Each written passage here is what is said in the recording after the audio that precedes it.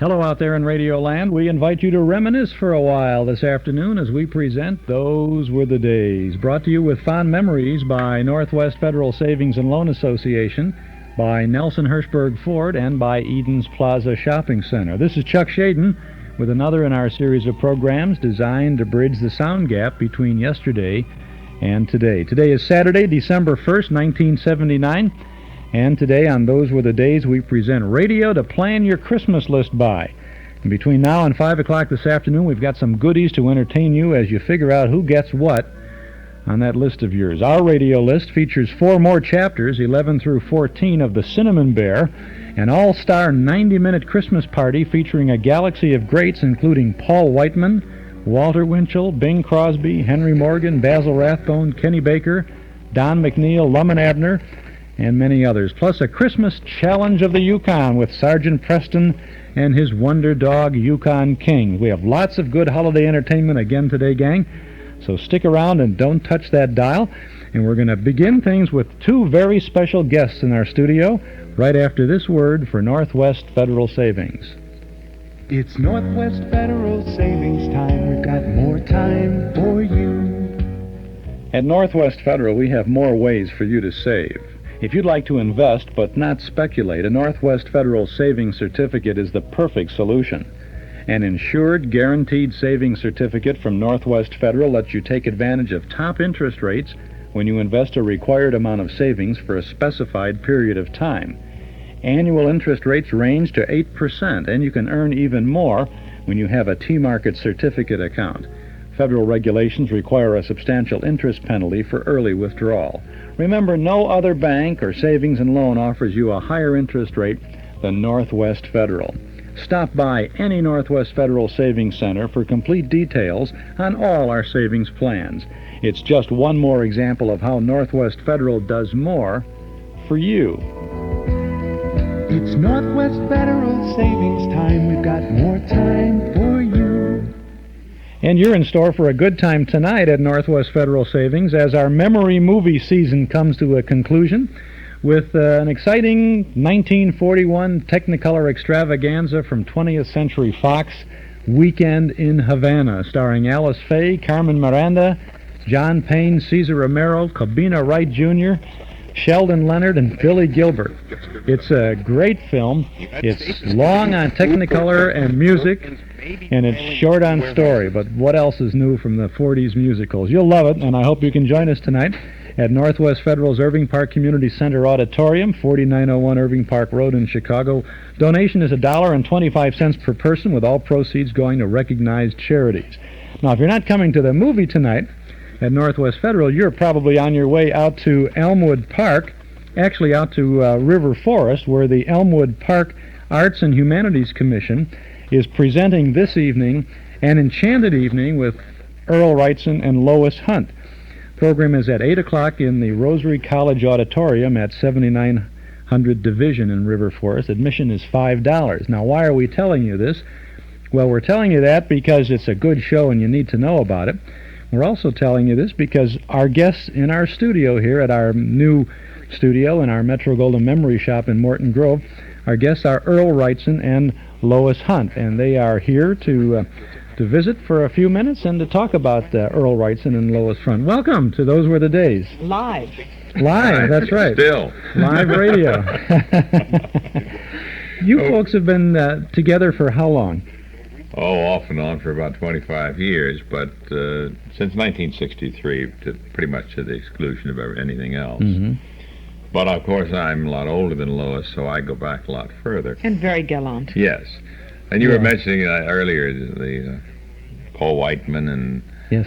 and you just said something about Billy Gilbert in your movie tonight. Mm-hmm. Lois worked with Billy. Oh, I did a major Broadway flop with Billy Gilbert in about 1953 or 54. It was called Boutrio Square, on Broadway for about 5 days. It was one of the first of the big flops. It was really terrible. I think that was one of the reasons I left the Metropolitan Opera, because I thought this was going to be my big chance to hit Broadway, and it just didn't work out that way. Well, what was it like to be in a a flop? You know, a lot of people say, what is it like to be a big star on Broadway with all of this? And I know you are very big stars, but I want to know what was it like to... It's pretty terrible because the show's flopped for many different reasons, and this one flopped for purely business reasons. Checks bounced, backers' checks bounced, and the show had, the big plans that they had originally for the production of the show had to be diminished, thereby diminishing the whole effect of the show. Actually, a thing that most people in flops say, it happened to be true about this one. The audiences loved it. We got standing ovations every night. Billy Gilbert, Lois Hunt, Larry Brooks, who used to play out here in Summer Stock, a girl named Susan Johnson, and it was a charming play about an Italian village, and called Boutrio Square, and it was terrible.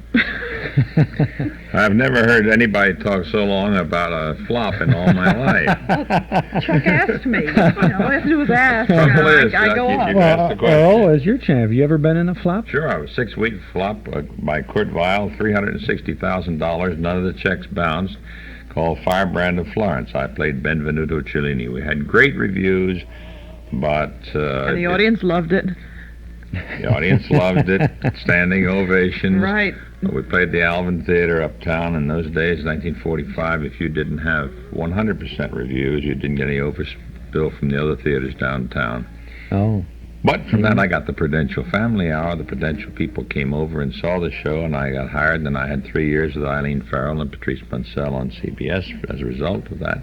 So things lead to things. It's hard to get you to talk, too, isn't it? Yes. See, he did... I got off of he it. He switched from the flop to the Prudential Family Hour, which was a big success on radio. Oh, well, both of you have done a number of things in radio over the years. Oh, indeed.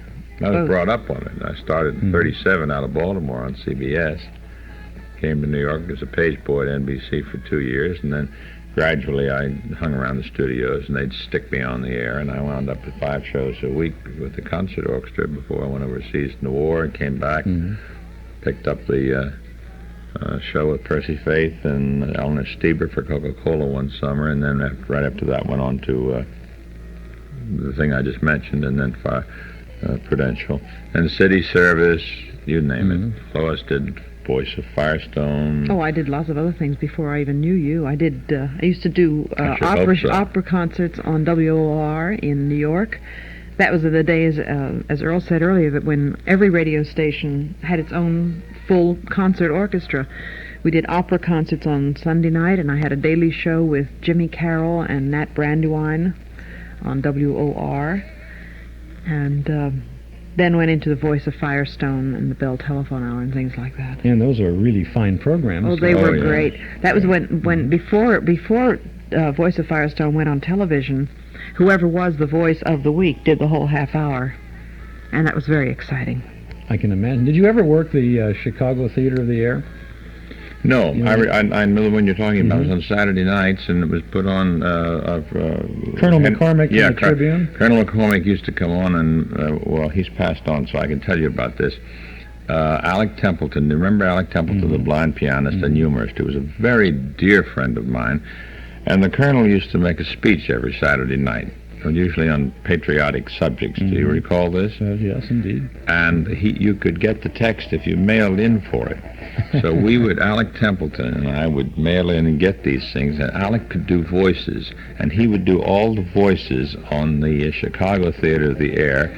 I may say that we had, perhaps a glass or two of wine before we did this, and I would give all the Colonel's speeches and talk about Washington and Burgoyne and so forth, and Alec would do Marion Clare, and we had some gay old evenings, so that you have no idea how that sounded.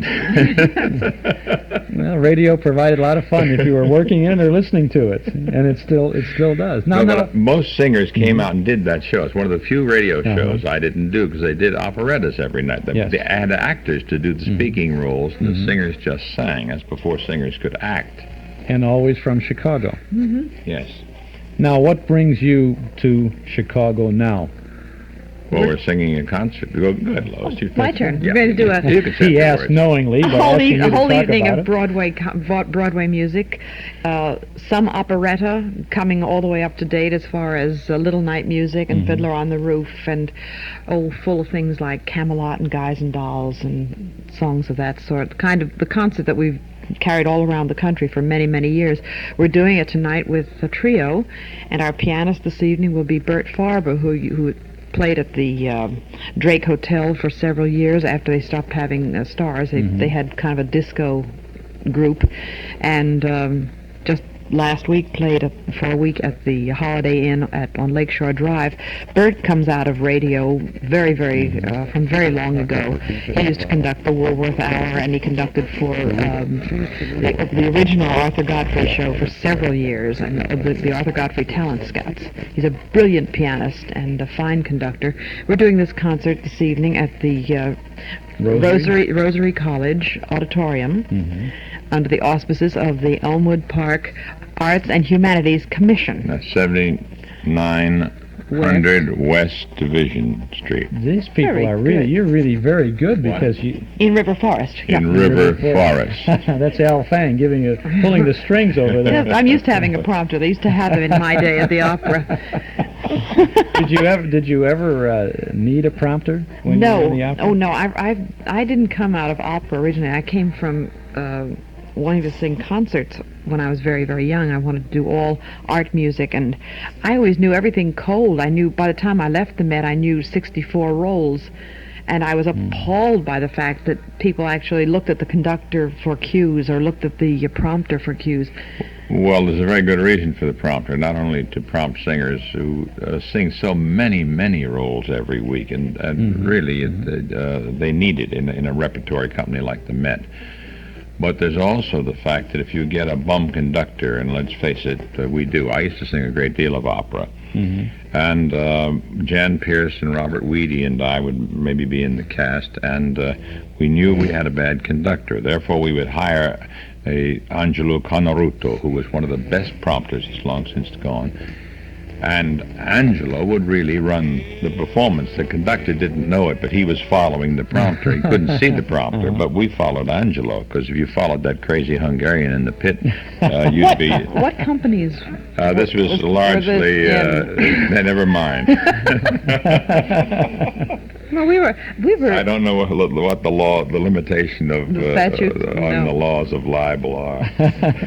Well, we've all opera singers, or anyone who gets into opera, sings with various degrees of artistic merit And intelligence. and intelligence. Or lack thereof. Here, and you've got to do defensive singing. And if you're with a company where the rehearsals are nil, then under those circumstances you do rely on a prompter.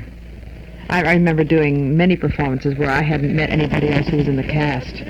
The first opera I did after I made my debut in Central City, where I was over-rehearsed, if anything. The next opera I did was in San Antonio, and my stage directions were from the stage director. I'll tell you when to go on. Leonard Warren will tell you when to come off. That was it. That's the whole thing, right And there. in a production like that, you might rely on a prompter to point the which direction you go when Leonard Warren tells you to leave. Are you on the road a lot during the year? Oh, yes. The two of you? Well, that's where the money is. Unless you are doing a show on Broadway, there's no more radio or television in New York. So, last year we did 6 months of Sound of Music with Sally Ann Howes, 97 cities, 197 performances. In 6 months. 20,000 miles in a limousine. We flew a lot, too, but if it was less than 300 miles, you drove. And one time we did 16 straight one-nighters with jumps of about 250, 300 miles a day. We Yes. can't even remember last year. The answer is yes. We're on I the go road up a lot. in the woods to cut wood for our fire. We have a new wood-burning stove. That's another thing, ecology program.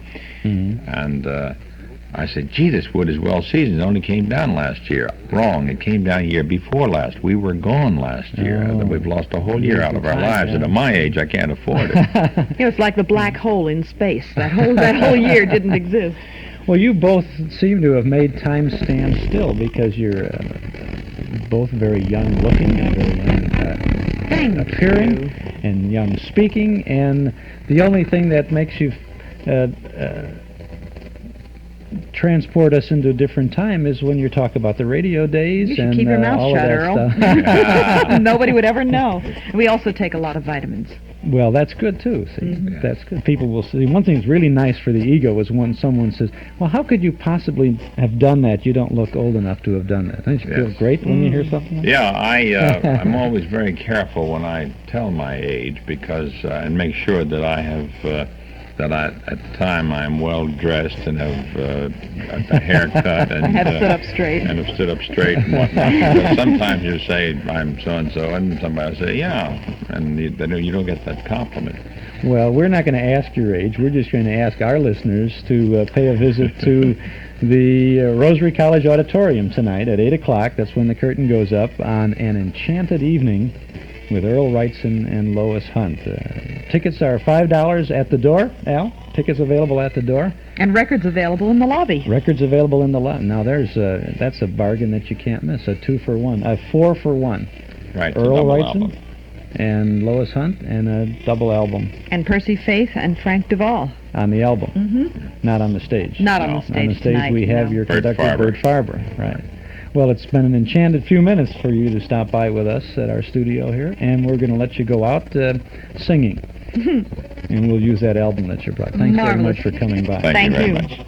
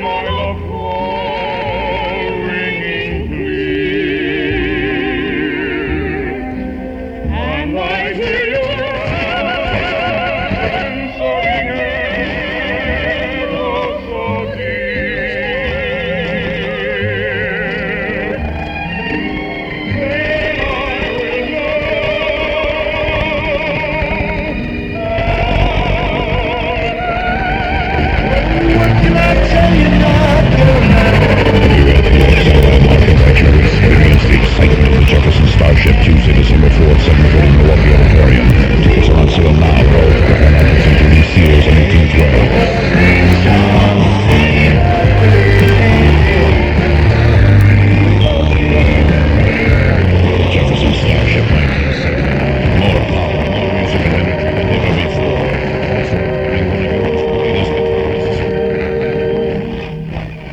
That's Earl Wrightson and Lois Hunt and the Indian Love Call. And it was a pleasure to have both Mr. Wrightson and Miss Hunt as our guests live in our studio here on our Those Were the Days program this afternoon on WNIB in Chicago.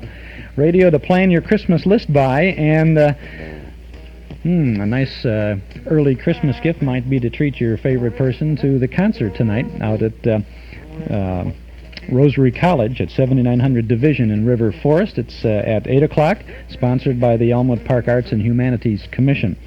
Admission is $5, and you can pick up their record there, too.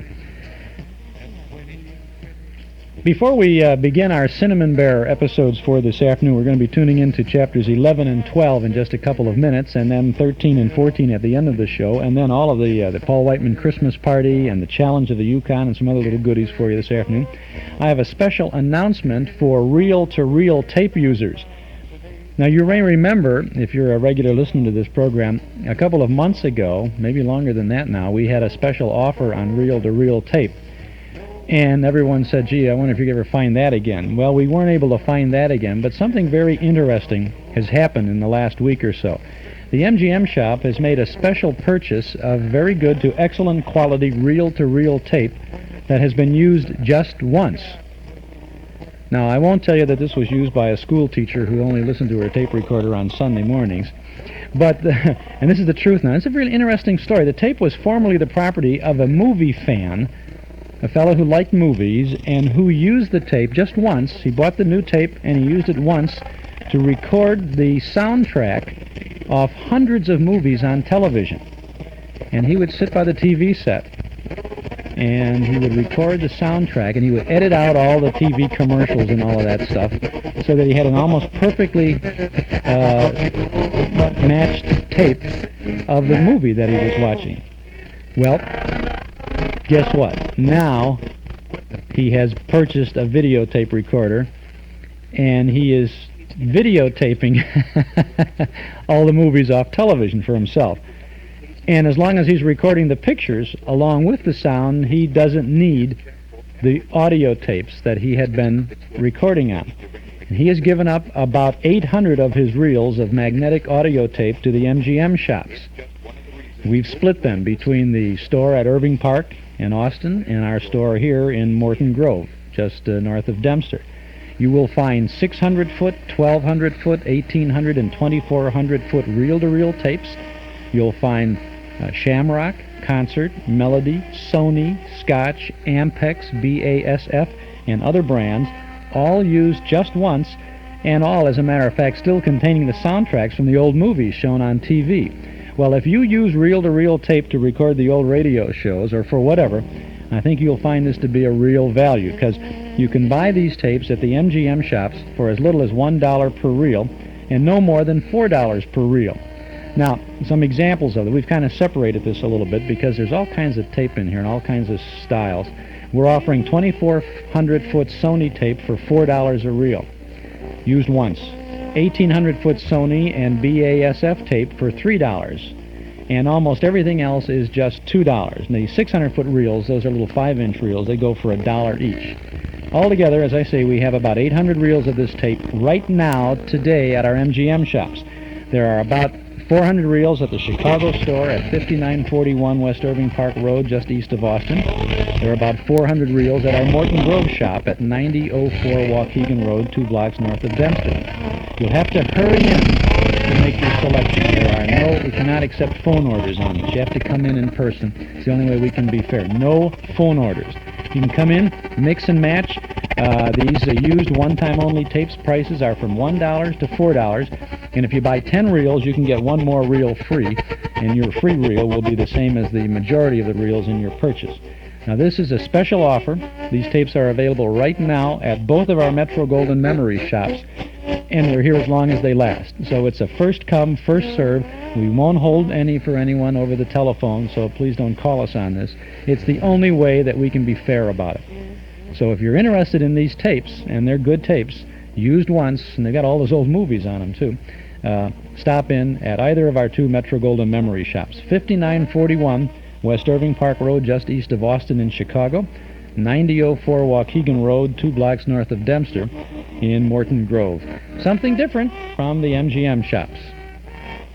And now it's time for the Cinnamon Bear, presented by Eden's Plaza Shopping Center in Wilmette.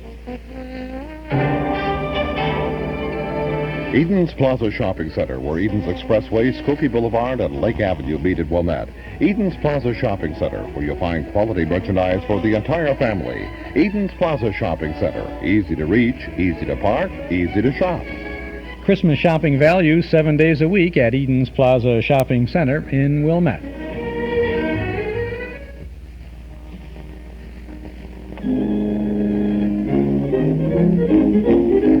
And here's the Cinnamon Bear.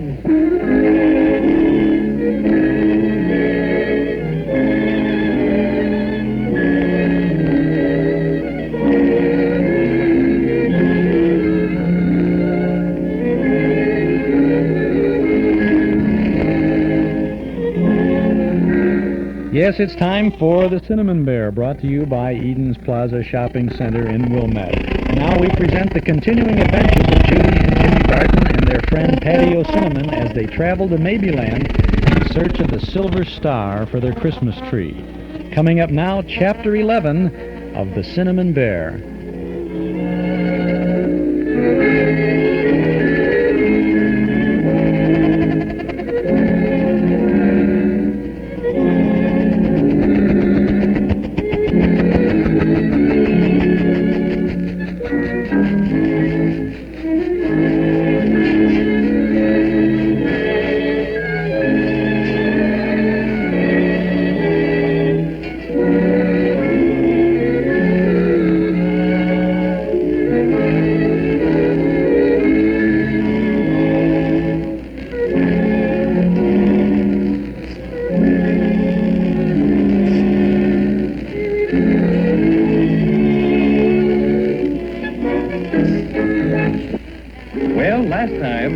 Jimmy and the Cinnamon Bear met Professor Whiz, the educated owl, who told them he'd seen the crazy quilt dragon go into the wintergreen witch's house, and what's more, he had the silver star with him.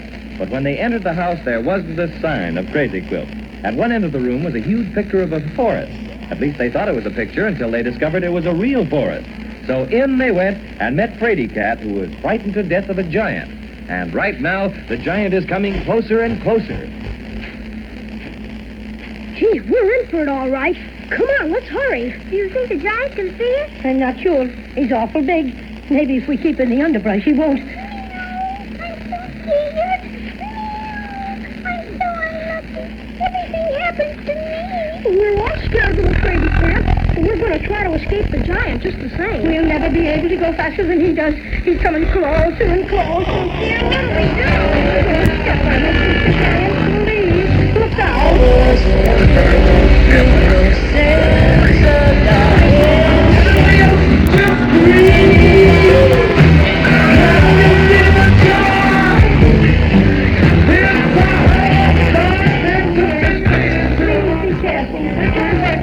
We haven't done anything to you. I wouldn't think of hurting anybody. I'm Fee-Fo, the gentle giant. I am. Ooh, that's a big relief to us, I can tell you. Just a minute till I sit down. Then I'll be closer to you. Where are you now? Here we are. My goodness, but you're just awful big. He sure is all right. Well, he looks as high as the city hall, doesn't he, Judy? You don't know how glad I am to see someone who looks like me, even if you aren't the same size. I haven't seen any people but the Wintergreen Witch for ever so long. Would you be afraid if I would pick you up and look at you a little closer? My eyes are a bit weak, you know. Well, I don't mind. Gee, it'd be lots of fun. I think it would be too. How about you, Cinnamon Bear? It's all right with me. But be real careful about the way you pick me up, won't you? My extra special stuffing is awfully sensitive to high altitudes. Let me hang on to your thumb. Oh, my goodness. I forgot about Fraidy Cat. A cat? Well, let me see it. I'm very fond of cats. Fraidy Cat's nothing but a little kitten. Well, that's all right. I like 'em that way. Come here, kitty, kitty, kitty. I'm awful scared of you. Are you sure you won't hurt me? Not for the world. Here, look. I'll put you in my coat pocket and you can look out of the buttonhole. All right, if you'll be very careful. There. Brady cat's up. Now, how about the rest of you? Would you like to sit up on my shoulder? You bet. Come on, Judy. Boy, isn't this something? Hey, Cinnamon Bear. Hello. I'm coming next. There, we're all up. Are you all quite comfortable? Oh, yes, thank you, FIFO. Well, that's fine. Now, suppose you tell me who you are and what you're doing in the Wintergreen Witch's magic forest. Well, I'm Jimmy Barton, and this is my twin sister, Judy. And he's Paddy O'Cinnamon, the Cinnamon Bear. And we've come an awful long way to try to get back our silver star that was stolen by the crazy Quilt dragon. Silver Star? Yes, it belongs on top of our Christmas tree. And Christmas won't be Christmas without it. Have you seen the crazy Quilt dragon by any chance, FIFO? Well, no, I haven't. But that's not strange. Lots of things go on around my feet that I can't see. You know, maybe I'm wrong, but I think I see a cinnamon bun on a tree over there. Well, that's the cinnamon bun tree in the goody-goody grove. Oh, there's all kinds of good things to eat there. Chocolate eclair bushes, cream puff vines, and ice cream cone trees. Oh, just lots of things. Gee, I just remembered that I'm awful hungry. How about you, Judy?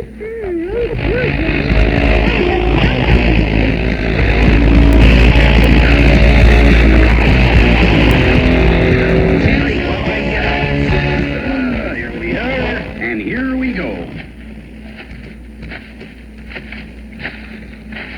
Here we are. I'd better put you on the ground again. You might fall off if I bent down to pick anything for you. You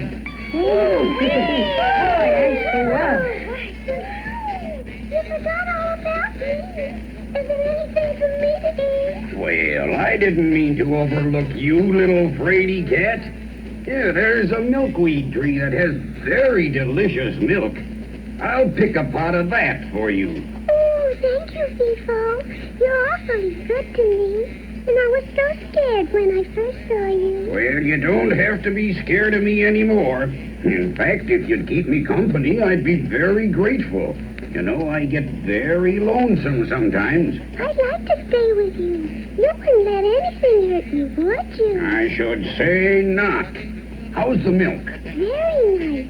Just the way I like Oh, it. that's fine. How about the rest of you? Oh, it's swell. nice. It's just wonderful. Gee, this is the first time I ever got to eat all the cream puffs I wanted. Mother wouldn't let me have but one at home. She says they're too rich. Well, eat just as many as you want, when nothing in the goody-goody grove will make you sick. My goodness, Jimmy. You just ought to taste these chocolate eclairs. They're so good. Yeah. You can't beat these cinnamon buns and this honey. Notice how sweet it makes my voice sound? What? That was swell. I guess I won't want any more cream puffs for a long time. Hey, how'd you ever happen to be in the magic forest, FIFO? Well, I didn't used to be here at all. I used to live out on the island of Bumble Bee like everybody else. One day I was taking a nap on the beach, and the Wintergreen Witch made me real small and put me through the picture frame in her house, and then made me big again before I woke up. Now I can't get out because I'm too large. Isn't there any way for you to get out? The only way would be for the Wintergreen Witch to let me out, and she won't do it. Say, I don't want to rush you two, but remember, we're a long way from finding Crazy Quill and the Silver Star. I guess the best thing would be to look for him ourselves, since FIFO hasn't seen him. Yeah, he couldn't help us anyway, because in one step, he'd miss a million Crazy Quill dragons. Thank you ever so much, FIFO, for the elegant lunch and for helping us. I should say so. Those cream puffs just fix me up swell. I don't know what I would have done without my cinnamon buns. I wouldn't have been able to be ferocious at all. Now, before you go, there's something I want to give you. It's a whistle. Now, I can't use it because it's too small for me. I just wear it on my watch chain for a charm. Here, wait a minute till I wet my finger. I can't pick it off very good unless I do. There. Now, you just blow on it 3 times if you want me for anything, and I'll hear it and I'll come a-running. Like this? Is it magic? Yes. I used to dabble a bit in it before the witch put me in the magic forest. Well, you blow it if you need me, and I'll come in a jiffy. Well, thank you ever so much, Fifo. You bet. Gee, you've been swell to us. You've certainly changed our opinions of giants. If I've done that, I am very happy. All right, come on, Fraidy Cat. Back in my pocket you go. And goodbye to all of you. Remember, I'm here to help you if you want me. Goodbye, Fifo. Pretty nice of him to be so polite and helpful, wasn't it? It surely was. But then, I really wasn't afraid of him when I first saw him. Why, you old storyteller. You were, too. Certainly you were. You were scared to death, and you know it. Well, if you won't believe me, I won't talk about it anymore. Which way shall we go? It's awful hard to know which way. We haven't any idea where the crazy quilt dragon might have gone. Well, he didn't know this forest any better than we did. So if we just follow our noses, we'll probably come as close to him as finding him as any other way we can do. Well, that's silly. Just like some people say, follow your nose. Well, not in Maryland it isn't. Now, if you want to find somebody real bad, that's just what you do.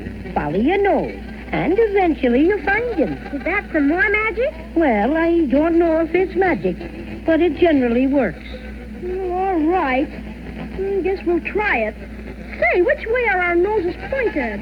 That's silly, too. They're pointed straight ahead of us. Well, then, that's the way to go. Right through this underbrush and everything? Yes, we get through it as much as we can. All right. But I hope we don't get all scratched up. Want to take my hand, Judy? No, Jimmy. It's easier for me to go by myself because... Oh! What's happened? It's all dark. Dark nothing. It's pitch black. I can't see you, Jimmy. Or you, Cinnamon Bear. I can't see anything. Grab hold of my hand, Judy. And you take this one, Cinnamon. Let's just stand right here together until it gets light again. What do you suppose ever made it get dark so quick? Maybe it just decided to get nighttime in a hurry. No, Judy. I think it's magic. The wintergreen witch probably shut off the lights. Maybe the electric light company turned them off because she didn't pay her bill. Well, whatever it is, I don't like it one little bit. It's dark and scary and... Oh! What's the matter, Judy? What is it?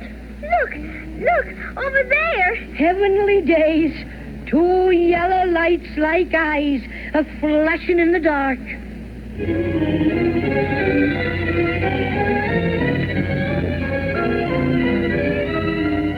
As Jimmy often says, gee willikers, what's going to happen next? I'd like nothing better than to know right this very minute, but like you, I'm going to have to be patient and wait until next time.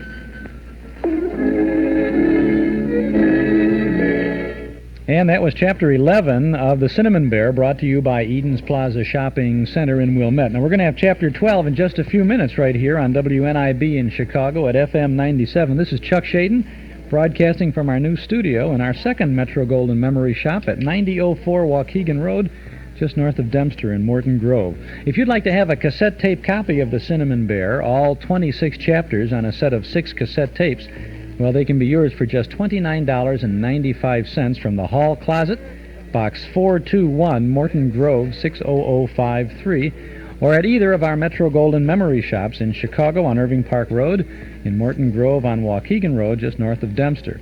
The Cinnamon Bear on cassette tape, the complete, delightful story, wonderful to give and wonderful to get. $29.95 for all 26 episodes from the Hall Closet, Box 421, Morton Grove, 60053, or at our Metro-Goldwyn Memory Shops.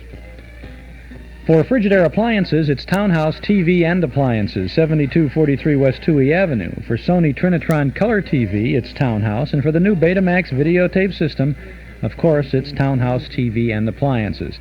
You know, there's never been a better time for you to visit Townhouse. These are the people who know television, appliances, and people, and they care about them all. If you get your new TV or videotape recorder or appliance from Townhouse between now and Christmas Eve, you can purchase a Lionel train set for only $9.95. This is a regular $39.95 027 gauge Lionel train set. It's yours for just $9.95 with the purchase of any TV set or appliance from Townhouse TV and Appliances now through Christmas. 7243 Touhy Avenue, just west of Harlem. Open Monday, Thursday, and Friday nights till 9, Saturday until 5.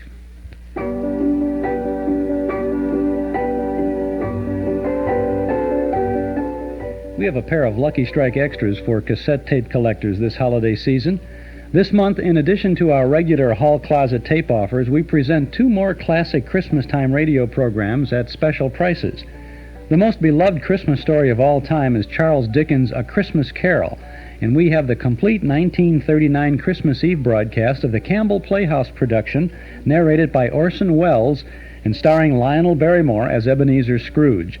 It's available right now for only $5 from the Hall Closet, Box 421, Morton Grove 60053. You can also get the Lux Radio Theater version of Miracle on 34th Street, starring Edmund Gwenn as Macy's department store Santa Claus, who's on trial to prove he's the real Kris Kringle. This holiday show is yours, too, for just $5 from the Hall Closet, Box 421, Morton Grove 60053. These 2-hour-long cassettes are also available at either of our 2 Metro Golden Memory shops. In Chicago at 5941 West Irving Park Road, just east of Austin, and in Morton Grove at 9004 Waukegan Road, just north of Dempster. Lionel Barrymore as Ebenezer Scrooge in A Christmas Carol. Edmund Gwenn as Santa Claus in Miracle on 34th Street. 2 great seasonal cassette tapes. 2 great gift ideas. 2 great stocking stuffers.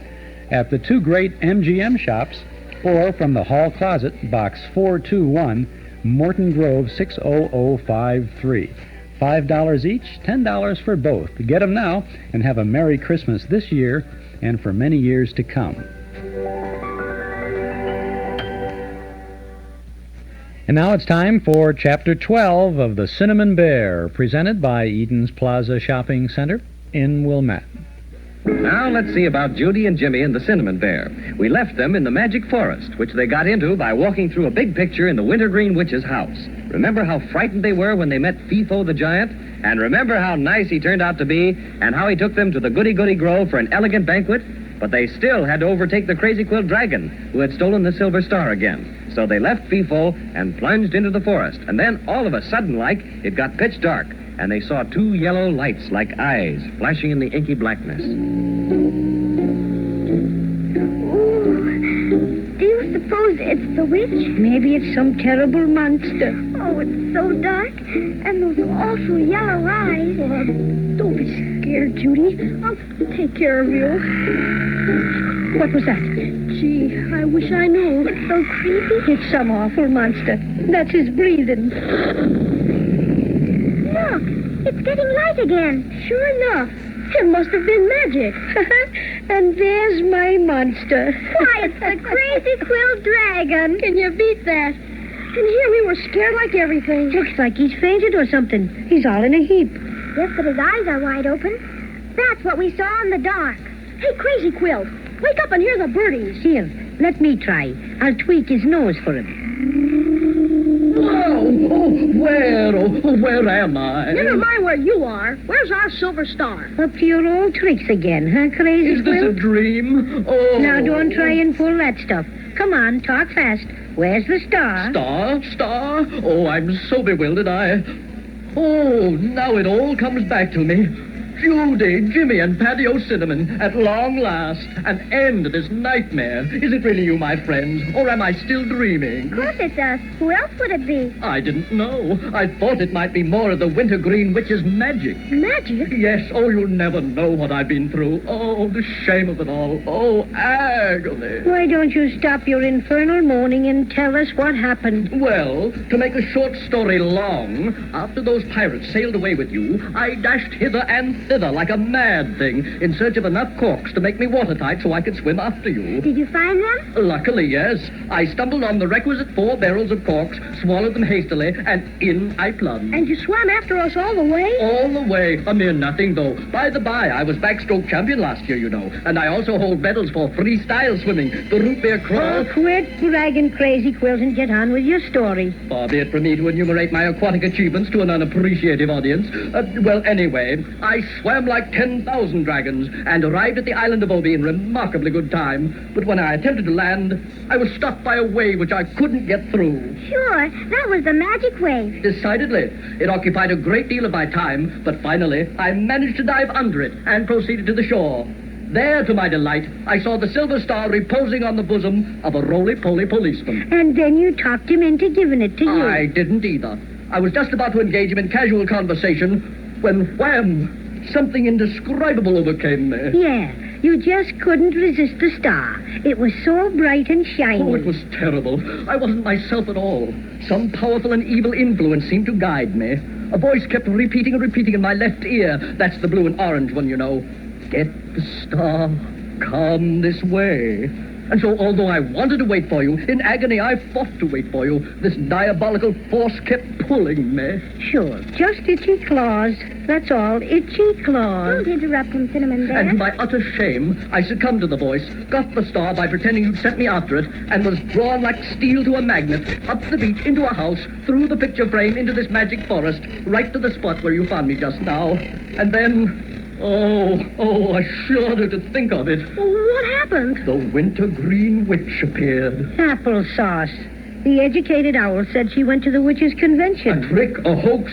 This ominous, weird thing stood before me, and then I realized it was she who had exercised this horrible power over me, made me steal the star. Oh, come now, Crazy Quilt. Don't blame it on a lady. She's no lady.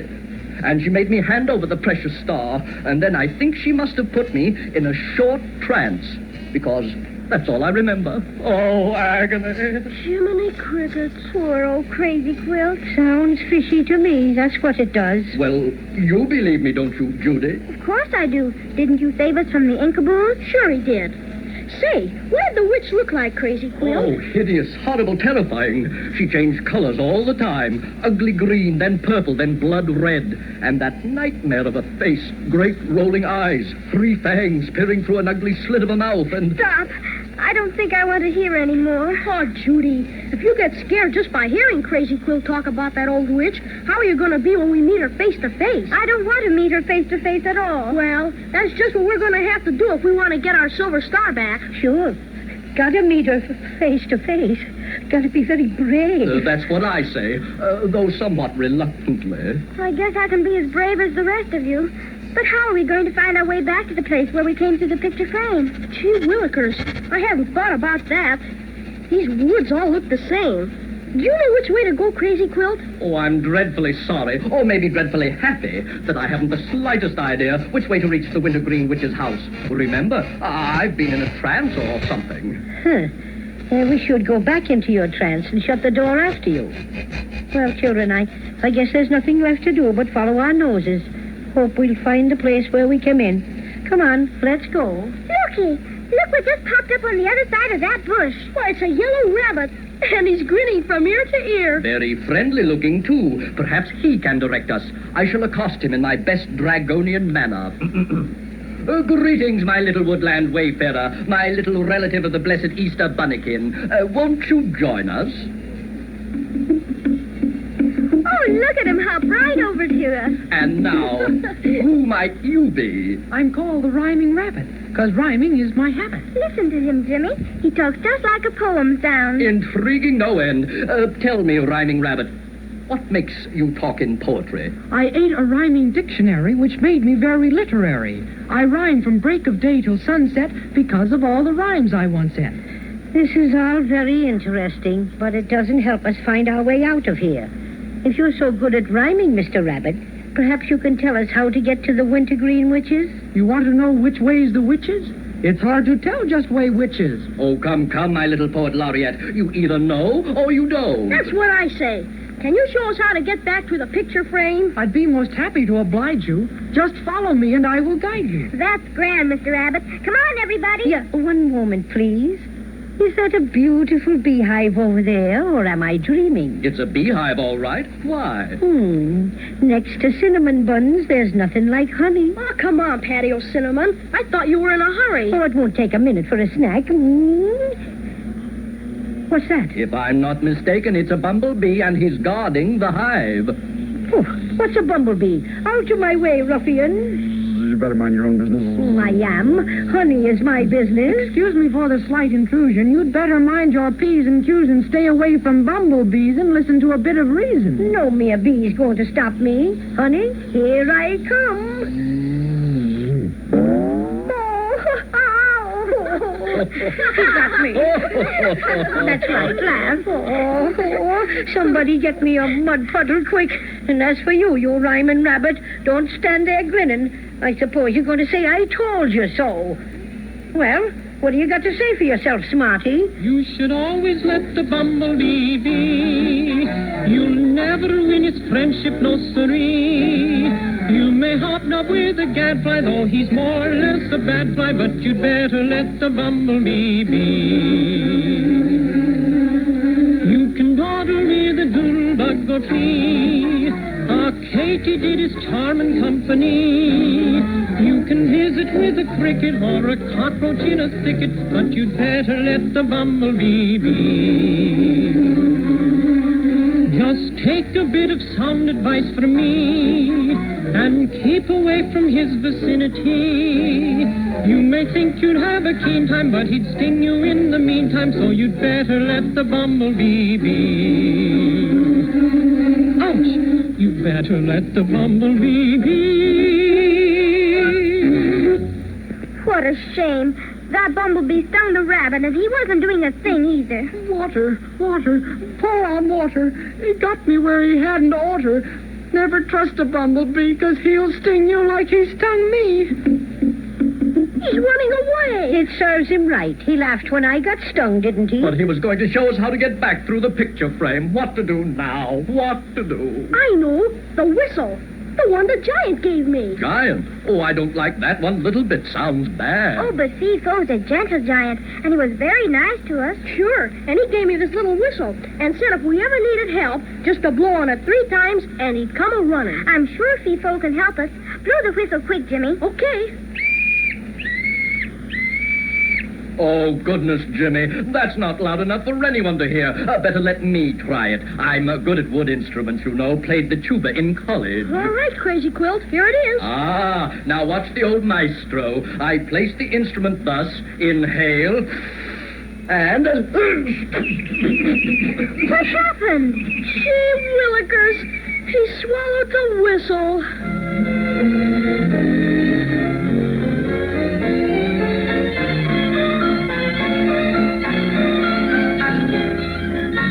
Out of the frying pan into the fire. It seems that our friends will never quite get out of trouble. And what's more important, how will they ever get out of the magic forest now that Crazy Quilt has swallowed the whistle? Well, maybe we'll find out next time, so be sure to listen, won't you?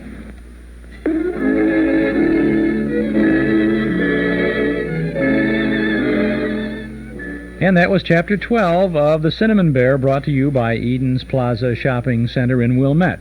And we're going to have you'll have chapters 13 and 14 later this afternoon at around 4:30.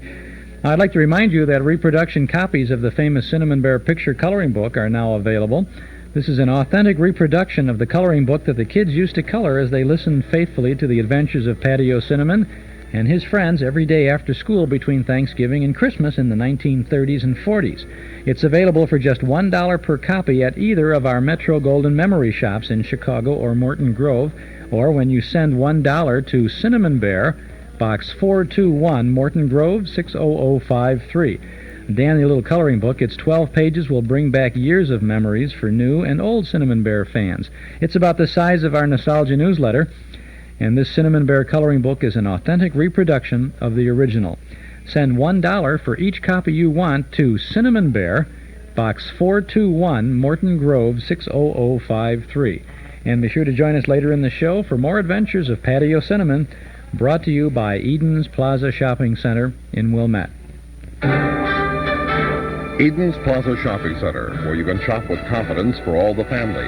Eden's Plaza Shopping Center, where Eden's Expressway, Skokie Boulevard, and Lake Avenue meet at Wilmette. Eden's Plaza Shopping Center, easy to reach, easy to park, easy to shop. Christmas shopping value 7 days a week at Eden's Plaza Shopping Center in Wilmette. This is Chuck Shaden broadcasting our Those Were the Days program with radio to plan your Christmas list by from WNIB in Chicago at FM 97. We're broadcasting from our new studios in our second Metro Golden Memory Shop now in Morton Grove. Coming up this afternoon, in just a couple of minutes now, we have the Paul Whiteman Christmas Party from Christmas Eve of 1946. It's a 90-minute all-star radio extravaganza with Paul Whiteman and Walter Winchell, the Fat Man, Bing Crosby, Henry Morgan, Basil Rathbone, Geraldine Fitzgerald, Kenny Baker, Don McNeill, Tom Brennaman, and Don Wilson, Arnold Stang, Lum and Abner, and many others. It's a beautiful, beautiful 90-minute show.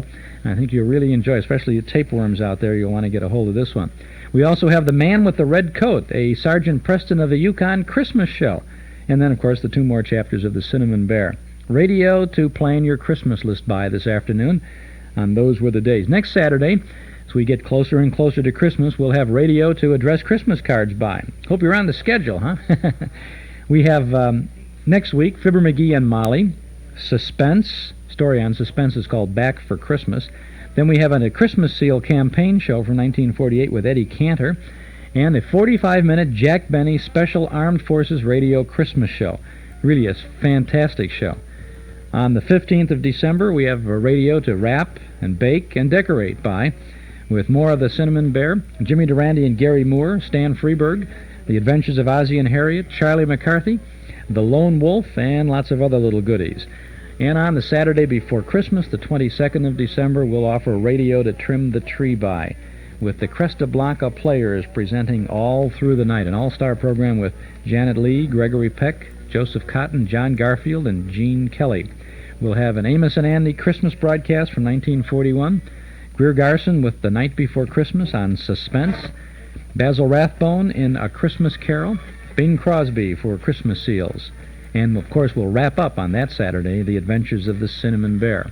And we'll ring out the old year on December 29th with some New Year's programs by Red Skelton, Eddie Cantor, Joan Leslie, Al Jolson, and Suspense, and Mel Blanc. So a lot of good things coming up in the weeks ahead, and I hope you will join us on these Saturday afternoons during the holiday season as we try to brighten your holiday and make some sunshine on the snow as it glistens outside your window. Now, if you'd like to keep track of all the things we offer, you should subscribe to our Nostalgia newsletter and radio guide. In the December-January issue, you'll find Jimmy Durante and Al Jolson in a holiday mood on the cover of the newsletter, and that's just the beginning of the fun and entertainment that you'll find in our little publication. A 1-year subscription, that's 10 issues, is only $7, and you can subscribe right now when you call our studio here at 965-7763. That's 965-7763. The December-January issue features reprint articles about Hal Perry as the Great Gildersleeve, Orson Welles, Basil Rathbone, and Dick Juergens. Why don't you subscribe now? For yourself or as a gift, call 965-7763. You also get the complete listing of all the shows we play every Saturday afternoon here on WNIB, as we offer original broadcast dates, names of stars and other cast members, network and sponsor identification, the order in which we play the vintage programs, even the length of each segment, so you'll find it easy to record the old shows for your own collection. Call 965-7763. We'll begin your subscription with the current December-January issue, which you'll receive by first-class mail within the week. At the beginning of the week, we'll mail it out. And we'll include an invoice along with your first copy. So call now at 965-7763. If you like, you can send $7 for a 1-year subscription to Nostalgia Newsletter, Box 421, Morton Grove, 60053. But why not call us now while we're here and the phone is handy? 965-7763. 965-7763.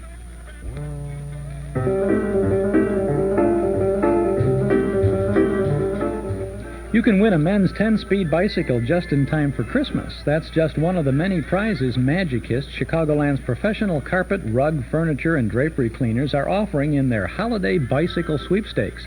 There's no purchase necessary to win, and you could win a complete home cleaning of your carpet, rugs, furniture, and draperies by the Magicist professionals. $25 and $10 cleaning certificates good toward the cleaning of your carpet, rugs, furniture, and draperies, and Magicist ceramic kiss prints. Drawings for the 10-speed bicycle and the home cleaning will be held on Friday, December 21st, just in time for Christmas. Other prizes awarded weekly throughout the month of December. See your local newspapers for complete details and entry forms, or send your name, address, phone number, along with the words Magicist Bicycle Sweepstakes to Magicist Bicycle Sweepstakes, 750 South Cicero Avenue, Chicago, 60644. All entries must be postmarked by midnight December 19th, to win. Magicist are Chicagoland's professional carpet, rug, furniture, and drapery cleaners. So for in-home or office cleaning, or for pickup and delivery, call Magicist at 378-8600. That's 378-8600. And remember, Magicist sells rugs, too.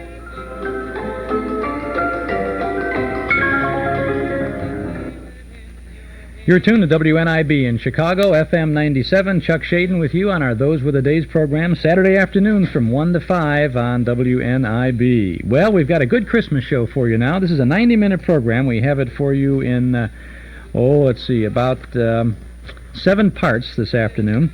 First part, this is from December 24th, Christmas Eve of 1946. It was on the American Broadcasting Company network, ABC. It was Paul Whiteman's ABC Christmas Party. And it's really an all-star program. You're going to hear the king of jazz himself, Paul Whiteman, introducing the program. And you'll hear Walter Winchell with a very warm, moving message for Christmas, 1946. The Fat Man has a little Christmas story. Well, there's all kinds of good things on this, and I think you will enjoy it. So let's enjoy it together as we go back to 1946 and Christmas Eve in Paul Whiteman's ABC Christmas Party.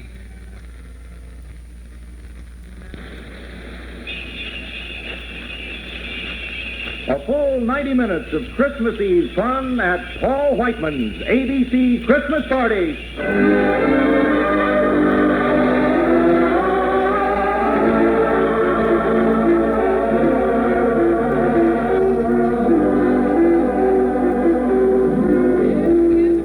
Yes, tonight we're gathered coast to coast under the American Broadcasting Company's giant Yuletide tree for a Paul Whiteman ABC Christmas Party. A full hour and a half of fun.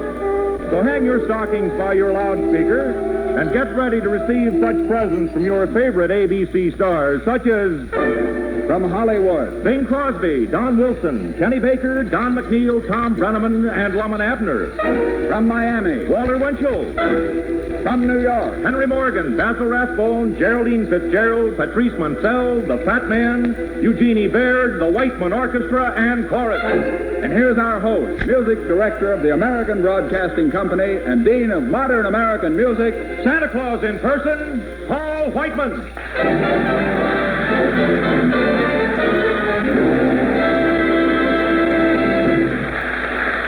Thank you. And as a poet once said, "'Tis the night before Christmas, so greetings to all. You sit back and listen, we'll have a big ball. Your stockings all hung by the speaker with care, we'll fill to the top with top stars of the air. So mother and daughter and father and son, the party's all ready now. Let's have some fun."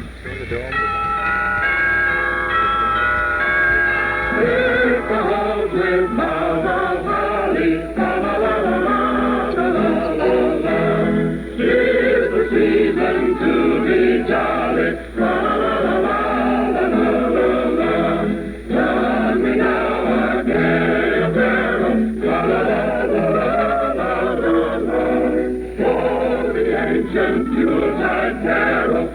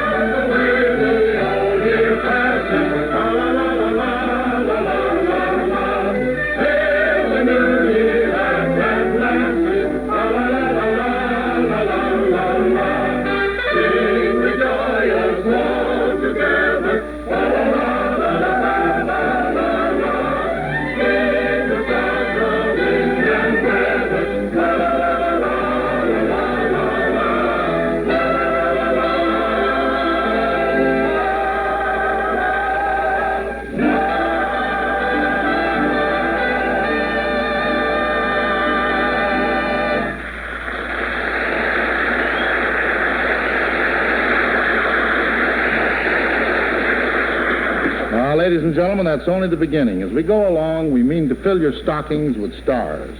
For instance, I look into my pack here, and what do I find? the ambassador from Broadway to the world.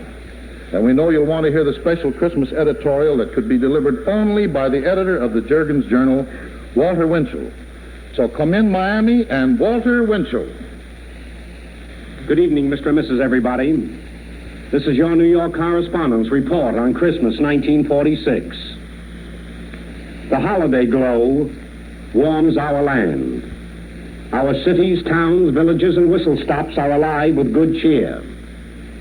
The night sings with the sound of Yuletide bells, and the fingertips of trees are bejeweled with gleaming and dancing lights. Families are feasting on love and friendship. Laughter ripples in the throats of little children, Jack and Jill, and Jane and Jimmy. And a home becomes a cathedral tonight. Composers have put the magic of Christmas to music. Poets have sung its dreams and words. But the meaning of Christmas can be defined in one word: brotherhood. A really beautiful word and a wonderful ideal. In fact, it is the password to peace and goodwill. If all of us define that word, brotherhood, with our lives, the politicians and the warriors who crawl this earth would go out of business overnight. Because you could then tear up all their so-called charters and pacts and treaties and make confetti of them all to celebrate the approach of paradise. You see, it is as simple as love thy neighbor. The strongest man was the gentlest. His truths will always comfort and inspire those who have faith in him. His faith has never been more urgent. The star of Christmas remains the beacon for men of goodwill who seek peace. And the way to peace is as close as the nearest Bible. We will have peace when people remember that there are many different nations, but one universe. We will have peace when people know that there are many different religions, but one God. And when people remember that all of us came from the same dust. There is not one single social problem that cannot be solved by the Ten Commandments. There is not one single economic or political problem that cannot be solved by the Sermon on the Mount. And the best plan for universal amity is the Golden Rule. This weary world must rededicate itself to the greatest power of all, devotion to God. We can find our way through the uncertain future by following the road that began at Bethlehem. The place to start that journey is in your own heart. Good night, and a very Merry Christmas. Paul Whiteman has more ABC stars to put in your Christmas stocking, so we return you to New York. Thank you, Walter Winchell. Is this the way to Paul Whiteman's ABC Christmas party? No, young lady, this ain't the way to it. This is it. Well, then I have a Christmas card for you. Here it is. Let me see. This card says, as a gift to be placed in the stocking of every ABC listener, the Metropolitan Opera Association presents its youngest prima donna, Patrice Munsell. We're glad to have you, Patrice, and all I can say is this. When lovely girls like you become opera singers, why did I have to take up jazz? Well, you might be surprised, Pops, at the number of opera stars who are personal pals of Minnie the Moocher. But the Texas Company's Saturday afternoon Metropolitan Opera broadcasts are very popular with ABC listeners. So tonight I'd like to place an operatic gift in their stocking. Well, good. And in my opinion, no young lady in or out of the opera can fill a stocking better than lovely Patrice Munsell.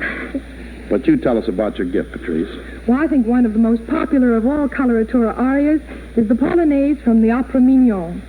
It's lilting, light-hearted, and gay, and it's called Je suis Titania. I am fair Titania. With Paul Whiteman's help, here it is.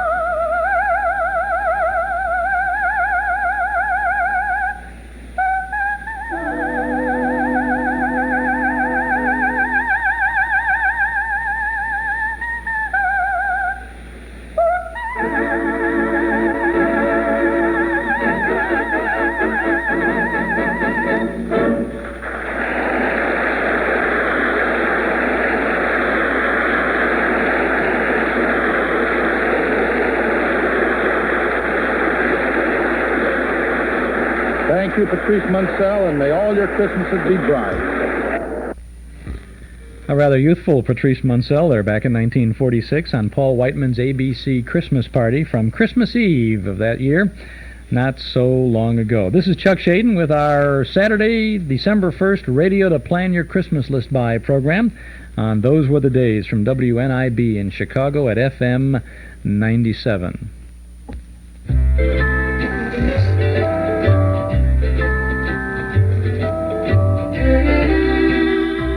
You know, our Metro Golden Memory Shops are one-stop department stores for Christmas shoppers searching for the perfect nostalgic gift for that special person on your list who enjoys fond memories. We're open 7 days a week from 11 a.m. to 5 p.m. in Chicago at 5941 West Irving Park Road, just east of Austin, and in Morton Grove at 9004 Waukegan Road, just north of Dempster. Come in and browse. Enjoy the ghosts of Christmas past with a store full of marvelous gift ideas for the person who thinks he has everything. You know, we have books, records, tapes, posters, magazines, movie stills, puzzles, pictures, everything you'll need to bring a special kind of warmth to this year's holiday. You can get all the books you'll ever want about the golden age of radio and the early days of television. We have hundreds of radio shows on cassette, 8-track tape, and LP records. And we have movie posters and movie magazines and dozens of books about your favorite stars and your favorite films. We have it all for you and more at our Metro Golden Memory Shops in Morton Grove, 9004 Waukegan Road, just 2 blocks north of Dempster. In Chicago at 5941 West Irving Park Road, just east of Austin. Both stores are open 7 days a week from 11 a.m. to 5 p.m., and the Chicago store remains open until 7:30 every Saturday night. Your Visa or Master charge is welcome, and so are you at Metro Golden Memories. Now 2 locations in Chicago and Morton Grove, the MGM shops. Now this is Chuck Shaden taking you back to Christmas Eve of 1946 for more of the Paul Whiteman Christmas Party. But our Santa Claus pack is still bulging with gifts, so... Hey, just a minute, Hugh, just a minute. Yeah, what can I do for you, tall, dark, and fatter than I am? I'm looking for a cad, a cur, a swine. And when I find this arch criminal, I'll break every bone in his body. But who are you, Fatso? What's your name? The name, sir, is J. Scott Smart. Oh, of course, you're ABC's famous Monday night detective, the Fat Man.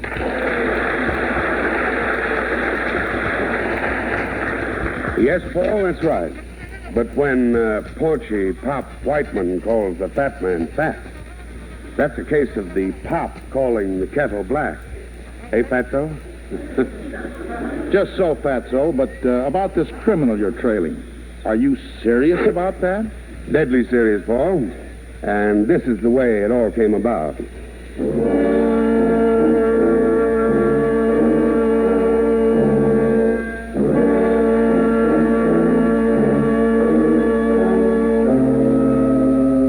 It started in my office around 8, Christmas Eve. I was finishing up some odds and ends so I'd have time the next day for a Yuletide dinner and a couple of hours of relaxation. Suddenly, the door opened, and a man walked in. Maybe walk is the wrong word to use. Crawled or slithered would be better, because he looked like a guy with one foot in the grave and the other on a blob of motor oil. With his eyes pinned on mine, he came up to my desk, clutching a small scrap of paper in his trembling hand. You're the Fat Man? Yes, that's right. My name's Alex. Alex who? Yes, Alex is enough. What's on your mind, Alex? I got a job for you. On Christmas Eve? This job can't wait. It's got to be cracked by midnight. It pays off, too, in spades. What's it all about? You better prepare for a jolt, Fat Man. Oh, I'm used to jolts. I don't care what you're used to. This is like getting a slug in the solar plexus. Stop pinning that crepe on my ears and come out with it. All right, Fat Man. I only hope you can take it. Here, just read. What's on this paper? I unfolded the piece of paper he handed me and read 5 words. He said I'd get a slug in the solar plexus when I read it. But, brother, how he underestimated. Those 5 simple words squeezed the breath out of my lungs like a punctured inner tube. And I felt my spine get icy cold.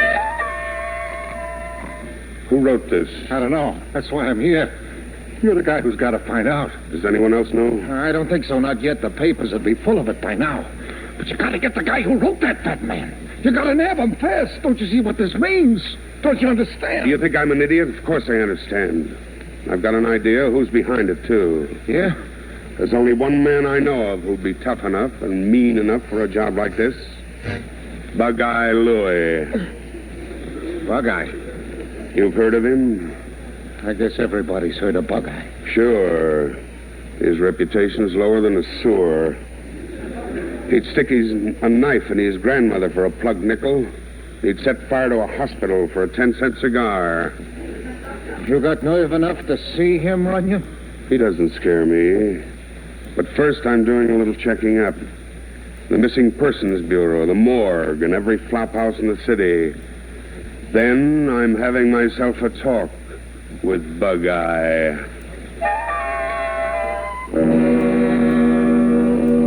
For the next 3 hours, I went through the city like a vacuum cleaner, looking for information. As far as I could make out, Alex and I were the only ones who had the dope. But if it ever leaked out...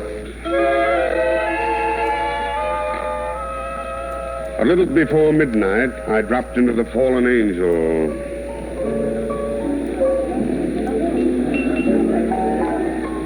I stepped up to the bar, and then had a casual look around. The joint was mobbed with the usual crowd, half of them packing guns. The place was tough, and the clientele was even tougher. It seemed like a likely place to get buried from. Then I noticed something else. A few feet away from me at the bar, she was tall, slim, and beautiful, in a strapless evening gown. But her eyes were 2 pieces of dry ice. She looked at me, and I looked at her. Then she slid over. Hello, fat man. Well, who are you, sweetheart? Brenda. Brenda what? Just Brenda's enough. Doesn't anyone ever have a last name anymore? Looking for someone, fat man? Yeah, baby. Bug-Eye Louie. What's on your mind? That's my business, and Bug-Eye's. You'd better be careful. Coppers are poison to Bug-Eye. I don't get much of an appetite with his kind either, sweetheart. And I've got a gun that can talk his language. Listen, fat man. Take a tip from me. Get out of here while the getting's good. You heard her, fat man. You better take her advice. Well, Bug-Eye Louie. Good evening. Yeah, what's good about it? Not you.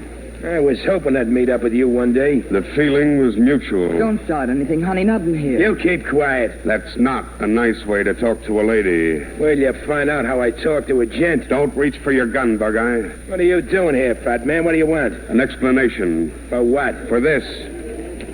Oh, so it got back to you, huh? I'll say it did. Now, out with it, you murderous weasel. Is it true or isn't it? You'll find out in just a few seconds. It's midnight. Sure. All right, rat, start marching. You're on your way to headquarters. Says who? Bug-Eye, no, don't you! Come out here, quick! What's up, Alex? Come out and look, he's here! What's that? Why, the guy's nuts. It's a lie, Runyon. Bug-Eye was lying. It's okay now. Everything's okay. Where is he? Up there. Just coming around behind the top of that building.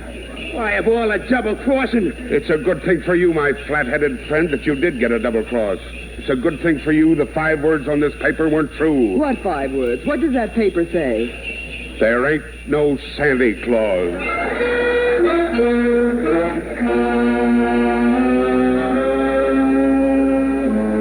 Yes, that was a night to remember. My blood still runs cold when I think of what might have happened if the old boy hadn't been on time.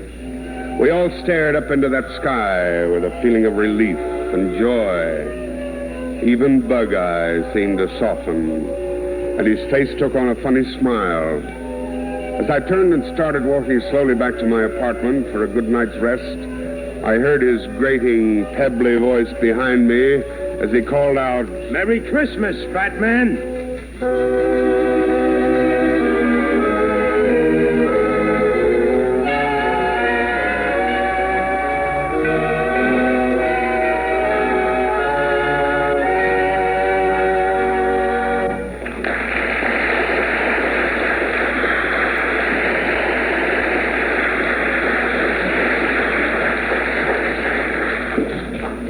And now the next gift we want to put in your radio stocking is something very special. She's a beautiful actress who's also a very fine singer. And just to show you how I feel about her, I'm going over right now and try to date her up. Pardon me, miss. Didn't I meet you at Atlantic City? Dear me, what a very corny approach. Corny? What do you mean, corny? Before you say a thing like that, Junior, you're supposed to give a wolf whistle. A tweet, a tweet. And there she is, guest of the party. She's lovely. She uses bubble gum, and she's not engaged. 9-year-old Joan Laser.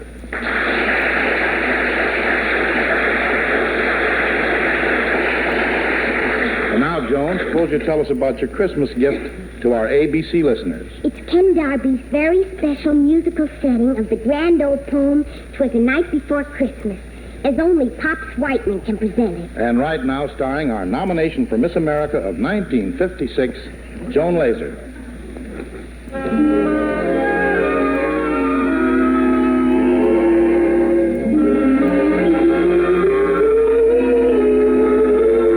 Was the night before Christmas, and all through the house, not a creature was stirring, not even a mouse. The stockings were hung by the chimney with care, in hopes that St. Nicholas soon would be there.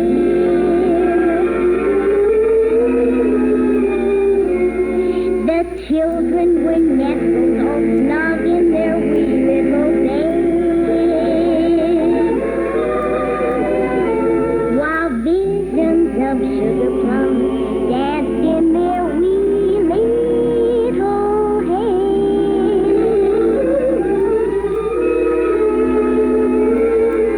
Mama in her kerchief and I in my cap had just settled down for a winter's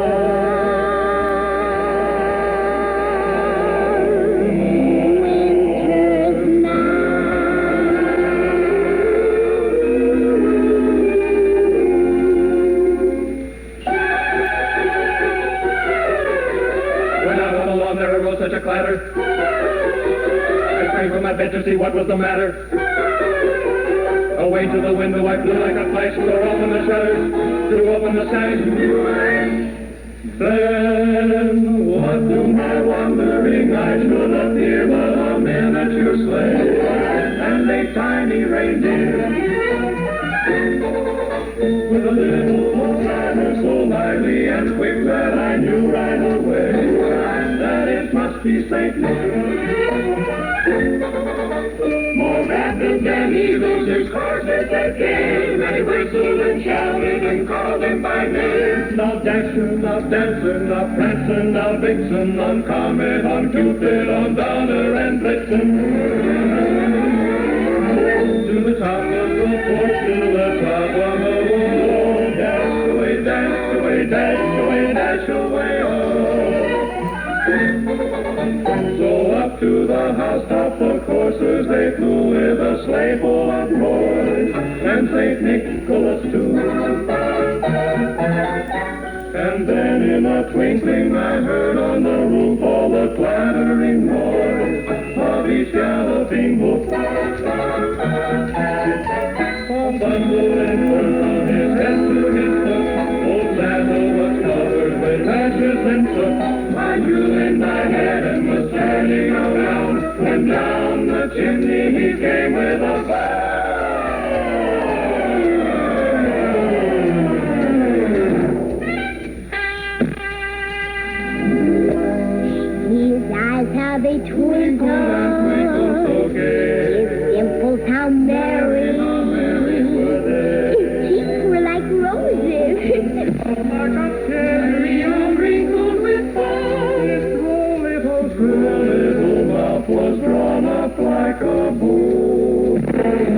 The beard on his chin was as white as the snow. The stump of a little old pipe he held tight in his teeth, and the smoke went around and around and around his head like a wreath. He was chubby and plump, a right jolly old elf. And I laughed and I laughed and I laughed when I saw him in spite of myself. He had a broad fable, and a little round belly. That's just when he laughed, like a bowl full of jelly. He gave me a wink of his eye and a twist of his head. A chuckle and a smile I knew all the while I had nothing to dread. He spoke not a word, but went straight to his work and filled all the stockings, then turned with a jerk, then laying off fading on the side of his nose, and giving a nod up the chimney he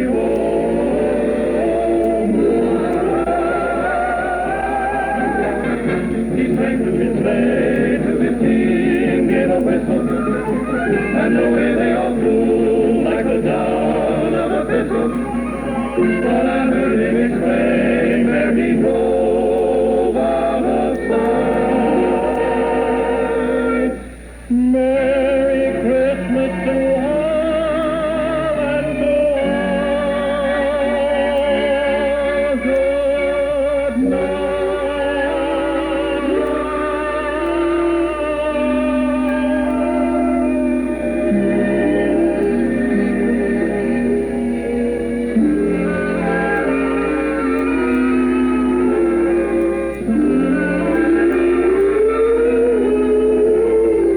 The night after Christmas and on the house, not a creature was stirring, not even a mouse. The presents are scattered and broken, I fear, and St. Nicholas won't come again for a year.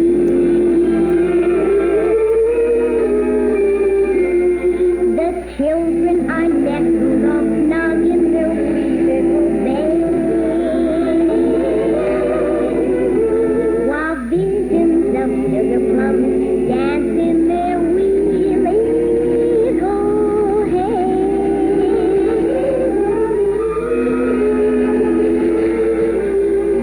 Mama in her kerchief and I in my cap are settled at last.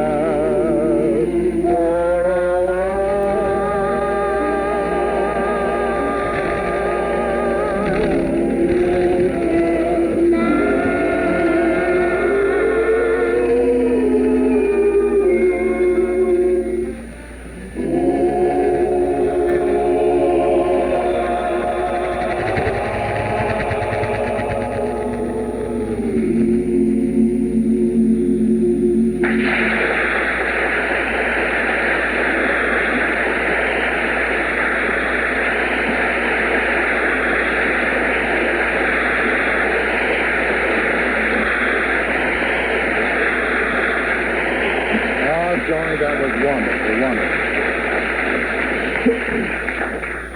Pause briefly now for station identification.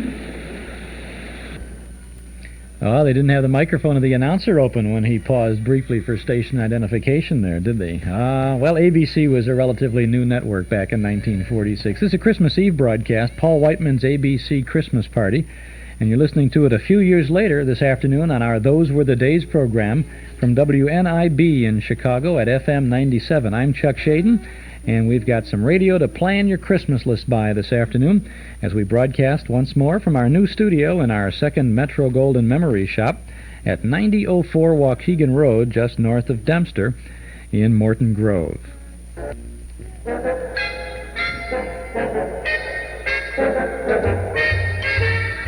Everyone needs socks. They protect feet from the chafing and abrasiveness of shoes. Socks absorb perspiration, act as an insulator in extreme weather, and they look attractive. Well, when you need socks, there are plenty at the Paul Meyer Shoe Store in Evanston. Brand names like Buster Brown, Hanes, Wigwam, Marham, Sterling, and Springfoot. Socks made from cotton, wool, nylon, Dacron, and Orlon. Socks for dress, sport, and everyday use. Next time you think of socks, think of the Paul Meyer Shoe Store at 2924 Central Street in Evanston. And you may be getting one of those Paul Meyer socks to hang by your chimney on Christmas Eve, and maybe Santa needs some ideas to stuff that stocking, huh? To fill it? Well, you know what fits very nicely into one of those Christmas stockings? A cassette tape. And we have cassette tapes for you. Now, here's a sound from our cassette tape of the month. This is our November cassette tape being held over for December. It's A Wonderful Life. Mr. Mayor, if we buy a tree, will you allow us to put it up? Certainly, if you can find a 30-foot tree, it's okay with me, but I don't know where you're going to buy one that size at this late date. Oh, we don't have to buy one. I know exactly where to get one. I saw a lot of them up in the San Bernardino Mountains last week when I was there skiing.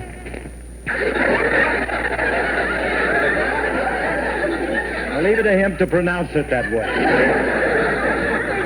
Up there and get a tree. Might be fun to spend a day in the snow, huh? Okay. While Willie is skiing in the snow, you and I can go ice shading on the lake.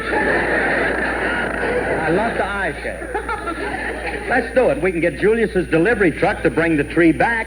Hey, Rem, come on up with us, will you? No, thanks. I'm not a cold weather man. Now, wait a minute. I hear the lake's frozen over and we can do a little ice skating. Sorry, Curly. Once you take ice away from ginger ale, it loses all its sex appeal. True. Besides, I don't like cold weather. Now, wait a minute. You won't mind it if you dress warm. Look, you go home and get all the heavy clothes that you can find, and then meet me at Julius's. And Alice, you better dress warm, too, because I hear they're having some storms up there. Oh, as long as you're with me, Phil, I won't have to dress warm. That's Phil Harris and Alice Faye. They have a wonderful life together, too, but they're part of one of 3 hours' worth of old-time radio shows on our Christmas Family Pack for 1979. We have 3 great hour-long cassettes for your listening enjoyment this holiday season and for many years to come, too. 3 full hours of marvelous seasonal entertainment, and this special set is yours for just $14 from the Hall Closet, Box 421, Morton Grove, 60053. Now, the tapes regularly sell for $6.95 each, but now all 3 are yours for only $14.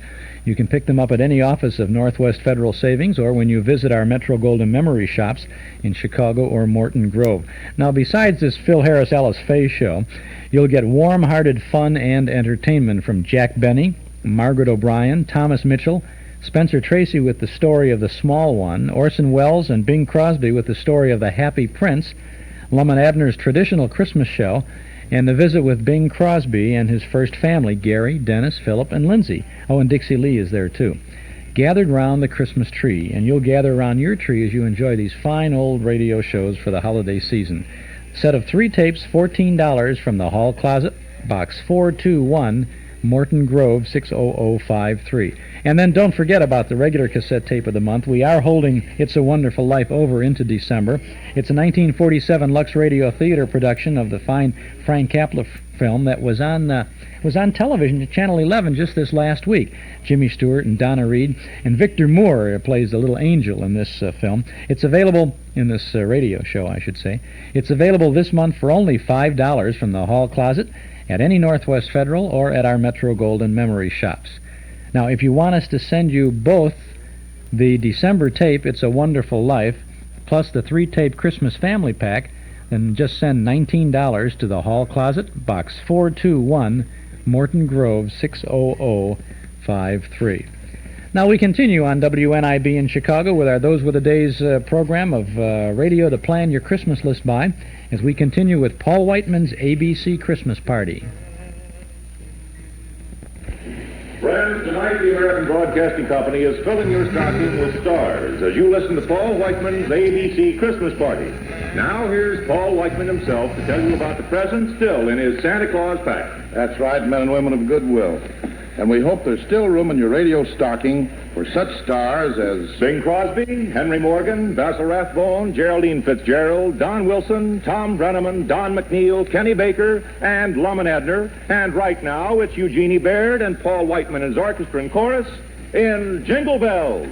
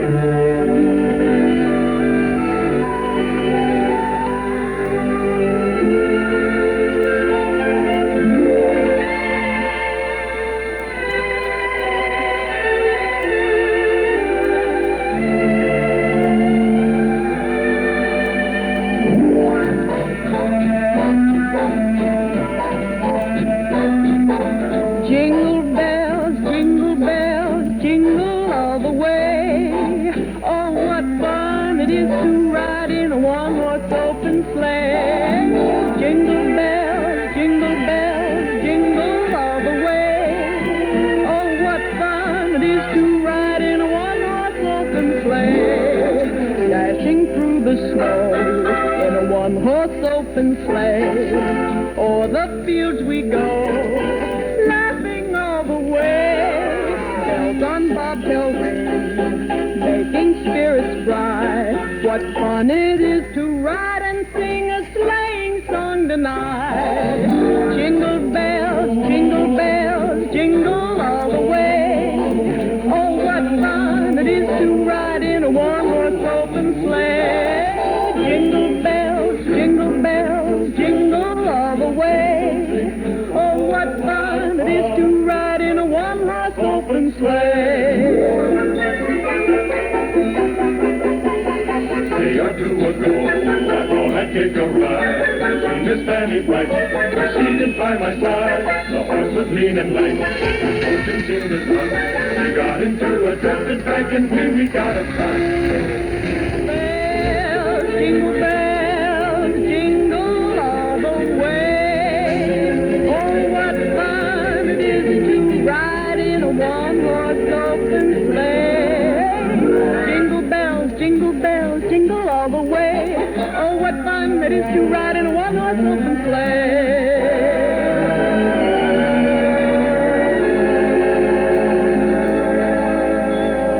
Now the ground is white.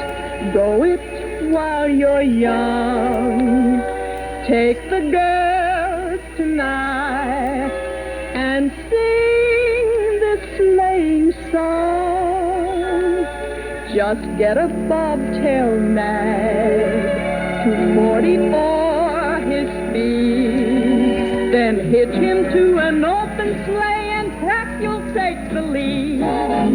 Jingle bells, jingle all the way. Oh, what fun it is to ride in a one-horse open sleigh. Jingle bells, jingle all the way. Oh, what fun it is to ride in a one-horse open sleigh.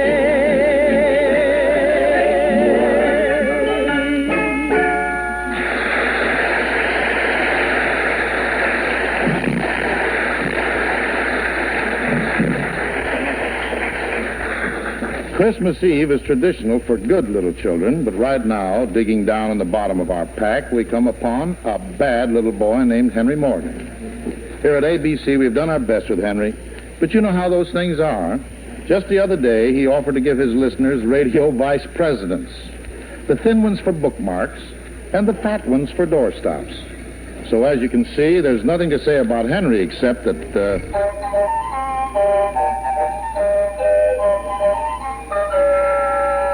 Good evening, anybody. Here's Morgan.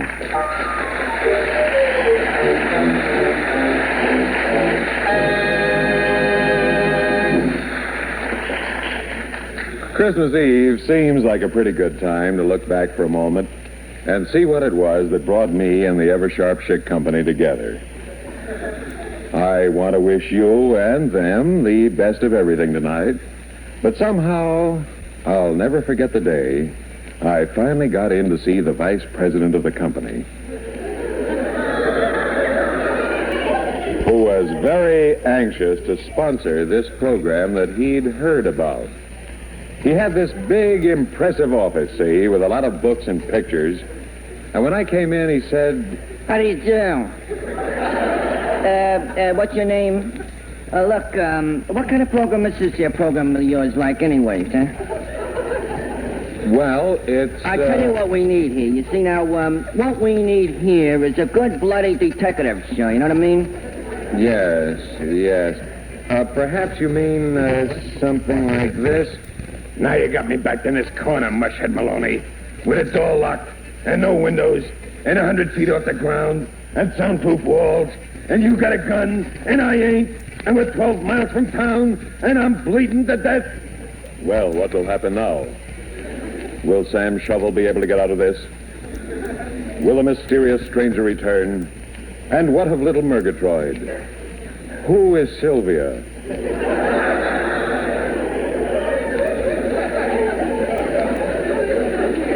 How deep is the ocean? What time is it?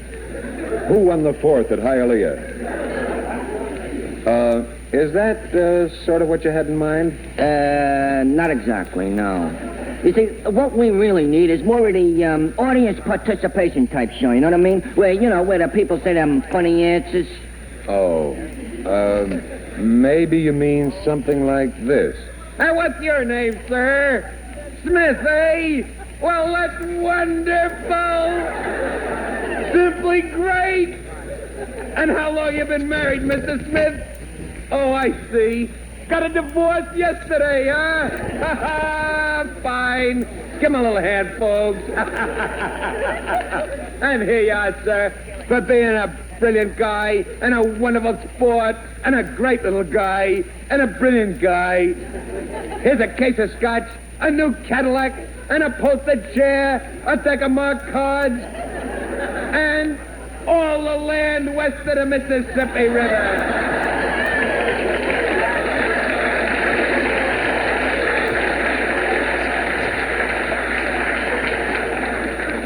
Is that what you had in mind? Not exactly, no. No, it needs more of, like a news commentator, maybe. I see. You mean something like this? It was predicted in this column last month, mind you, that this month would be December. Later, it was reprinted in somebody else's column. This boy thinks he should get the credit, but I said it first, I said it first. Ha! I got it first from our next president, J. Edgar Hoover. Is that what you had in mind? Not exactly, no. You see, it'd be better if you had some dialects in it, you know what I mean? Oh, dialect, yes. You mean something like this? We want to wish you all a very Merry Christmas and a Happy New Year. No. Higher, maybe. We want to wish you a very Merry Christmas and a very Happy New Year. No. Mesdames, Messieurs, for you with me, my heart with joy is full. Comrade. No.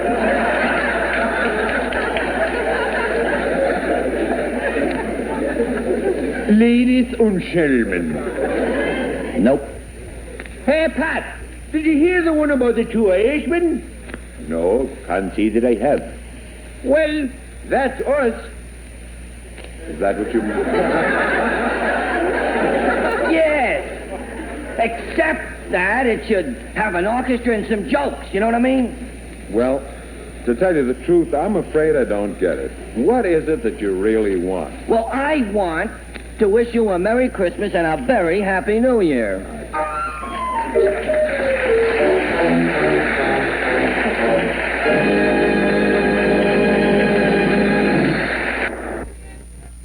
Henry Morgan and Arnold Stang were one of the big stars on ABC back in the early days of that network, and they made a nice guest appearance here on Paul Whiteman's ABC Christmas Party from Christmas Eve of 1946. We'll return to that in just a moment. You're tuned to WNIB in Chicago at FM 97. I'm Chuck Shaden with you every Saturday afternoon from 1 to 5 with all the good old radio shows.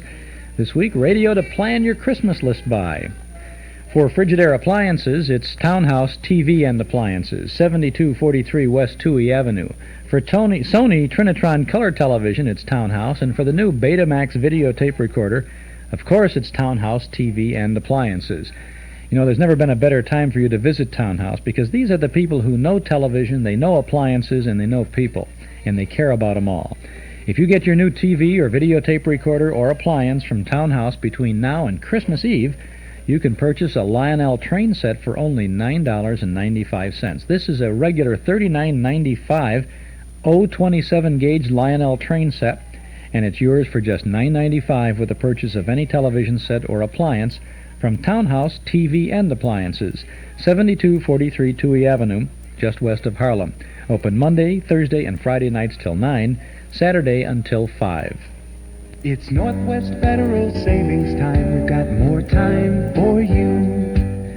At Northwest Federal, we've got more time to help you plan a sensible way to save. The Northwest Federal Regular Passbook Savings Account is a safe, convenient way to watch your money grow. At 5.5%, your money earns interest from the day of deposit to the day of withdrawal, with interest compounded on a daily basis. Because there are no time limits and no penalties for withdrawals, a Northwest Federal Regular Savings Account is the easy way to save, whether you're saving for a vacation cruise or everyday needs. And don't forget, Northwest Federal pays the highest passbook rate allowed by law, 0.25% higher than any insured bank, and your savings are insured up to $40,000 by an agency of the federal government. Stop by any Northwest Federal Savings Center for complete details and see how Northwest Federal does more for you. It's Northwest Federal Savings Time. We've got more time for you. Let's continue now with our Those Were the Days presentation of Paul Whiteman's ABC Christmas Party from Christmas Eve of 1946. Here at the American Broadcasting Company, we're all very proud of the full-hour Sunday evening program known as the Theater Guild of the Air. We hope we're not being immodest, because a great many of you listeners have backed up our belief that it's the most distinguished dramatic program in all radio. This party wouldn't be complete without a visit from United States Steel's program, the Theater Guild on the Air. So we are proud to present Basil Rathbone and Gegraldine Fitzgerald in an adaptation of Stephen Vincent Benet's little miracle play, A Child is Born.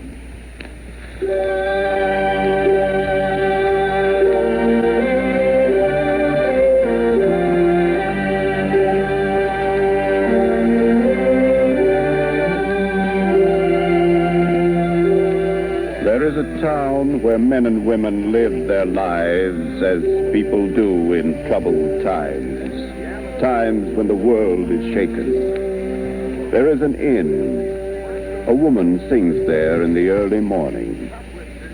In Bethlehem of Judea, there shall be born a child born of woman, as yet undefiled. King Herod, now what will you say of the child in the stable this cold winter day?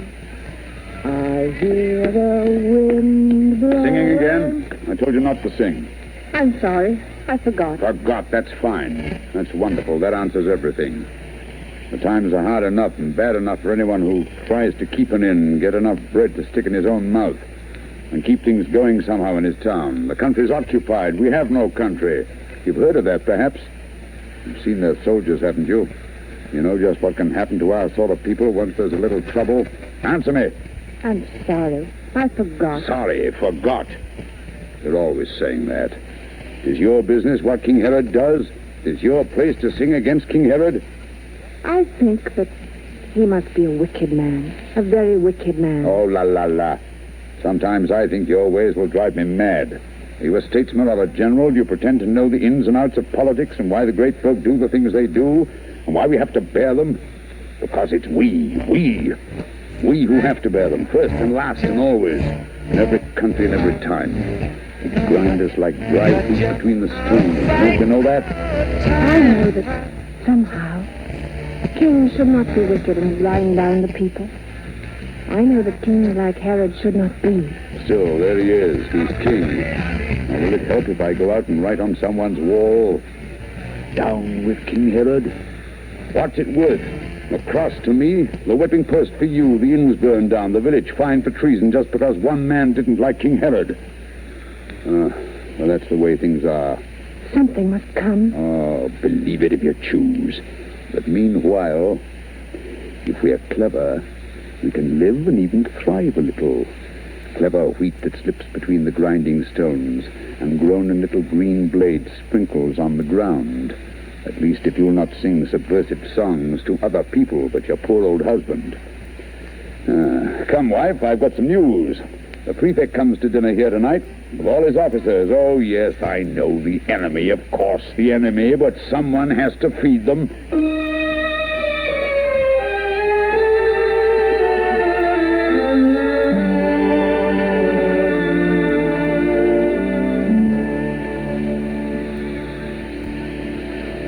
Why do you sit there, staring at the fire, so silent and so waiting and so still? I do not know. I'm waiting. Waiting? For what? I do not know. For something new and strange. Something I've dreamt about in some deep sleep, truer than any waking. Heard about, long ago, so long ago, in sunshine and the summer grass of childhood when the sky seemed so near. I do not know its shape, its will, its purpose, and yet all day its will has been upon me. More real than any voice I ever heard.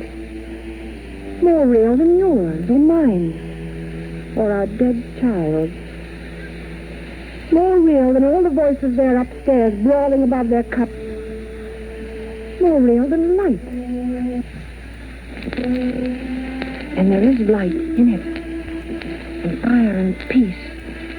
Newness of heart and strangeness like a sword. And all my body trembles under it. And yet, I do not know. You're tired, my dear. Well, we shall sleep soon. No, I am not tired. I am expectant. As a runner is before a race, a child before a feast day. Expectant. For us all, for all of us who live and suffer on this little earth, with such small motherhood. Something begins. Something is full of change and sparkling stars. Something is loose. The change of the world. I cannot read it yet. I wait and strive and cannot find it. Hark! What's that? They can't come in. I don't care who they are. We have no room. Go to the door.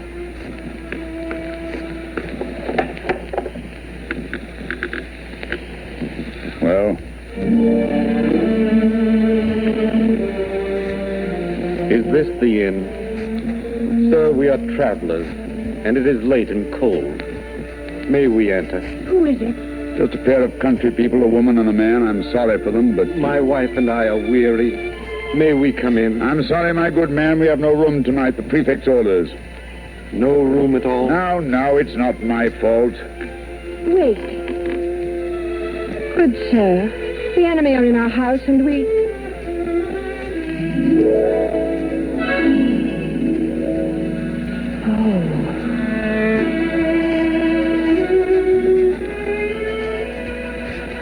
I did not see your wife. I did not know. Her name is Mary. She is near her time. Yes. Go, get a lantern, quickly. What? Quickly. There is...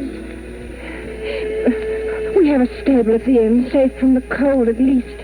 And if you choose, you shall be very welcome. It's poor. But the poor share the poor their crumbs of bread out of God's hand so gladly. And that may count for something. Will you share it? Gladly, and with great joy. The lantern, husband. Nay, I will take it. I can see the path. Come.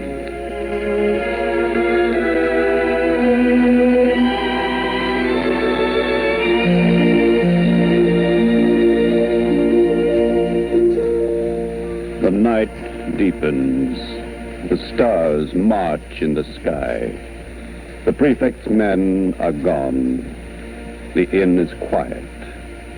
But in the street outside, the shepherds from the hills, voices raised to the glory of the star, moved humbly past the inn to the stable, all living flowed. The shepherds and great kings with strange and memorable beasts and crowns upon their heads.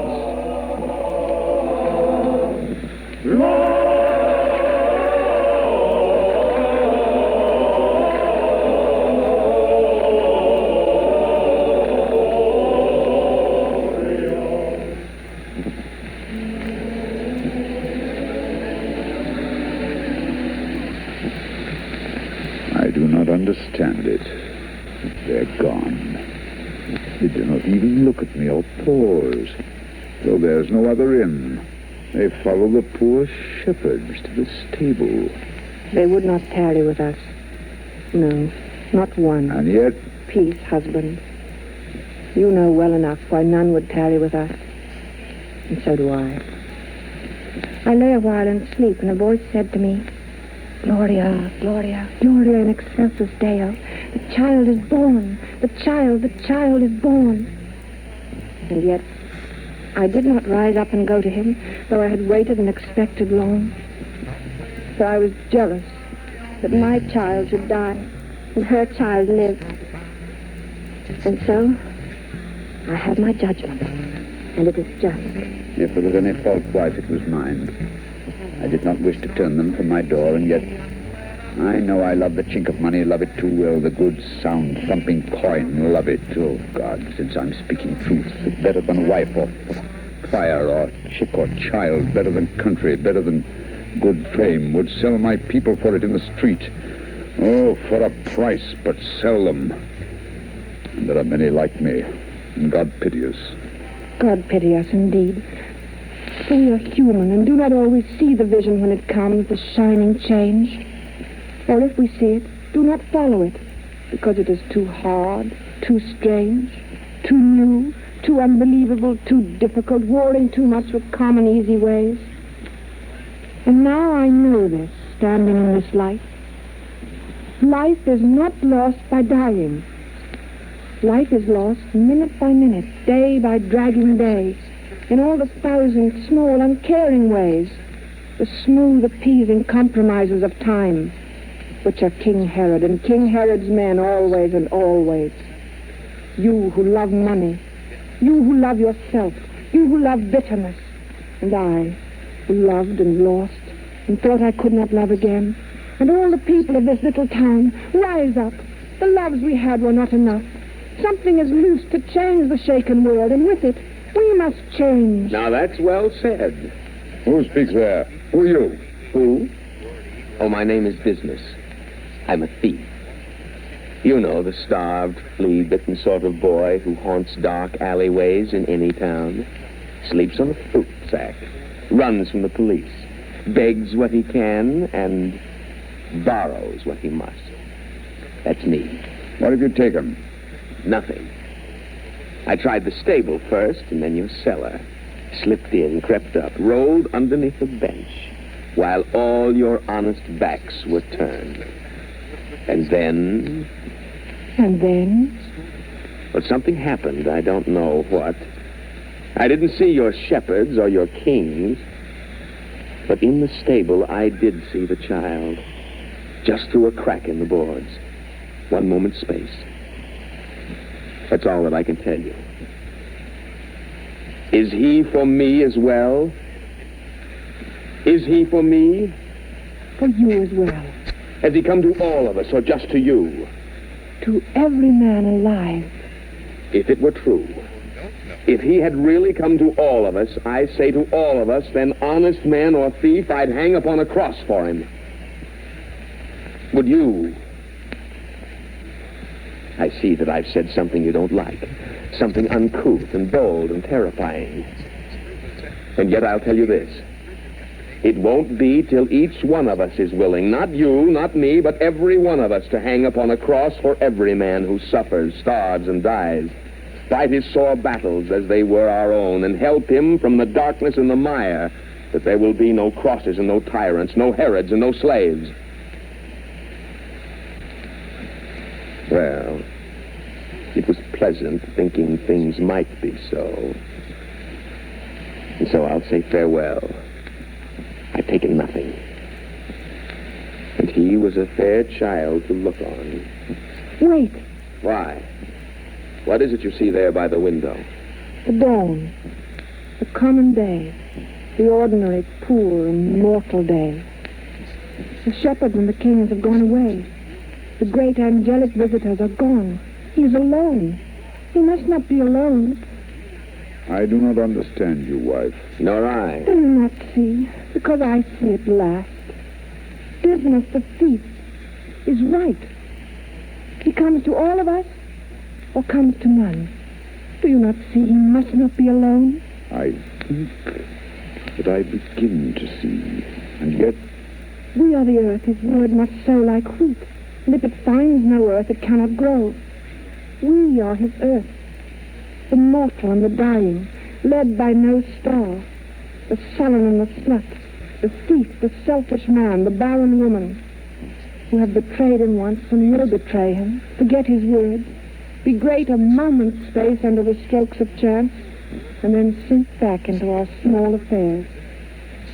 And yet, unless we go, his message fails. Will he bring peace?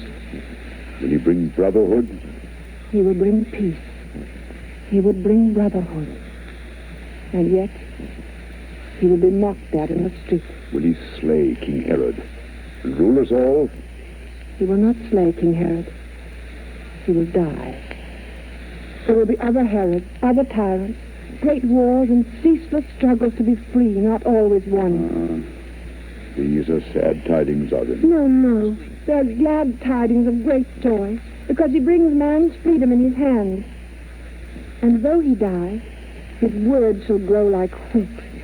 And every time a child is born in pain and love, and freedom hardly won, born and gone forth to help and aid mankind, there will be women with a right to say, Gloria, Gloria in excelsis Deo, a child is born. Come, let us go. What can we bring to him? What mortal gift? My pocket's empty and my rags are bare. But I can sing to him. That's what I'll do. And if he needs a thief to die for him... I will give all my gold. I will give my heart. And I, my faith, through all the years and years, though I forget, though I am led astray, though after this I never see his face, I will give all my faith. Come, let us go. We, the poor earth, but we the faithful earth. Not yet the joyful, not yet the triumphant, but faithful, faithful through the mortal years. Come. Come, all ye faithful, joyful and triumphant. Come ye, oh, come ye to Bethlehem.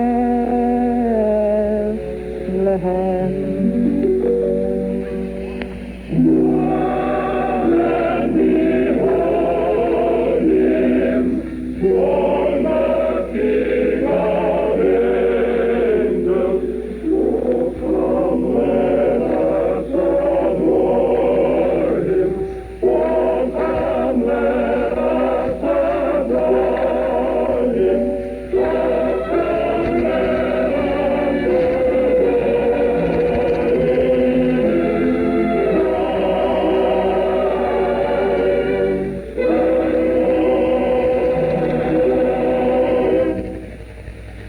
fine performance on a fitting theme. Basil Rathbone, our blessings and our thanks. Very nice segment of Paul Whiteman's ABC Christmas party.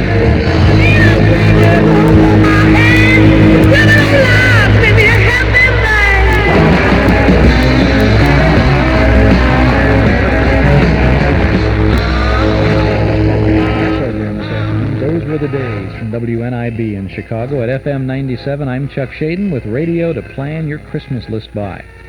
Speaking of Christmas list, you got someone on there and you're saying, what the heck should I get them?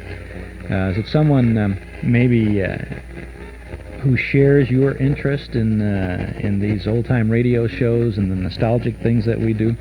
Maybe you ought to consider giving that person a gift subscription to the Nostalgia newsletter and radio guide.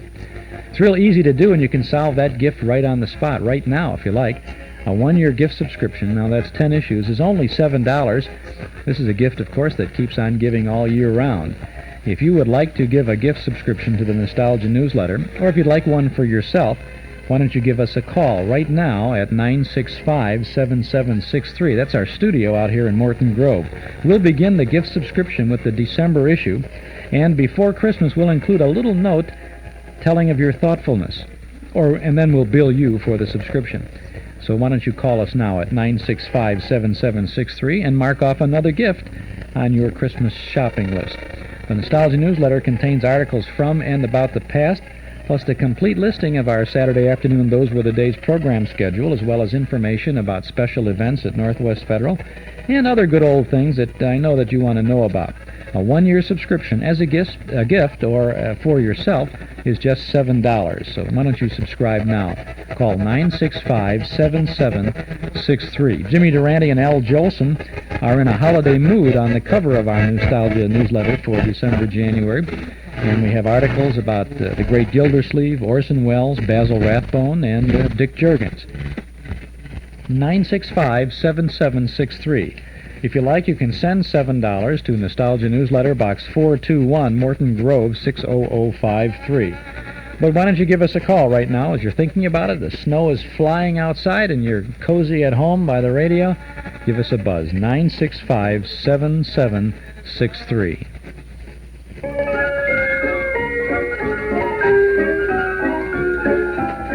Remember Henry Ford's Model T? Remember cranking up the motor to start the car? And remember the Model A with the self-starter? Great memories, huh? Well, Ralph Hirschberg of Nelson Hirschberg Ford has fond memories, too. Memories that roll back to 1931 when he and Norm Nelson first started selling Fords on Irving Park Road. Today, Ralph and Juergen and all the folks at Nelson Hirschberg Ford remember one other thing, that during all those years, the Ford owner who comes again to get his new Ford from Nelson Hirschberg is the Ford owner who's been treated with old-fashioned respect and courtesy. Not only when he buys that new Ford, but while he owns it, too. Thousands of Ford owners come back again and again to do business with Nelson Hirschberg, one of Chicagoland's oldest, most respected Ford dealers. Find out for yourself. Get your new Ford from an old-fashioned dealer. Visit Nelson Hirschberg Ford, 5133 Irving Park Road, 5 blocks west of Cicero at Laramie. This is WNIB, Chicago, FM 97. Chuck Shaden broadcasting from our new studio now, where you can come and see the show. And we've had a lot of visitors to our studio this afternoon at our Metro Golden Memory Shop at 9004 Waukegan Road in Morton Grove. That's just north of Dempster. Well, there's Paul Whiteman's Christmas party continues now, about another half an hour of this to go. And now they take a remote out to Hollywood where Don Wilson is there. And this is kind of interesting. Kenny Baker used to be a singer with the Jack Benny program. And, of course, Don Wilson was on that show. And Kenny Baker is on ABC, I think, with the program called Glamour Manor. And so there's some fun here with Don Wilson and Kenny Baker. And then you hear Don McNeill and Tom Brennaman, each from different parts of the country. Well, you'll hear all about it as Paul Whiteman's ABC Christmas party continues. But right now, a lot of fine people out in Hollywood are waiting to share in our Christmas Eve fun. How about it, Hollywood? Come in, Don Wilson. That was really wonderful, Pops. Now you and the Whiteman Band and all your New York guests can squat around the ABC Christmas tree, while out here in Hollywood we take over our portion of the party. And we have a lot of your favorite old friends here with us for this occasion. Bing Crosby, Lemon Abner, Tom Brennaman, and Don McNeill. And our first ABC guest, that grand singer and exciting new comedian, Kenny Baker.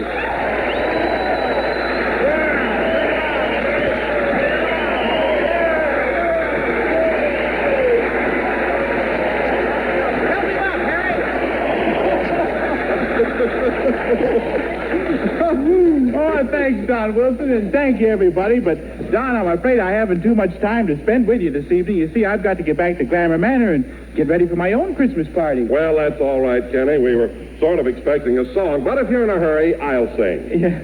Oh, Don, you're kidding. Oh, no, I'm not. I started in radio as a singer. Yeah, and all that's left now is the body of Frank Sinatra. Well, I'm serious, Kenny. I started in Denver in 1923 as a singer. Oh, you did? And in some places, I'm considered even bigger than Crosby. Yeah. In some places, you are bigger than Crosby. In fact, Don, you've got places where places aren't even supposed to be. Oh, you think I'm fat? Well, what are those things around your middle? Tires? Well, they're not fat. Then what are they? Tires. Yeah. No wonder. You have the only belt buckle in Los Angeles that lights up and flashes Goodrich Silvertown. Well, Kenny, since you can't stay and I have to go to the hotel and get some fresh clothes, how about all of us dropping over to Glamour Manor a little later on, huh? Oh, Don, that'd be wonderful. And bring the whole ABC network with you, will you? Gee, well, radio wonderful folks. That's a date, Kenny. All right. How are the Christmas preparations going on over at our little hotel? Well, fine, Don, except for one thing. I can't get used to Christmas in Hollywood. You know, no snap in the air, no snow. What do you mean? It's good and cold in California. It says here in this Florida paper. Yeah. Well, it could be cold. I don't really know because a fan of Glamour Manor sent me a handmade quilt for my bed all the way from South Carolina. Oh, one of those Southern comforts. Oh, an excellent Christmas. Well, I see what you mean, but as long as I know that you're going to sing White Christmas, let's pause long enough for station identification. All right, Don. And now, Kenny Baker, accompanied by Harry Lubin's orchestra. The nationwide party is all yours.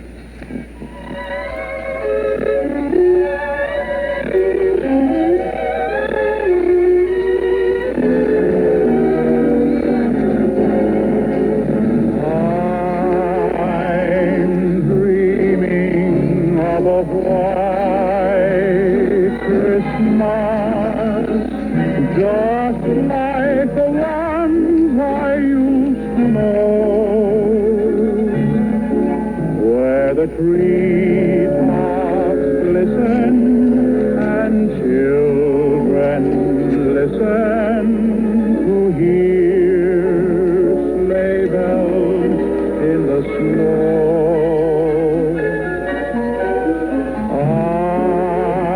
I'm dreaming of a white Christmas with every Christmas card I write. May your days be merry and bright, and may all your Christmases be white.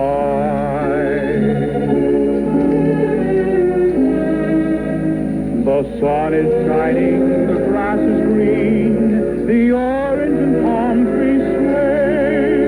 There's never been such a day in Beverly Hills, L.A. But it's December the 24th, and I am longing to be up north.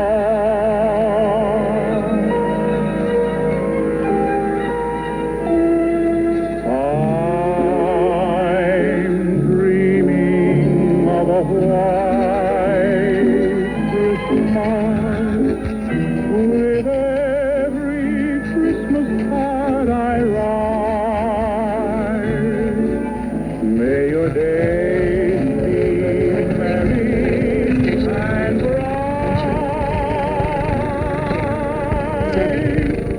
and may all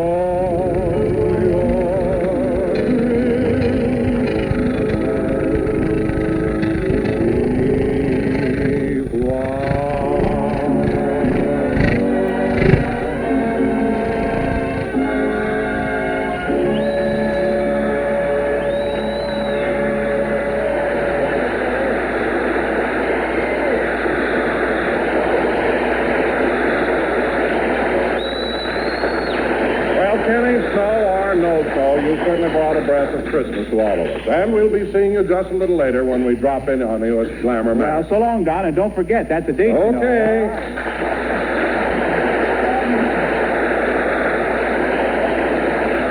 Well, what comes next is, I guess, something just a little new, even on a transcontinental radio program like this Christmas party.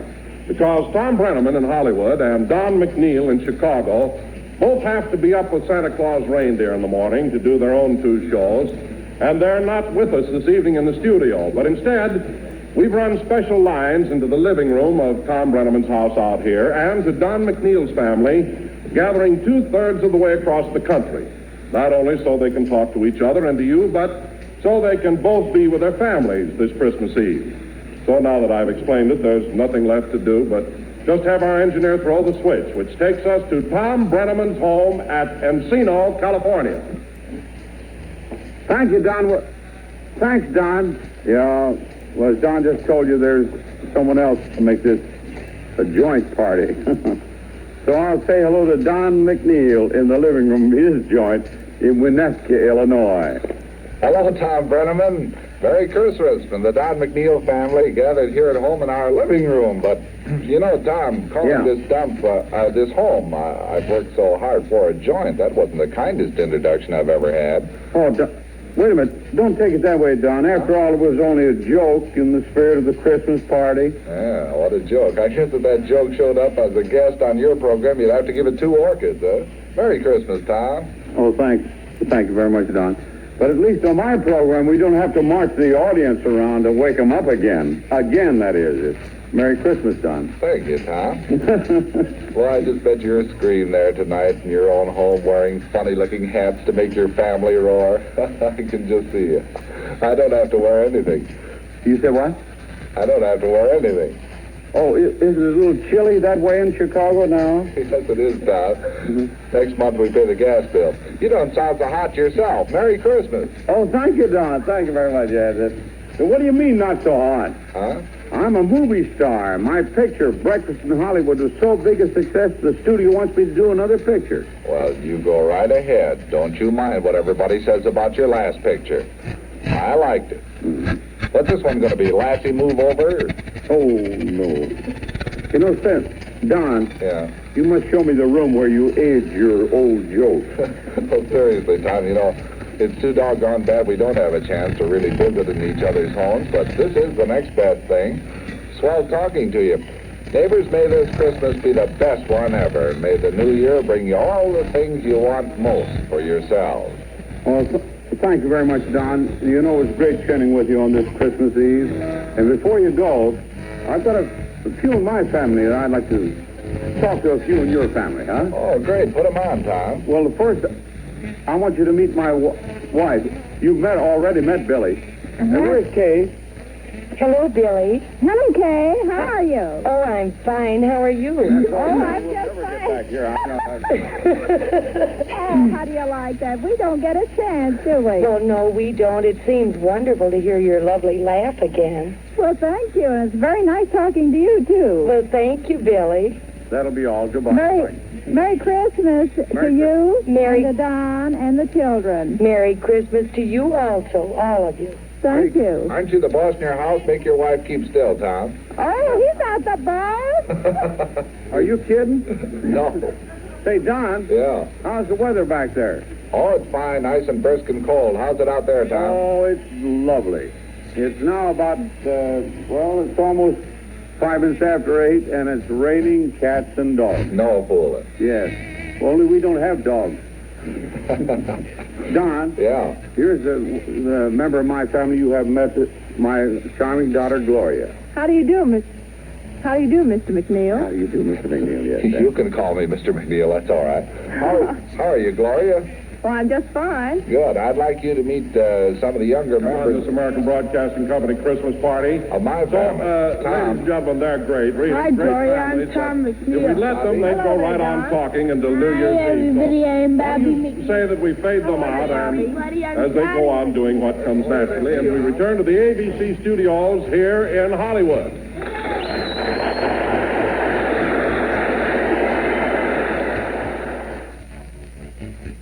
Yet another segment of Paul Whiteman's ABC Christmas Party from December 24th of 1946 on our Those Were the Days program from WNIB in Chicago. This is Chuck Shaden, and earlier in the program I made a special announcement for reel-to-reel tape users. In case you join us a little bit later, I have to tell you what's happening.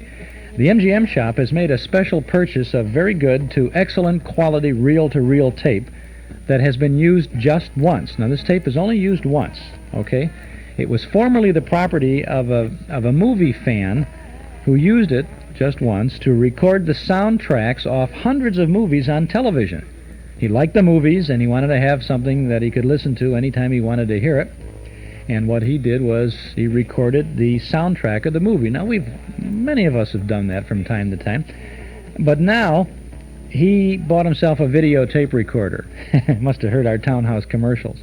Well, anyway, he's now recording the video movies with his videotape recorder, and he figures, well, I don't need these audio tapes anymore with the old-time movies soundtracks on. So he's given up about 800 of these reels of magnetic audio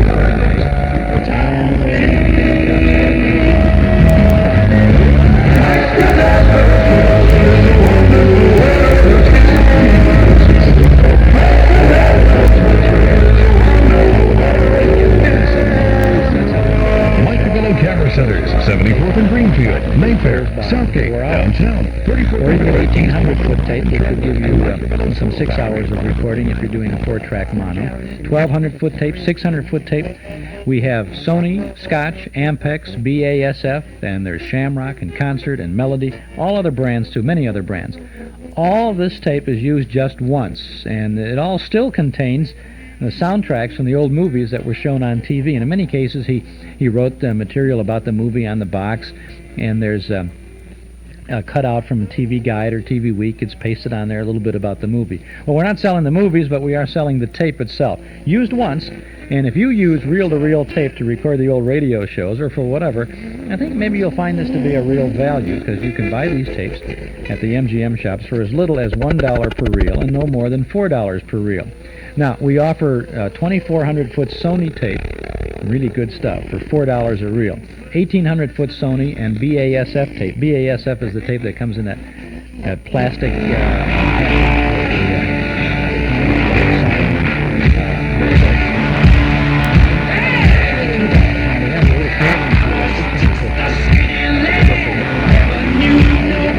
There are about 800 reels of this tape right now at our MGM shops. We have split it. There's about 400 reels at the Chicago store at 5941 West Irving Park Road, just east of Austin, and another 400 reels at our Morton Grove shop, 9004 Waukegan Road, 2 blocks north of Dempster. I have to come in person to pick these up. We can't handle a phone order on this. It's not fair. But there's no limit, and you can come in and mix and match and use these one-time only tape. The prices are from $1 to $4, and as a bonus, if you buy 10 reels, you can get one more reel free, and that free reel will be the same as the majority of reels you purchase. In other words, if you bought 6 reels of Sony 1,800-foot, and you bought 4 reels of the 600-foot reels, then your bonus reel is an 1,800-foot Sony reel. It's a special offer. It's available only while the supplies last, and the tapes are available right now at each of our Metro-Goldwyn Memory shops in Chicago, on Irving Park Road, and in Morton Grove on Waukegan Road. So if you're out for a ride this afternoon, you may want to stop by at either of the 2 shops. We're open here in Morton Grove until 5 o'clock, and our Irving Park store is open until 7:30 because maybe you get a chance to stop in on your way over to see the movie at Northwest Federal tonight. And a good movie it is, too. It's the final film in our series for 1979. It's Weekend in Havana from 1941, an extravagant 20th Century Fox Technicolor musical comedy What a cast, huh? Alice Faye, Carmen Miranda, John Payne, Cesar Romero, Sheldon Leonard, and Billy Gilbert. Alice lands in Havana, and she's torn between two lovers, John Payne and Cesar Romero. Well, you know how the story goes, but it's so much fun getting there, and I think you'll love it. Donation is only $1.25 per person.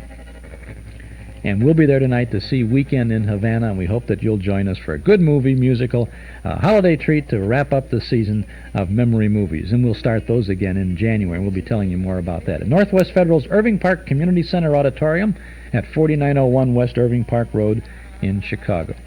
Now, as we continue with our Those Were the Days program, radio to plan your Christmas list by, we have more of Paul Whiteman's ABC Christmas Party.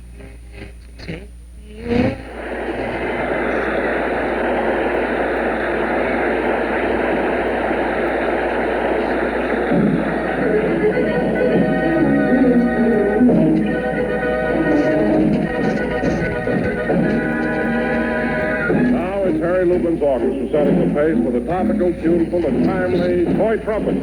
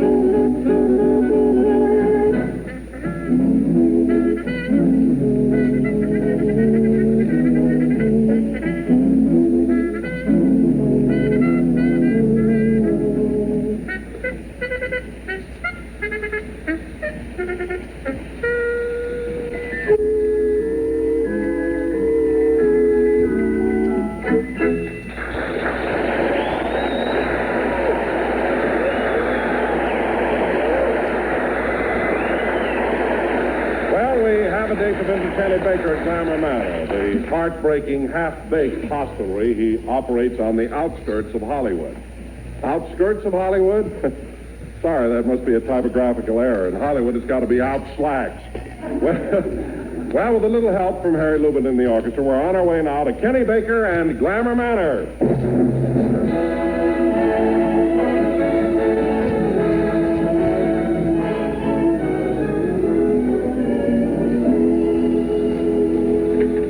Glamour Manor, 32 rooms and 2 baths. Kenny Baker, owner-manager speaking. Over. What's that? I'm sorry, I didn't quite get your name. Who? I met you in a hospital? Oh, Oh, hello, Mother.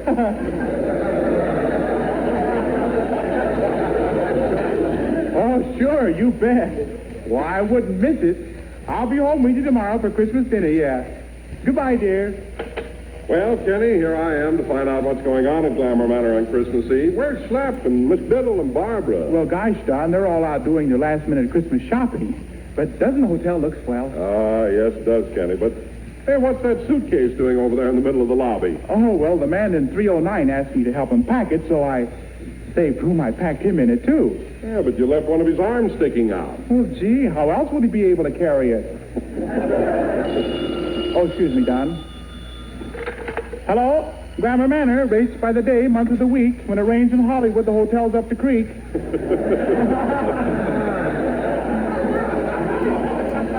Over the dam. Hello? Hello, room clerk? What have you got in a single room? A married couple. Now, that's no way to talk to a prospective guest, Kenny. Well, Don, the hotel's full up anyhow. I mean, I guess everyone's heard about our Christmas party, and that each guest gets a free gift. Oh, really? Yeah. You're giving every guest a Christmas present, huh? Yeah, I certainly am. Would you like a book? Oh, I'd like that a lot. Well, swell. How about Little Women? I'd like that even better. What are you giving Miss Biddle? Well, Don, I'm giving Miss Biddle a beautiful fur. You giving Miss Biddle a beautiful fur? Sure. On whose money? Mine. Why, do you think I'm cheap? Well, all I know is that Barbara told me you invited her out last week. Dutch treat. Yeah. Well, what's wrong with going Dutch? Well, do you have to show up wearing wooden shoes? Oh, no. Just what kind of a fur are you getting, Miss Biddle, Kenny? Well, I don't know yet, Don. I was busy when I saw Miss Biddle go out, so I gave the boy next door the money, and he went out and bought it and put it up in her room as a surprise. This I have to see, and I have to go upstairs to my apartment, so I'll just slip into her room and look for myself. Well, go ahead, Don, and tell me what you think of the fur. You know, I'm awfully anxious to find out. Okay, Kenny, I'll be back in 2 shakes of a cat's tail. Yeah, okay. Mr. Baker, I have a bone to pick with you. Yes, you haven't put on a pound, have you, Mrs. Bindlestiff? Last week, I gave you a package to mail to my niece marked Fragile China. She just phoned me that it's never arrived. Well, of course not. She won't get that package for at least a month. At least a month? Why not? Madam, have you any idea how far it is to Fragile China? Oh, Mr. Baker, you're a nincompoop. A complete nincompoop. Gee, I thought I had some parts missing. Hey, Kenny, something terrible's happened. What's the matter, Don? You look as pale as a sheet. Double bed size, of course. Well, I'm not kidding, Kenny. I just went up to Miss Biddle's room, and there are no furs there. There's nothing in her room but a little Christmas tree. Oh, my goodness, this is awful, Don. Why, we've been robbed. Well, that's what I think. We ought to call the police. Now, wait a minute. I should say not. I know how to solve crimes. What do you think I do nights when I can't sleep? Read detective stories? No, drink Ovaltine. Now, come on, Wilson. We're going up and solve that crime. Well, now, you just better get a hold of yourself, Kenny. You're kind of panicky, and you're shaking more than the last man on a conga line. What are you talking about? There's never been a quitter in the Baker family. No, sir. Son, the Bakers don't know what it means to quit. Son, the Bakers don't know the meaning of failure. Son, the Bakers don't know what it means to be afraid. I guess we were pretty a stupid family, weren't we? But I'm going to solve this crime, or my name isn't Roger Strongheart. But your name isn't Roger Strongheart. I know. I'm just leaving myself a loophole. Now, come on, Don. We got to go up to Miss Biddle's room.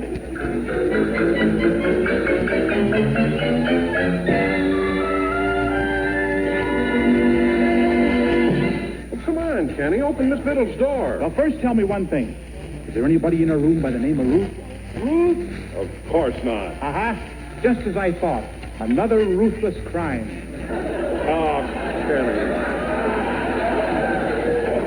Kenny, that's plain stupid. Oh, yeah? Well, I may seem dumb to you, Don Wilson, but when somebody tries to outsmart me, they can do it every time. Oh, Kenny. Now, come on, I'll open the door. Okay. See? Nothing in here but a little Christmas tree. Oh, Don, you're right. And I know the boy put the fur up here because I asked him about it. Yeah, but that isn't finding anything. Now, let's be scientific. Who would steal a fur? A woman. Right. Therefore, I think there must be a woman hidden in the closet, and I'm going in after her. Oh, Don, if you're right, you better let me go with you. Nonsense. I'll go in after that woman alone. And if I whistle like this, she's dangerous. Yeah? And if I whistle like this, stay out. I'll handle her myself. Now, wait a minute, Don. Oh, look, here comes the boy from next door. Hello, Mr. Baker. I'm glad you're up here. Now, looky here, young man. What did you do with the fur I told you to buy for Miss Biddle? Well, gee, Mr. Baker, it's right there on the table. On the table? There's nothing on that table but a little Christmas tree. Now, what did you do with all that money I gave you to buy a fur? All that money? Well, jeepers, that tree ain't a pint of a hemlock. And I got the best-looking fur Christmas tree I can get for your 97 cents.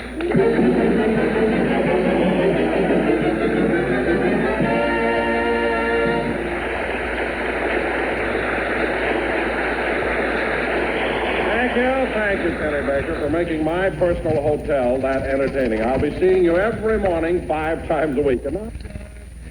Don Wilson and Kenny Baker on Paul Whiteman's ABC Christmas Party from Christmas Eve, 1946. This is Chuck Shaden, a few weeks before Christmas in 1979, with all the good old radio shows of the season, sending you our season's greetings with radio to plan your Christmas list by from our Those Were the Days broadcast studio in Morton Grove. Now, WNIB in Chicago at FM 97. Now, we have for you a sound from our cassette tape of the month for December. It was such a good sound in November that we decided to hold it off for December. It's A Wonderful Life.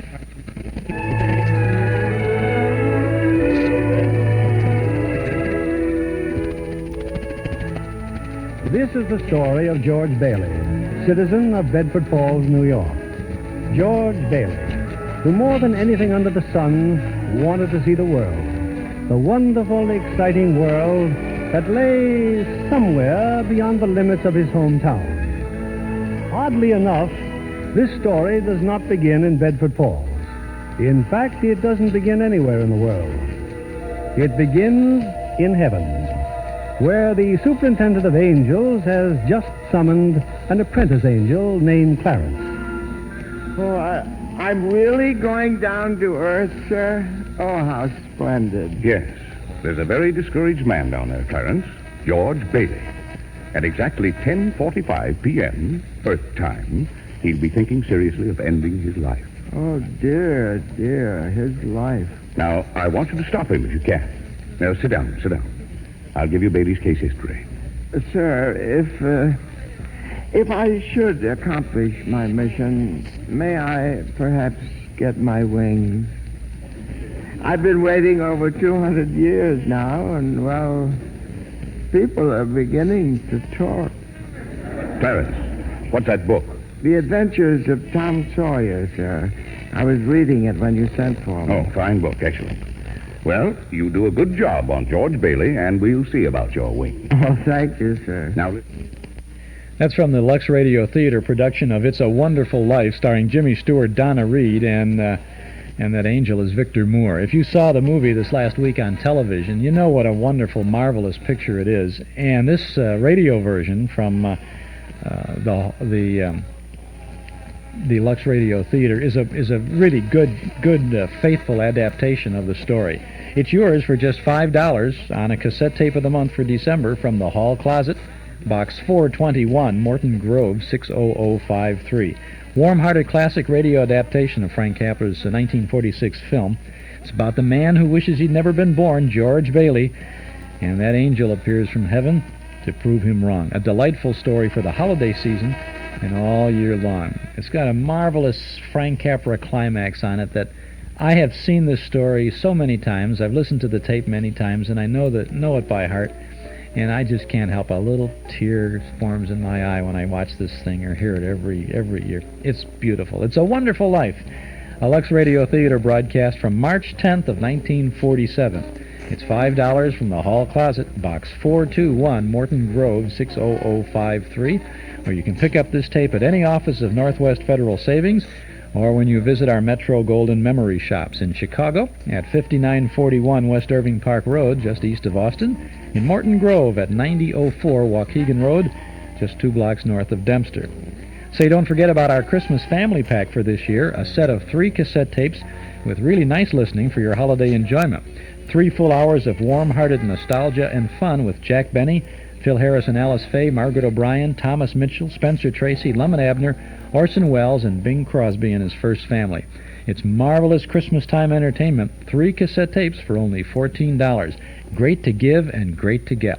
From the Hall Closet, Box 421, Morton Grove, 60053. Or pick up your Christmas family pack at any Northwest Federal or at our Metro Golden Memory shops.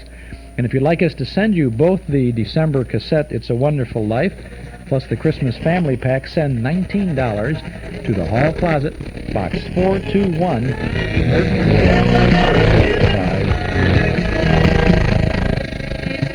So now we're going back to the conclusion of Paul Whiteman's ABC Christmas Party, and they're very mellow now. It's Christmas Eve. It's the last 10 minutes of the show. Paul Whiteman and Bing Crosby comes in now, and I think you will find this one of the most moving segments of the Christmas party. Let's listen now as we conclude Paul Whiteman's ABC Christmas Party. For another little visit away from ABC's Hollywood studios and a trip to Pine Ridge, Arkansas, this Christmas Eve to visit our delightful old friends, Lum and Abner.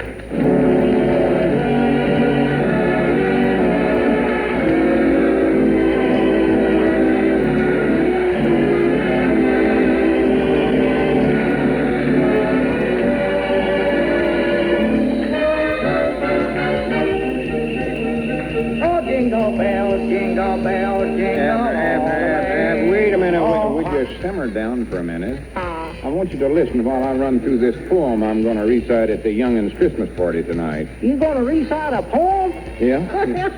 Oh, me, I love to hear a piece spoke. I love it. They wanted somebody with a good speaking voice and lots of personality. Natural. But you'll do just as well, Lon.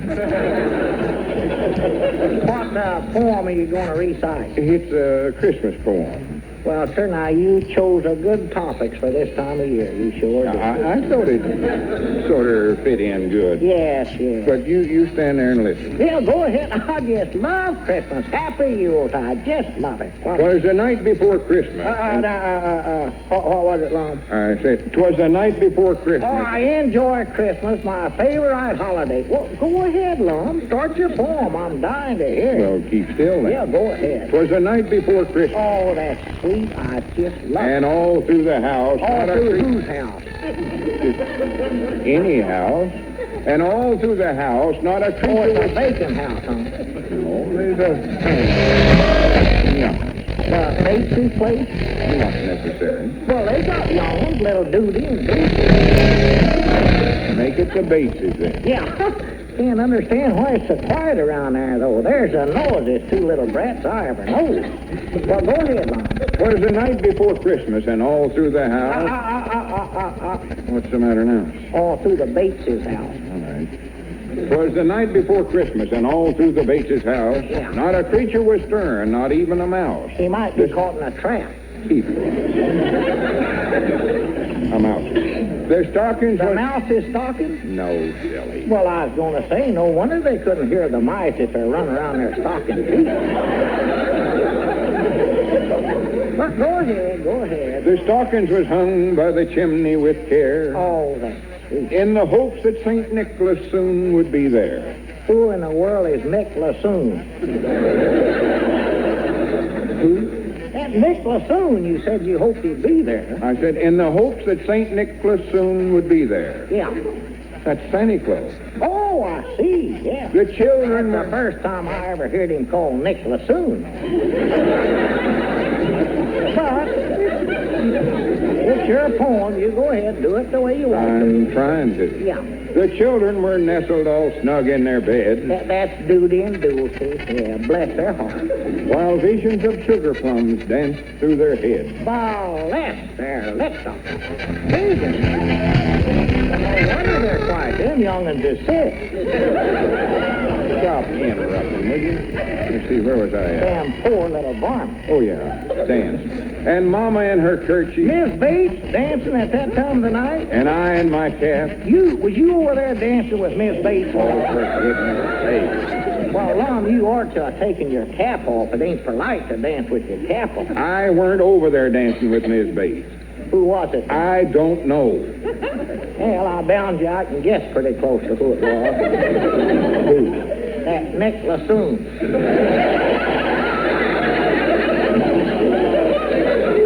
Abner, will you just hash up and listen? That is mixed up. I forget where I was at in the poem. Nick and Miss Bates are dancing. Yeah. Or no. They're going to wake up the kids, too, if they ain't careful. And Mama in her kerchief. In her what? Kerchief. Gesundheit. And I in my cap. Yeah, you better keep your cap on long as you're catching cold, sneezing that away. Go ahead. When out on the lawn there arose such a clatter.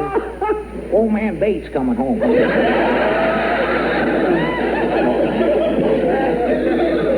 Just listen to the poem and you'll find out what it was. Yes, go ahead. I'd love to find out what that racket is. I still think old man Bates is mixed up in it somewhere. I sprang from my bed to see what was the matter. Doggers, could you hear it clean over to your place? Abner, will you keep quiet? That's more likely how you caught that coal lump running around your nightshirt. Go ahead. Away to the window I flew like a flash. Good for you. Tore open the shutters and threw up the sash. Just barely made it, huh?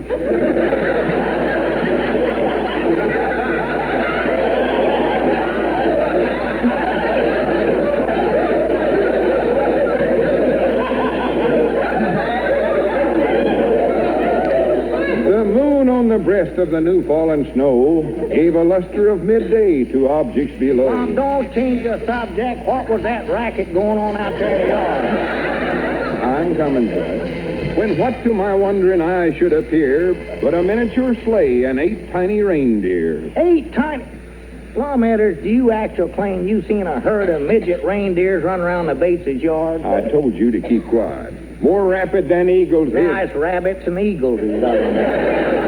He whistled and shouted and called them by name. Tom, you better lay down. That cold's give you a fever. Get away from me, Abner. Now, Dasher. Now, Dancer. Now, Prince. Tom, calm down now, Lum. On, Comet. On, Cupid. On, Donder and Blitzen. Hey, Lum, watch your language. Watch your language. Yeah, howdy. Merry Christmas. Oh, Merry Christmas. well, howdy, Grandpap. Doggers, I'm glad you're here. Yeah, it's time to go on over to the Christmas party. You fellas ready? Aye, Granny's I am. I'm getting out of here right now. Hey, wait a minute, Lum. Come back here now. Hey, Lum! Oh, me, Grandpap, this is the worst one Christmas I ever seen. Why? What's the trouble? Well, ain't you heard? No. Well, Lum's got to go over and recite a poem when he's so sick he's got hallucinations. The little Bates is younger are laid up with the visions, and their mama's downstairs dancing with the Mr. Lassoon. Old man Bates is out in your yard raising a ruckus you can hear all over town. You better go on over the party, Grandpap, by yourself. Well, ain't you coming? No, I think I better stay here and wait for the call. What call? Why, the one from the coroner. If old man Bates ever catches them two in there dancing and carry on, that Nick Lassoon's a dead goose.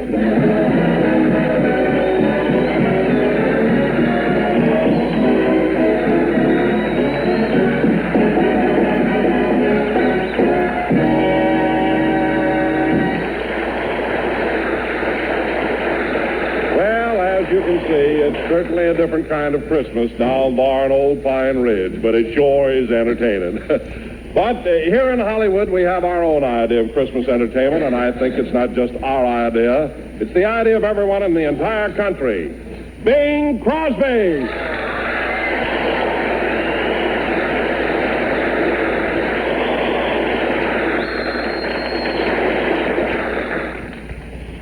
Thank you, Don. There's a simple story filled with promise. What happened on December 24th, which was written almost 2,000 years ago. This being another Christmas Eve, I'd like to read again the story of the Nativity from the book of Luke, chapter 2. And it came to pass in those days that there went out a decree from Caesar Augustus that all the world should be taxed. And all had to be taxed. On LPX, Tom Petty and the Heartbreakers. Out of the city of Nazareth into Judea, into the city of David, which is called Bethlehem, to be taxed with Mary, his espoused wife, being great with child. And so it was that while they were there, the days were accomplished that she should be delivered. And she brought forth her firstborn son, wrapped him in swaddling clothes, and laid him in a manger, because there was no room for them in the inn. And there were in the same country shepherds abiding in the fields and keeping watch over the fields by night. And lo, the angel of the Lord came upon them, and the glory of the Lord shone around them, and they were not afraid. And the angel said to them, "Fear not, for behold, I bring you good tidings of great joy, which shall be to all people. For unto you is born this day in the city of David a Savior, which is Christ the Lord. This shall be a sign unto you. He shall bind the babe wrapped in swaddling clothes, lying in the manger." And suddenly there was with the angel a multitude of heavenly hosts, praising God and saying, "Glory to God in the highest, and on earth peace, and goodwill toward men." O little town of Bethlehem, how still we see thee lie above thy deep and dreamless sleep. The silent stars go by, yet in thy dark street shineth the everlasting light. The hopes and fears of all the years are met in thee tonight.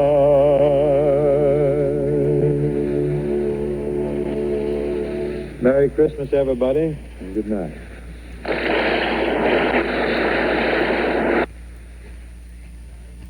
And that's the ending of Paul Whiteman's ABC Christmas Party from December 24th of 1946.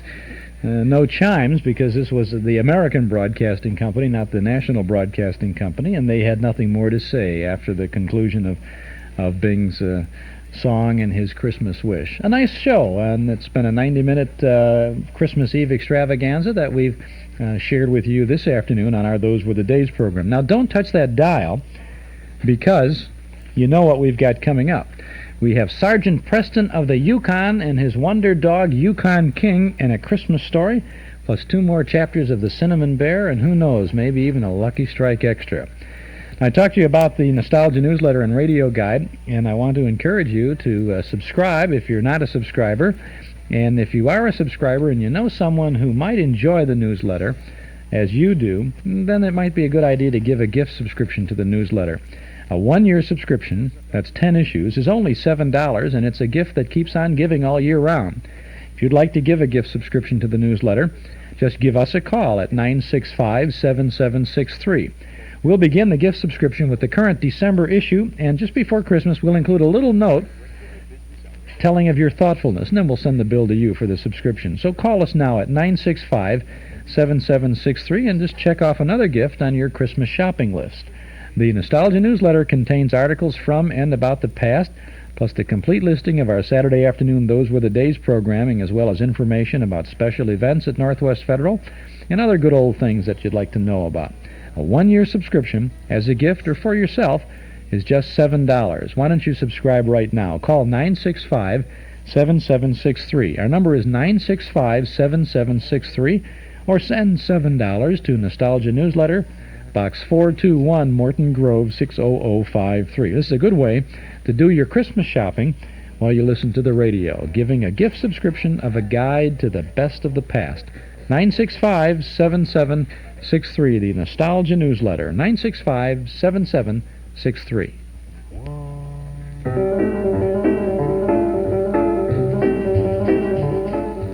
You can win a men's 10-speed bicycle just in time for Christmas. That's just one of the many prizes Magicist, Chicagoland's professional carpet, rug, furniture, and drapery cleaners, are offering in their holiday bicycle sweepstakes.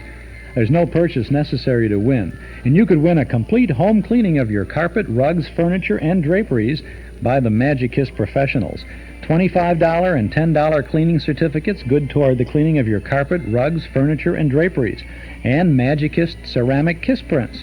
Drawings for the 10-speed bicycle and the home cleaning will be held on Friday, December 21st, just in time for Christmas. Other prizes awarded weekly throughout the month of December. See your local newspapers for complete details and entry forms, or send your name, address, phone number, along with the words Magicist Bicycle Sweepstakes to Magicist Bicycle Sweepstakes, 750 South Cicero Avenue, Chicago 60644. All entries must be postmarked by midnight, December 19th, to win. Magicist are Chicagoland's professional carpet, rug, furniture, and drapery cleaners. So for in-home or office cleaning, or for pickup and delivery, call Magicist at 378-8600. That's 378-8600. And remember, Magicist sells rugs, too.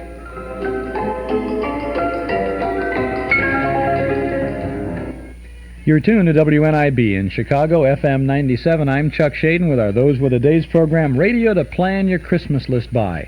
Well, now we have a radio adventure show for you.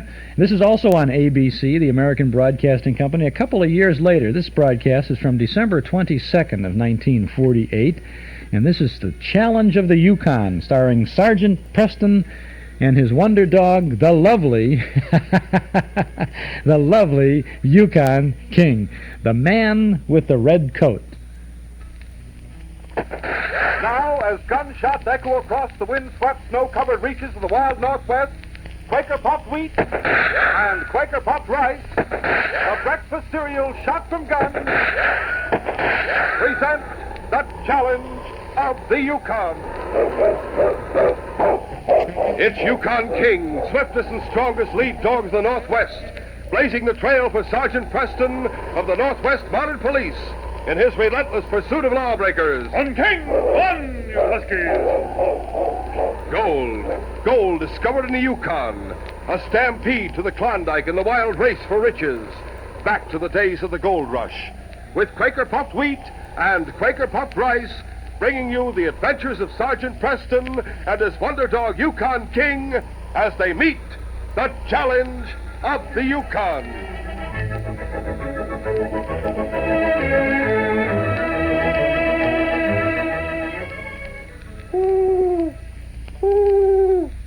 Say, the owl is a wise old bird, and here's my idea of someone who's plenty smart, too.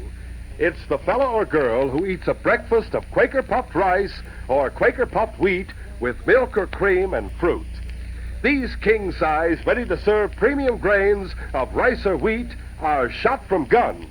Yes, actually exploded up to 8 times normal size to make them bigger and better tasting. No fooling, wheat or rice shot from guns is so crisp and tender it melts in your mouth. It's good for you, too. So tomorrow morning,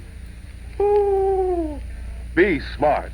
Enjoy this breakfast treat, Quaker Puffed Rice or Quaker Puffed Wheat.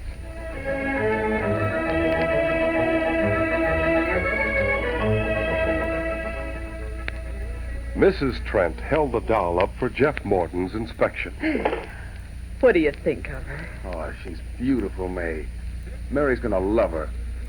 I can't thank you enough. Why, dressing this doll has made my Christmas for me, Jeff. I'm only sorry that Paul and Mary won't be here tomorrow. Well, you know what the doctor said. Mary has to stay in bed for a few more days. Perfectly right. There's no sense in taking chances after the siege she's been through. I'll have her down here for a party on her birthday. Now, do you have everything? Candy? Well, here. Cookies? Here. And here's the doll. Be careful of her. You can bet I will. And be careful of yourself, too. It's a dangerous trail up there in the woods. Especially after you hit the creek. Well, Merry Christmas. I'll see you, May. Thanks again. Jeff drove out of the little town of Greenwood just as it was getting dark.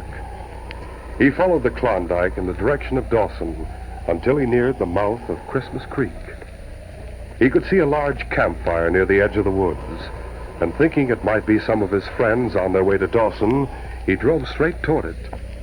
But the sight of a tall figure lit by the flames made him step on the brake and call out to his team to stop. Oh there. Gee there. Get around. It's Taranga. Must have escaped from jail. Taranga and his renegades. Get around there. As Jeff turned his team around, the renegade chief Taranga saw him. Mush on! Taranga ordered his men to open fire. One of the bullets hit Jeff in the right leg, but his grip was firm on the crossbar, and he managed to stay on the running board. I gotta warn the folks in Greenwood. Mush! He urged his team back along the trail to Greenwood, and his dogs soon carried him out of range of the renegade's guns. But he didn't dare stop and take care of his wound at that moment. On he drove until he saw the 7 buildings that made up the little settlement. When he reached Harry Worth's store, he called out to the team to stop. Oh there! Oh! Harry! It was 6-year-old Sonny Worth who opened the door. Mr. Morton! Get your dad, Sonny, and start ringing the fire bell. Dad! It's Jeff Morton! He's been hurt! Dad! What's that? What's the matter, Sonny? Why are you ringing that Come here, Harry. Jeff! I just saw Taranga and about 20 men. What? The mouth of Christmas Creek. You better get everybody into the store. They're heading this way. You know what you're saying, man. Of course I do. I saw them. But they haven't got dogs. It'll be a little while. Hey, you've been wounded. I stubbed a bullet in my leg. I can walk, though, if you help me. Where's the fire, Harry? There's no fire. It's Taranga and his renegades. They're heading this way. Why, everybody into the store, everybody. Hey, get in the store there. Can you keep that bell ringing? 10 minutes later, all the inhabitants of the little community were standing around Jeff while the doctor bandaged his leg. I'll be through in a minute, Jeff. You won't be able to move for at least 2 or 3 days. But my kids, Paul and Mary, I gotta get back to them. I'll go up there as soon as this is over. Joe, come on with me. Right. You too, Mac. There's guns and ammunition in the storeroom. Hey, there's a dog team coming into town from the east. You said Taranga didn't have any dogs, Jeff. I saw him at Christmas Creek to the west. I recognize the lead dog. It's King. It's Sergeant Preston. On his way back from Lost River. The sergeant and King were welcomed.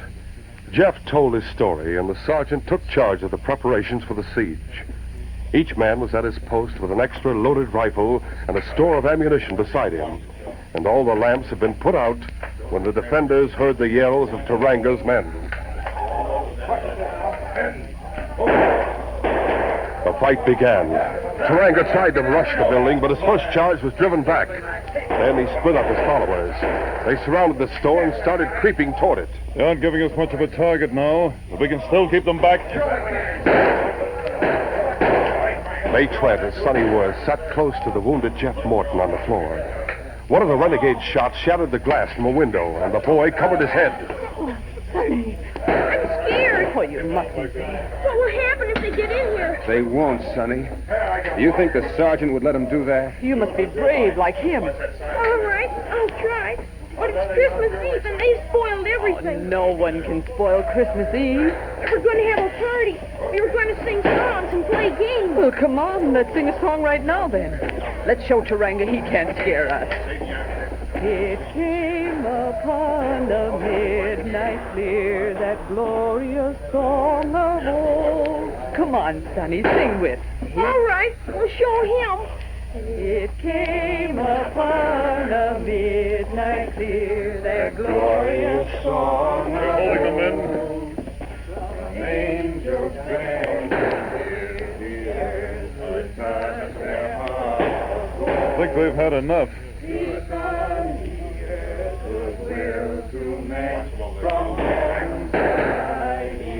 They're clearing out. Hold your fire.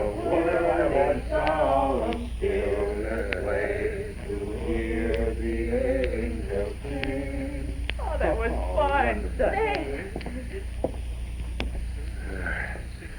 I think you're right. They're gone. Yes, heading out of town the way they came. They won't be coming back tonight, but just to be safe, you'd all better stay right here until morning. Your men can take turns standing guard. Okay, Sergeant. What are you going to do, Sergeant? King and I will try to make it to Dawson. I'm going there and bring back every man we have in the barracks. Taranga and his crew must be rounded up if there's going to be any peace in the Yukon tomorrow. Sergeant, I gave my word to Jeff. His boy and girl, Paul and little Mary, they're up there in the hills in his cabin all alone. I promised I'd go and make sure that they were safe. We'll all go. That is a job for one man. Yes, it is, Harry. I'll stop at the cabin on my way. You will, Sergeant? Of course, Jeff. What's more, I'd better take Paul and Mary into Dawson with me. Is that all right, Doc? Well, I guess so. If Mary's bundled up well, better to take a chance on a little cold weather than on Taranga. But, Sergeant, you don't know where my new cabin is. Is it far from the old one? No. That was at the head of the creek. Well, yes, at the foot of the hill. There's a trail leading up through the woods. My new place is in a clearing right at the top of the hill. Yes? Paul will have a light burning in the window. It'll be easy to find. Maybe too easy. I mean, if those There's others... no reason to think they're heading in that direction. But they might. Oh, heaven forbid. Heaven will, I'm sure. Don't worry, Jeff. I'll get the children. Somehow I'm sure you will, Sergeant. Will you take Mary's doll with you? What? It's on my sleigh. Well, then Tyke won't have any Christmas at all if Santa doesn't bring her that doll. Take it to her, Sergeant. Of course, Jeff. I'll get it for you. On, King. The doll was given to the sergeant, the team was lined up, and he started out of Greenwood. On, King! On! As he turned west on the Klondike, he could hear the little group in the store start to sing. Their voices soon faded in the distance. It was a brilliant night, moon and stars in the northern lights. Green, yellow, and red streaking across the sky. He soon checked the speed of the team. Easy, King. Easy, boy. He had let everyone think he intended to head straight for Jeff's cabin and then drive on to Dawson. But his first mission was to find out where Taranga and his men had gone. It was their trail he was following, and it led him straight back to Christmas Creek. At the mouth, he found the site of their old camp. They hadn't stopped there. Oh, King, pull your husky. Started up the creek, King. I think we'd better leave the team here, boy, and hide the sled. If they've made camp somewhere up above, we'll have to circle them to get to Jeff's place. Work our way through the forest. All we can hope is that they haven't gone too far.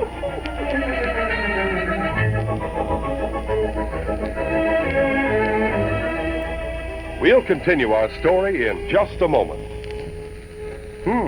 I wonder if we're going to have a visitor today. Well, sure enough. And our visitor is a lady.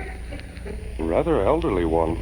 Dressed up a bit behind the times. Hello there, young man. Why, hello. I'm the old woman who lives in the shoe. You're what? You're the old woman who lives in the shoe. Yes, indeed. Well, I guess the housing shortage is rather bad. Oh, we don't mind. We? Yes, myself and all the children. Oh, that's right. You're the lady with San Pedro, America's Mexican But I do. experience. I mean, I do know what to do with the children. I see. They're really very well behaved nowadays, Oh? especially around breakfast time. Ah. Everything's fine now since we started having good breakfast. A Quaker puffed wheat and Quaker puffed rice. I take it the children kind of go for wheat or rice shot from guns. Oh, indeed they do. We have the wheat one morning, the rice the next. That's a fine idea. It's easy on me, too, what with having such a large family. You mean because Quaker puffed wheat and Quaker puffed rice are so easy to serve? Yes, and with milk or cream and fruit, they make a thrifty, nourishing breakfast. That's right. Wheat or rice shot from guns furnish added food values of restored natural grain amounts of vitamin B1, niacin, and dian. Oh, land sakes, I must be going now. Back to the shoe?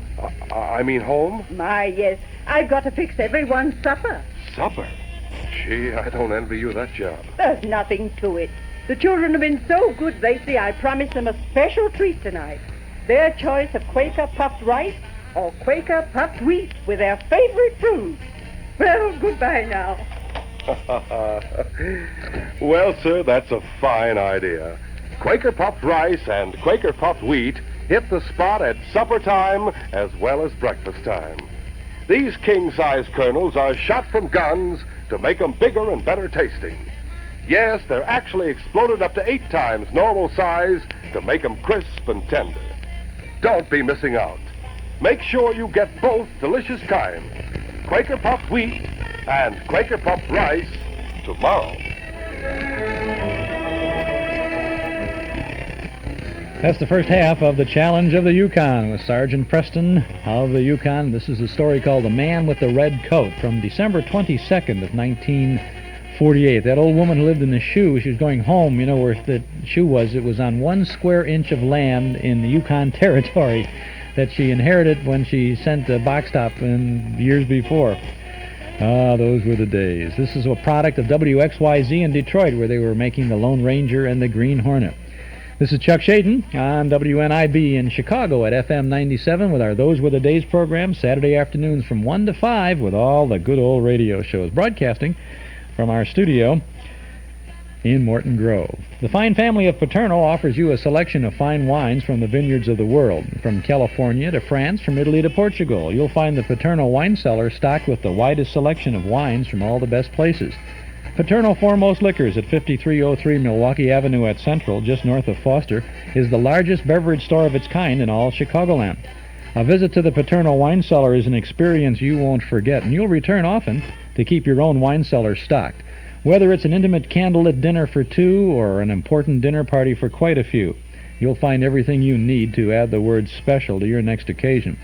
Visit the wine cellar at Paterno Foremost Liquors, open Monday through Saturday from 9 in the morning until 10 at night, Sundays from noon to 6.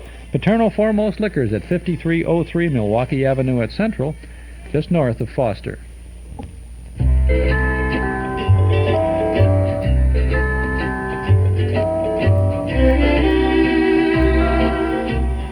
Ah, those silver bells. It's beginning to look a lot like Christmas, and our Metro Golden Memory Shops are your one-stop department stores for Christmas shoppers searching for the perfect nostalgic gift for that special person on your list, that guy or gal who enjoys fond memories. We're open 7 days a week from 11 till 5 in Chicago at 5941 West Irving Park Road, just east of Austin, and in Morton Grove at 9004 Waukegan, just north of Dempster. Why don't you come in and browse? You can spend a decade or two going through all the stuff we have. Enjoy the ghosts of Christmas past with a store full of marvelous gift ideas for the person who has almost everything. We have books and records and tapes and posters, magazines, movie stills, puzzles, pictures, everything you'll need to bring a special kind of warmth to this year's holiday. You can get Jack Mathis' fabulous book about those 66 Republic cereals, The Valley of the Cliffhangers. You know, this book, which sells for $66, that's $1 a cereal, is almost out of print, and your copy is sure to become a collector's item. Or you might want to pick up Chuck Voldarsik's picture book about Riverview, the world's largest amusement park. That's gone, but not forgotten. And we can give you a replica of the Maltese Falcon. We have original 16-inch radio transcription discs, big little books, movie star jigsaw puzzles, movie star portraits, posters, all kinds of good stuff. We have it all for you and more at our Metro Golden Memory Shops in Morton Grove at 9004 Waukegan Road, just 2 blocks north of Dempster. In Chicago at 5941 West Irving Park Road, just east of Austin. Both stores are open 7 days a week from 11 a.m. to 5 p.m., and the Chicago store remains open until 7:30 every Saturday night. Your Visa or MasterCard is welcome, and so are you at our Metro Golden Memory Shops. Now 2 locations in Chicago and Morton Grove, the MGM Shops.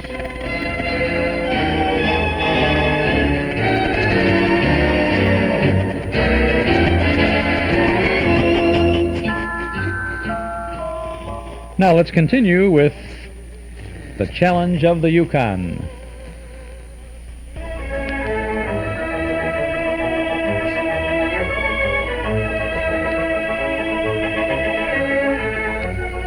Now to continue our story. The sergeant drove his team into the cover of the trees at the mouth of Christmas Creek. The dogs were unharnessed and immediately burrowed in the snow and went to sleep. Fir boughs were piled over the sled. Then the sergeant placed Mary's doll in his knapsack with a few supplies and his first aid kit, and he and King started out. They followed the trail carefully, on and on toward the head of the creek. It was a relief when he finally saw a campfire glowing through the trees. Easy, boy. We're at the foot of the hill. It's just above where Jeff's old cabin is. We'll make sure of the exact spot, and we'll work our way around it. Come on. Silently, the sergeant and King made their way toward the campfire until they could see Taranga's tall figure, his bitter, twisted face. There were at least 20 men with him. Good enough.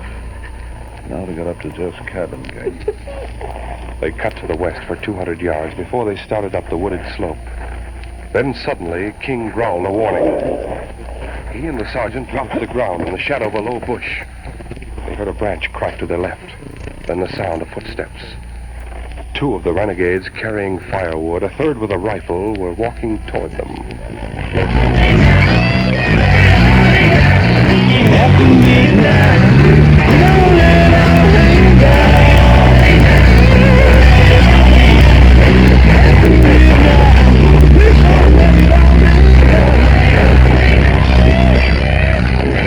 They went slightly, and the snow slid from the branch to the ground. The Indian with a rifle whirled and fired in the direction of the sound. The sergeant stifled a groan. The Indians talked together for a moment and then moved on toward their campfire. Paul Morton was only 11, but he was a husky youngster. He was dozing in a chair near the window where a lighted candle burned. The shot woke him. Hey, it sounded like a rifle. Paul, What, Mary? I heard a shot. That was only a limb cracking in the cold. You know the way they do. Well, it sounded like a shot. It wasn't. It's Indians. It's Taranga. Go on. He's in jail. What if he got out? Would he come back here? How could he get out? You forget about Taranga. Why did Pa have to go away? He had to go and tell Santa Claus what you wanted for Christmas. A new dress and a doll. Now what's the matter? Santa Claus won't come here. Of course he will. Taranga won't let him. Oh, where do you get such ideas? Santa Claus is a lot braver than Taranga. Well, I can handle him. Oh, you can't. I can, too. I can shoot just as good as Pa can. And if Taranga comes around here, I'll give it to him good. Why don't you go to sleep, Mary? Santa Claus won't come if you don't. He won't come anyway. Oh, don't. Listen. What? I think I hear somebody coming up the hill. Well, it isn't Pa. The dogs would be barking. I guess I was just imagining things. Don't go away. I'm not. I think maybe I'll shine up this rifle some. You're not shining it. You're loading it. I'm just seeing if it needs oiling, too. Well, you're scared somebody's coming here. No, I'm not. You better be. Pa, somebody's outside. Who's there? What did he say? It's Sergeant Preston. Just a second. Who's the sergeant? Hello, Sergeant. Come on in. Thank you, Paul. Hello, King. He still remembers me. Gosh, it's good to see you, too. Why, anything happened here? No, but Pa isn't back from Greenwood. Sort of lonely, just Mary and me. Your father's staying in Greenwood tonight, Paul. I was going to take you and Mary with me to Dawson, but I... Sergeant, what's the matter? You've been hurt. Here, sit down on this bench. Thanks. You'd better hang a blanket over the window, Paul. Oh. All right, Sergeant. Without another word, the boy understood there was some danger lurking outside in the forest. He fixed a blanket over the window and lit the candle. Then he helped the sergeant out of his pocket. There, Sergeant. You've got a red coat, haven't you? Yes, Mary, this is my uniform. I suppose you can help me with the bandage, Paul. Sure. I'll get this coat off, too. There's a first aid kit in my knapsack. In here? Yes. What's this package on top? Well, that's for Mary. It's her Christmas present. For me? You can't open it until tomorrow. Oh, I'll ask him. Can't I open it, Santa? What? Santa? This isn't Santa Claus. It's Sergeant Preston. Oh, I know who he is. Can't I open it, please? Let her have it, Paul. All right. Here you are. Thank you, Santa. Oh, for God's sake. Just because you've got a red coat. And a red shirt, too, I'm afraid. Don't let Mary see it. She can't. Help me tear it away. Sure. Paul helped the sergeant bandage his wound, and as they worked, they talked in whispers. Is that right, Sergeant? It's perfect. I'll just put my coat around my shoulders. Here. Thanks, Paul. Tarang and his men are camped at the bottom of the hill. I'm going to write a note and send King back to headquarters with it. To Dawson? Will he know where to go? All I have to do is tell him headquarters. He'll bring help. I'll stay here with you and Mary tonight until just before daybreak. What are you going to do then? Well, I'm going to let Taranga see me. I'm going to lead him back to the Dawson Trail. It's easier to capture him then. That isn't the reason. You're gonna let him chase you so we won't come up here. You'd better not. You'd better stay with us. Maybe the inspector and the other instrument post will be here before morning. We'll see. Do you have a piece of paper and a pencil? In the table drawer. I'll get them. The sergeant wrote a note telling the inspector and Dawson exactly where Taranga were camped. Then he attached it to King's collar and led him to the door. You understand, don't you, boy? Headquarters. Right. Go on, King. Headquarters. The great dog ran across the clearing, a flash of silver in the moonlight, and then he disappeared in the forest. Go on, boy. How long will it take him to get there? Should make it in 2 hours. If Taranga doesn't see him. I've put my trust in King before, and he's never failed me. He's a wonderful dog. Santa, I love you. Mary, for the last time. Never mind, Paul. I love you too, Mary. He's the most beautiful doll in the whole world. You must thank your father for it. Because he told you. I know. When's he coming home? Tomorrow, perhaps, or perhaps I'll take you and Paul down to Greenwood. Now, you'd better go to sleep. All right, Santa. We ought to stand guard. I'll do that. You go to sleep too, Paul. Well, I guess I am sort of sleepy. Good night, Santa. Will you listen to that? I'm just as bad as she is. Good night, Paul. After the children were asleep, the sergeant put out the candle and took down the blanket from the window. He drew up a chair close to it and watched the trail leading up to the top of the hill and the forest all around. His plans were made.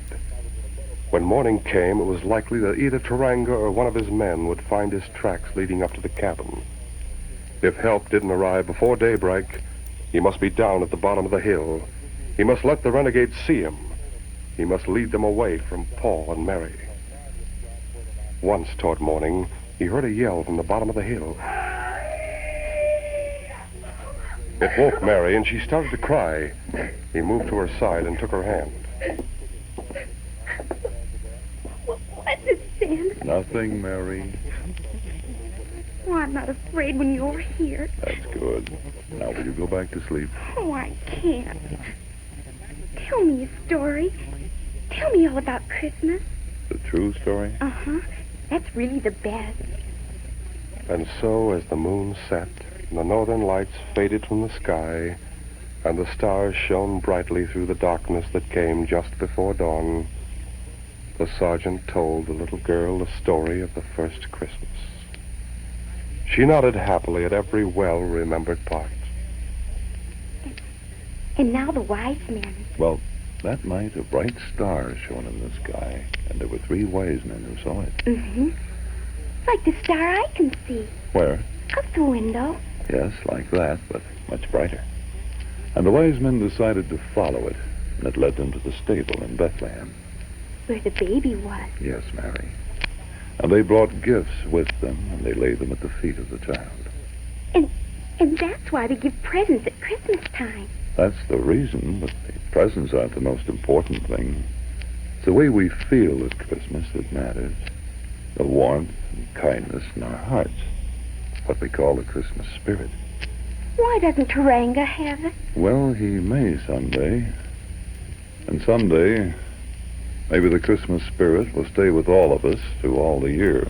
That's something to hope for. It's just beginning. What is? Christmas morning. My star's going away. You're right, Mary. It's getting late. Going to put on my parka now. Go out for a little walk. Why? Well, I want to see if there's any sign of King. Will he be gone long? That depends, Mary. You try to sleep a little more now. No, Sergeant, don't go. I must, Paul. Please don't. If you let them see you, you won't be able to get away from them. Stay here. Paul? What? I'm leaving you to stand guard over Mary. You'll do a good job, won't you? But we don't want you to. It's too late anyway. Listen. They're still down at the bottom of the hill. Maybe the Maoris have come. Maybe you don't have to leave us, Sergeant. There's only one sure way of telling that. How? King wouldn't stop down there. He'd come back here. If he's made it, if he's brought help, we should be... He did. There he is. Good boy, King. Mary, King's come back. King! There's a note attached to his collar. Not your note. No, it's from the inspector. King evidently wants to get back to you. I'm sending him on. We're down at the bottom of the hill, and we have Taranga surrounded. He can't possibly get away. It's going to be a Merry Christmas after all. It's good news, Paul. Yes, King, that's good work, boy. And even as the sergeant hugged King and the great dog licked his face, joyful over their reunion, the firing ceased at the bottom of the slope. A few minutes later, Inspector Conrad himself drove up the trail and announced that Taranga and his men had been surprised and rounded up without a casualty on either side. Taranga would soon be on his way back to Dawson, and Christmas would be celebrated on Christmas Creek as it should be. But the sergeant felt that Mary and Paul should be with their father on Christmas Day, and he bundled them both on his sled and started out for Greenwood. On King! Run, you huskies! With King setting the pace, the sled seemed to fly over the glistening snow. The forest was left behind. The white hills beyond sparkled under the bright sun. The sky was a matchless blue. Oh, it's a beautiful day. God's been saving it just for Christmas. And then, very distant, but crystal clear, they heard the sound of the bells in the little church at Greenwood. And King pricked his ears as he ran in a happy salute to the holiday sound. Closer and closer it came, until he rounded a bend in the shining river, and the little party could see the snow-covered cabins nestling among the evergreens, and the white church, too, and the people from miles around streaming into the service. And in front of the church itself, Harry Worth and Sonny and Mrs. Trent and the doctor and Paul and Mary's father. There's Paul. And the golden chimes rang out in welcome and celebration. King! How you huskies! All over. Taranga's been captured. Wonderful, wonderful. Mary, Oh, I want to kiss you, Pa. come here. Oh, my, that's a beautiful big hug. Oh, thank you for sending Santa to me. She just won't listen to reason. She thinks Sergeant Preston is Santa Claus because he has a red coat. Oh, he is. Is he really? Oh, yes, he is, Sonny. His team is dogs. Well, naturally. In the Yukon. And he's kind and he's good, and he wants us all to be kind and good. Isn't that Santa Claus? Uh-huh. Will you go to church with us, Sergeant Santa Claus? I certainly will, Sonny. Take my hand. Mine, too. All Come right. on. A Merry, Merry Christmas. A Merry, Merry Christmas to everyone. She's saying it, too. Mary's right, you know. The sergeant is our Santa Claus.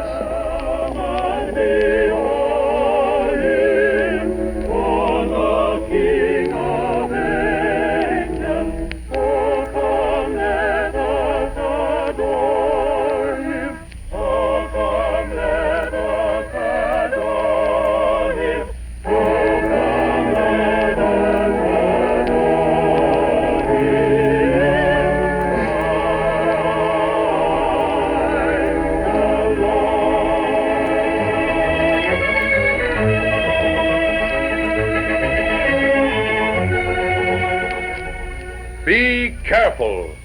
Accidents can happen. Yes, fellas and girls, accidents do happen. Every few seconds there's an accident and someone's hurt. What's more, in wintertime, there's more chance than ever of accidents due to snowy and icy roads. So be careful. Most accidents are due to just plain carelessness. Use your old bean when you're playing out of doors. Be careful when you cross the streets. Snowy or icy streets make cars harder to control, harder to stop. Be careful with your sleds. Never coast or ride them on streets open to traffic. And never, never hitch a ride on the back of a truck or car. Don't take chances. Not even a little chance. Now, more than ever, be extra careful. These radio dramas, a feature of the Challenge of the Yukon Incorporated, are created and produced by George W. Trendle, directed by Fred Flowerday, and edited by Fran Stryker. The part of Sergeant Preston is played by Paul Sutton. They are brought to you every Monday, Wednesday, and Friday at this same time by Quaker Puffed Wheat and Quaker Puffed Rice, the breakfast cereals shot from guns. Be sure to hear the Challenge of the Yukon Monday.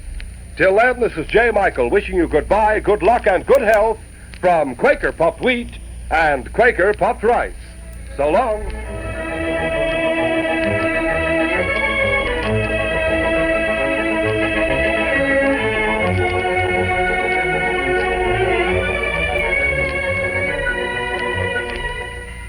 For a delicious hot breakfast, eat Quaker Oats. The giant of the cereals is Quaker Oats. Yes, the giant of the cereals is Quaker Oats. Delicious, nutritious, makes you feel ambitious.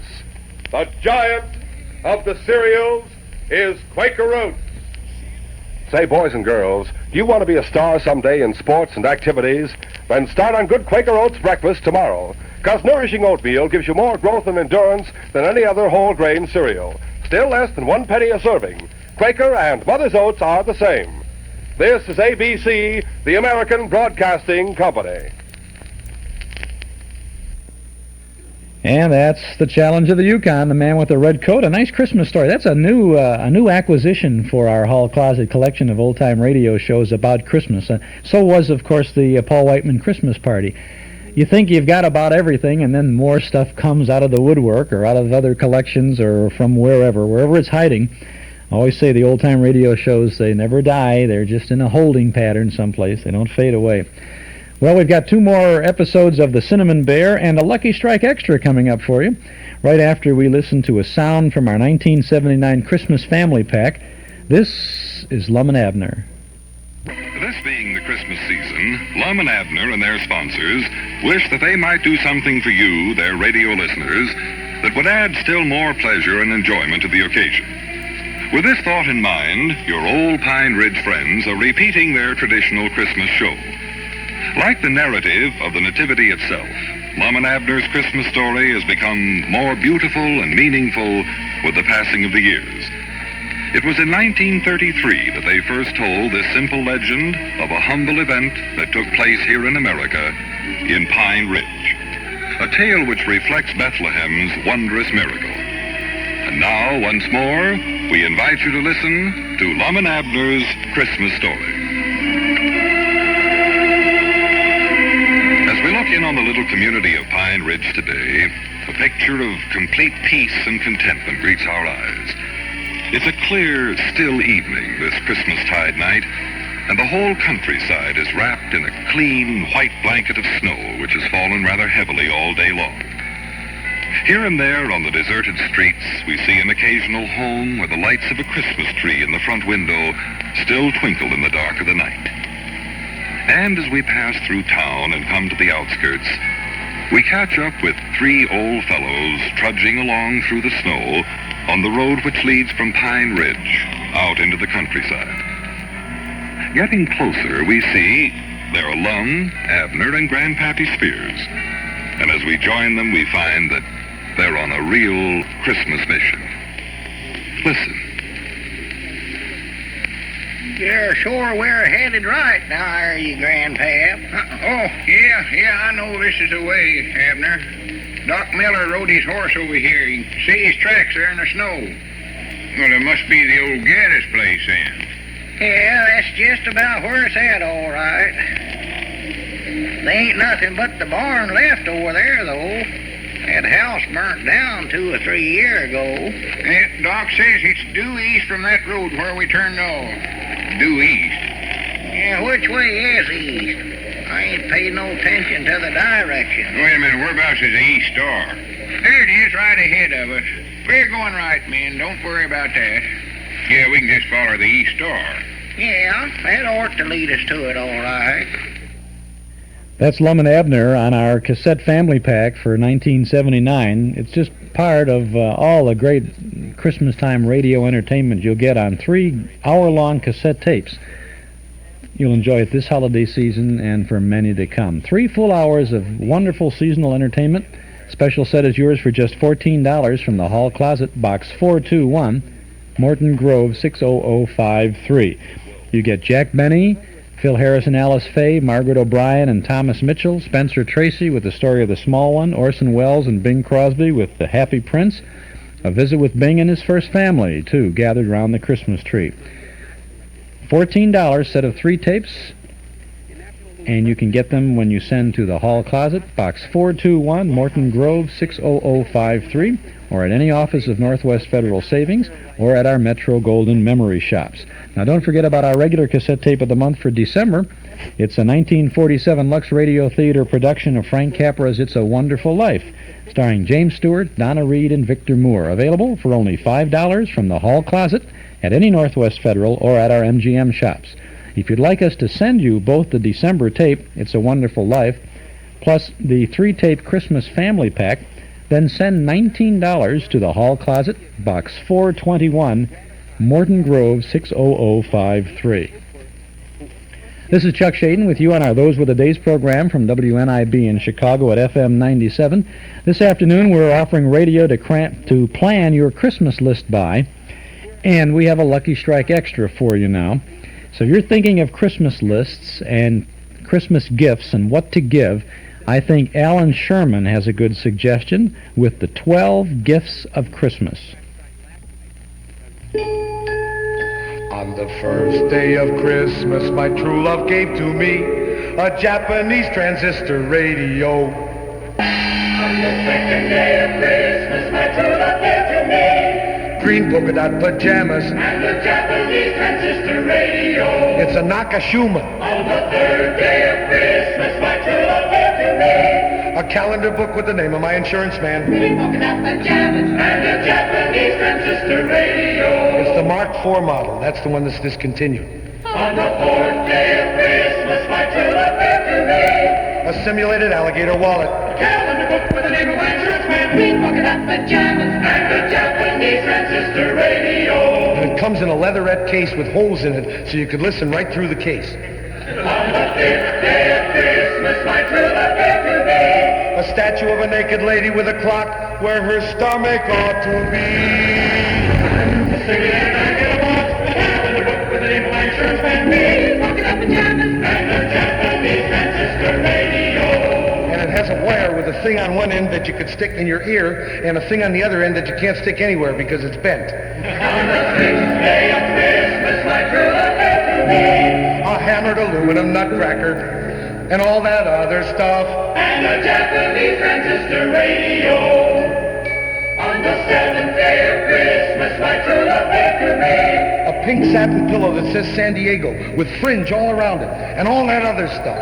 And a Japanese transistor radio. On the 8th day of Christmas, my true love gave to me an indoor plastic bird bath. All that other stuff. And a Japanese transistor radio. On the 9th day of Christmas, my true love gave to me a pair of teakwood shower clogs. And a Japanese transistor radio. On the 10th day of Christmas, my true love gave to me a chromium combination manicure scissors and cigarette lighter. And a Japanese transistor radio. On the 11th day of Christmas, my true love gave to me an automatic vegetable slicer that works when you see it on television, but not when you get it home. And a Japanese transistor radio. On the 12th day of Christmas, although it may seem strange, on the 12th day of Christmas, I'm going to exchange an automatic vegetable slicer that works when you see it on television, but not when you get it home. Chromium combination manicure scissors and cigarette lighters. Pair of teakwood shower clogs. Indoor plastic bird bath. Pink satin pillow that says San Diego with fringe all around it. Hammered aluminum nutcracker. Statue of a naked lady with a clock where her stomach ought to be. Simulated alligator wallet. Calendar book with the name of my insurance man. Green polka dot pajamas. And a Japanese transistor radio.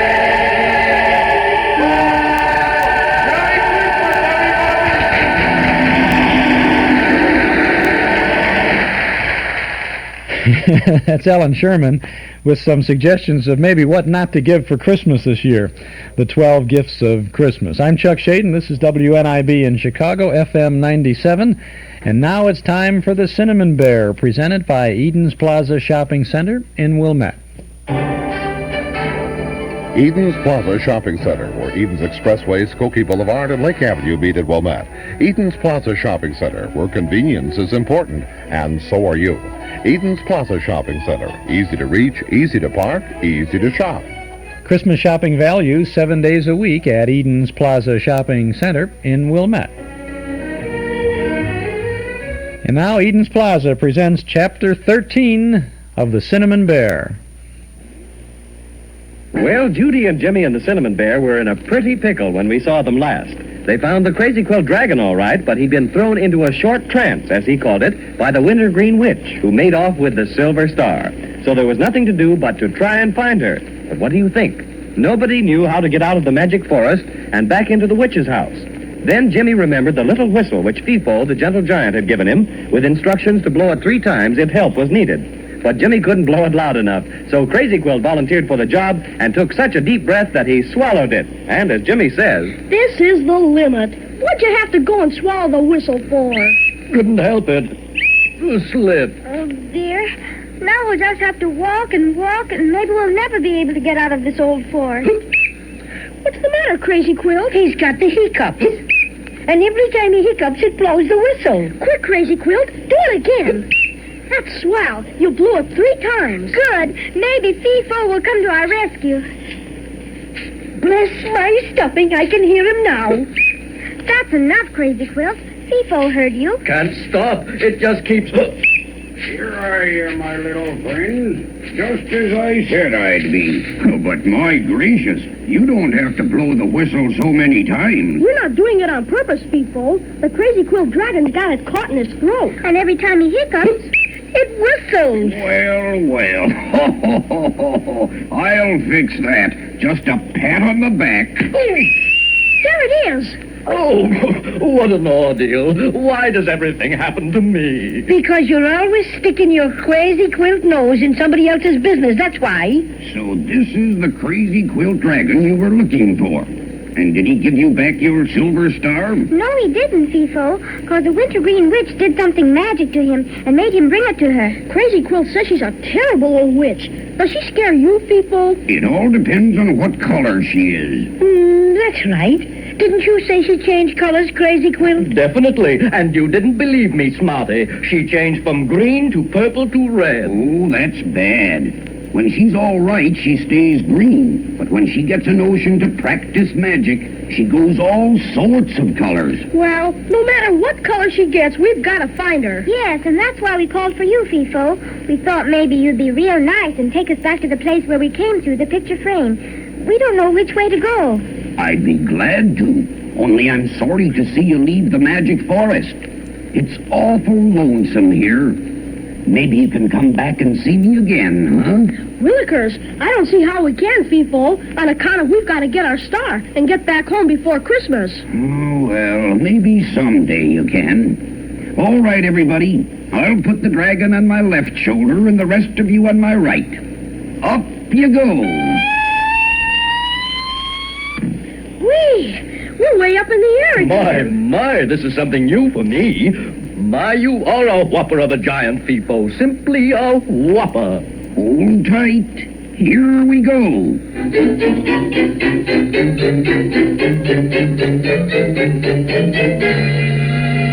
Here we are, folks.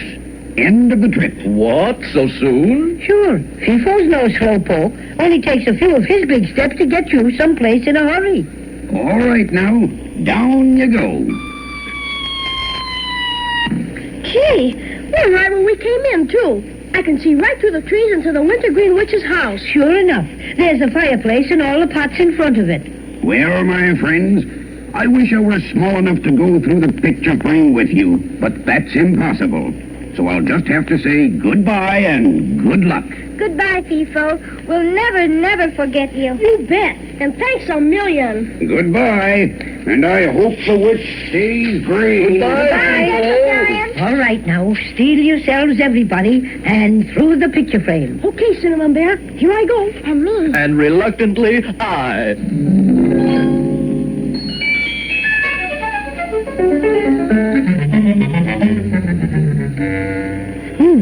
The room's empty. Not a soul here. Splendid.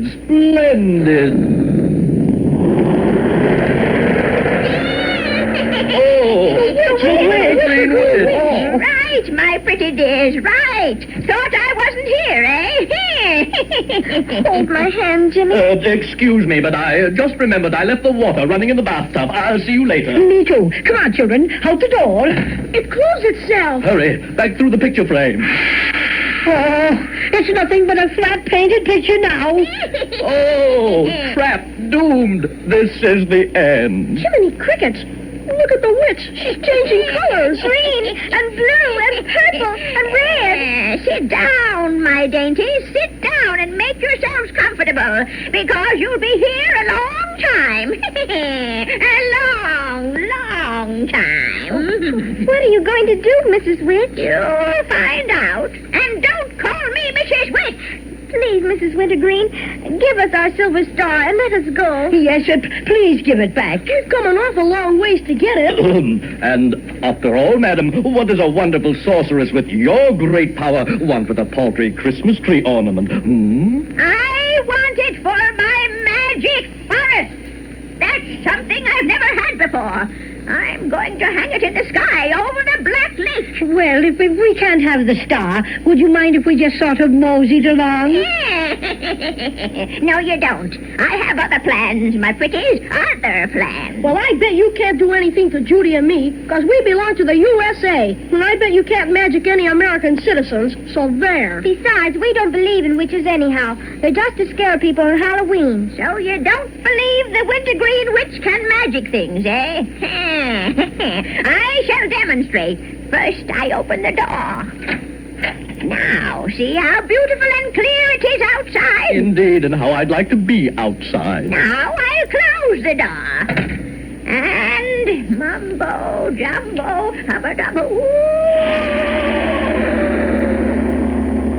Now I open the door again. Willikers, look, it's raining cats and dogs. There. You've heard of it raining cats and dogs, haven't you? Yes, Mrs. Wintergreen. Now you've not only heard, but seen it. Do you still think the Wintergreen Witch can magic things? Oh, no. You're truly wonderful. But won't you please let us go? Yes, pretty please. We haven't done anything to you.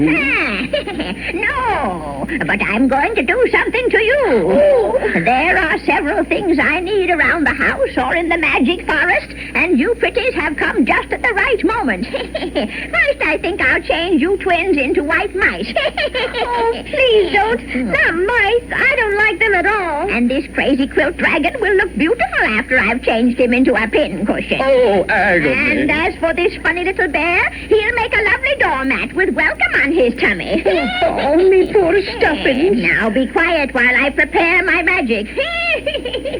Jimmy, if we only had something to make her forget about us and the silver star. Have you got anything she might like? Gee, I don't think she'd like my knife, and my swell wristwatch is home in my bureau drawer. I've got it. Maybe she'd like my little looking glass. Mrs. Wintergreen? Yes, my pretty dear? I have something much nicer than the silver star for you, and it's ever so much shinier. Look. Take it away!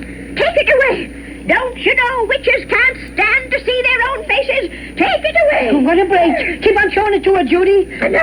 Take it away. I'll do anything you ask, anything. All right. First, you've got to let us go. And promise not to do anything to us after we leave. Oh, yes. But take that dreadful looking glass with you. And you've got to give us back our silver star. Oh, even that. Here! Oh, Jimmy, at last we've got it back. Open the door, witch, and make it snappy. And foo for you, Mrs. Wintergreen. Come along, children. Isn't it swell, Judy? We've got the star and everything. Isn't it beautiful? Yeah, but we can't stop to admire it now. We got to rush right down to the shore and get back across the root beer ocean. Come on, hurry, everybody. Do you think you can swim us all the way back, Crazy Quilt? Absolutely. I'm plenty full of corks to manage it. Climb aboard. I think I'd better carry the star. But suppose a wave washes it away, or another whale swallows it. Pardon the suggestion, but I've an ideal place for it. My hind pocket, the one under that big orange patch. It's waterproof and has a zipper. Okay, Crazy Quilt, unzip. With pleasure. And in it goes. Zip again. And safe and sound. And hold on, my friends, for it's cheerio and into the root beer ocean.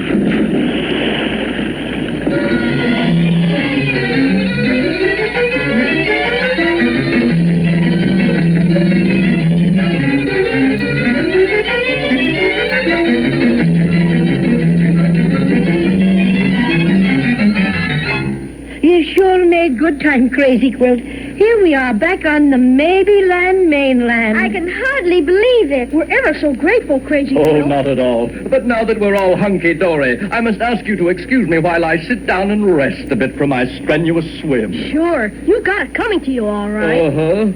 Oh, I think this would be a lovely spot right here in the lee of this rock. There. Now I'll just lean back and... What was that? Oh, I fear oh, my friend. Oh, I'm blushing red. Well, behold the star. Willikers, it's busted. In a dozen pieces. And that's what I call very, very bad luck. After all the perilous adventures our friends have been through in order to recapture their silver star, this is really a blow. A lost star is bad enough, but a broken one is terrible. Just the same, I'll be with you next time to see what they're going to do about it. Well, that was Chapter 13 of The Cinnamon Bear, brought to you by Eden's Plaza Shopping Center in Wilmette. Now, what are they going to do about that silver star? Well, you won't have to wait too long because we'll have Chapter 14 in just a minute.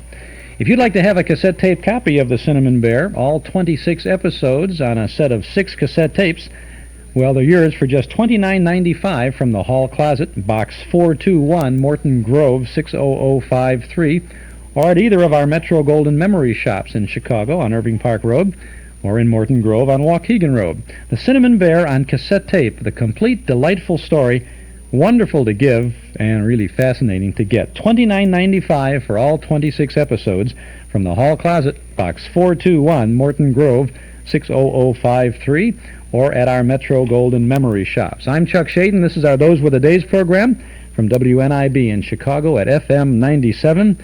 And now it's time for Chapter 14 of The Cinnamon Bear. We hear about Judy and Jimmy and their friends Cinnamon Bear and Crazy Quilt Dragon. For a while, it looked very much like the Wintergreen Witch was going to change them into a pincushion, a doormat, and 2 white mice. But they got away, and what was even nicer, got their precious silver star. The Crazy Quilt Dragon tucked it into his hind pocket for safekeeping, and they all climbed on his back and swam away from the island of Obi.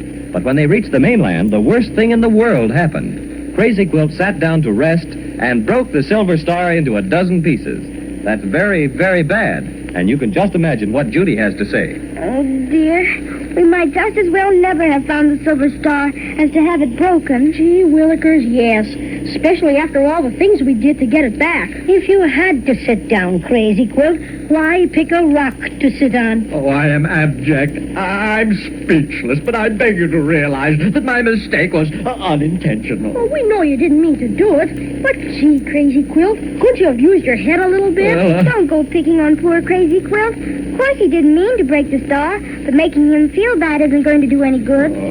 Oh, dear. We might just as well have Paddy O'Cinnamon take us back to the attic again. Yeah, I guess so. Goodbye, Crazy Quilt.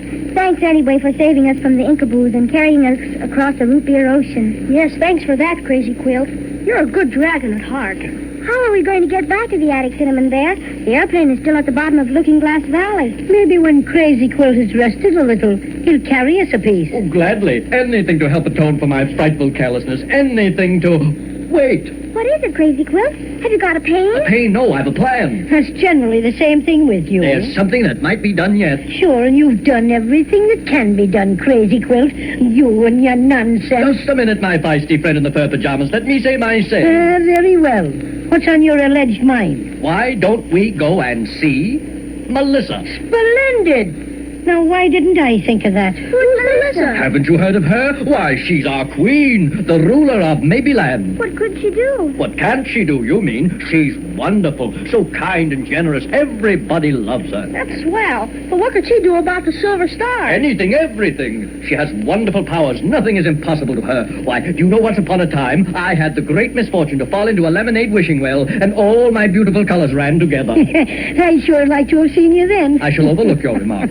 Oh, I was a mess. I thought surely I'd never be able to hold up my head in society. But I went to Melissa, and she restored me to my natural beauty and splendor. She certainly has a marvelous reputation, all right. I've always intended to go to court sometime and see her for myself, but I never quite got around to it. Oh, goody. Maybe she can help us. Where does Melissa live? Oh, she lives in her palace in the capital of Maybeland. That's capital M. A bit southish of the Lollipop Mountains, right in the middle of Marshmallow Meadows. Maybe she'll know some way to have the star all put together again. I'm sure she will. Will you take us there, Crazy Quilt? Certainly. I'm quite as good on land as on water. Everybody help me pick up the pieces of the star. Jimmy, let me have your hanky. It's bigger than mine. Okay. Here it is. Ah, here are some pieces. Yeah, and here are some more. I think Jimmy and I have all the rest. Hold out your hanky, Jimmy. Okay. There. All right, now, let's get started. Climb on, everybody. Up you go, Judy. Up, Jimmy. Well, we're on. Outdo yourself, Crazy Quilt. Gallop of you's never galloped before.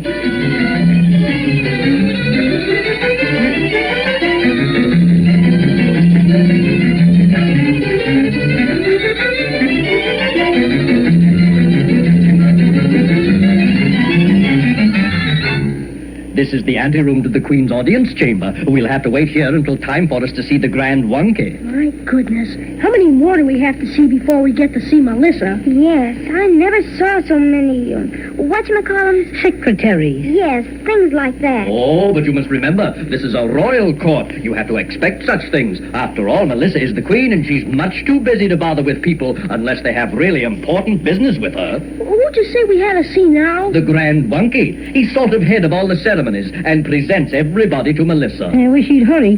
My stuffing's getting very tired. Oh, I don't mind waiting so much. It's so beautiful. I like to look down that big staircase and see all the people passing up and down. Oh, here you are, here you are. So sorry to keep you waiting, but you know how it is, so much busy.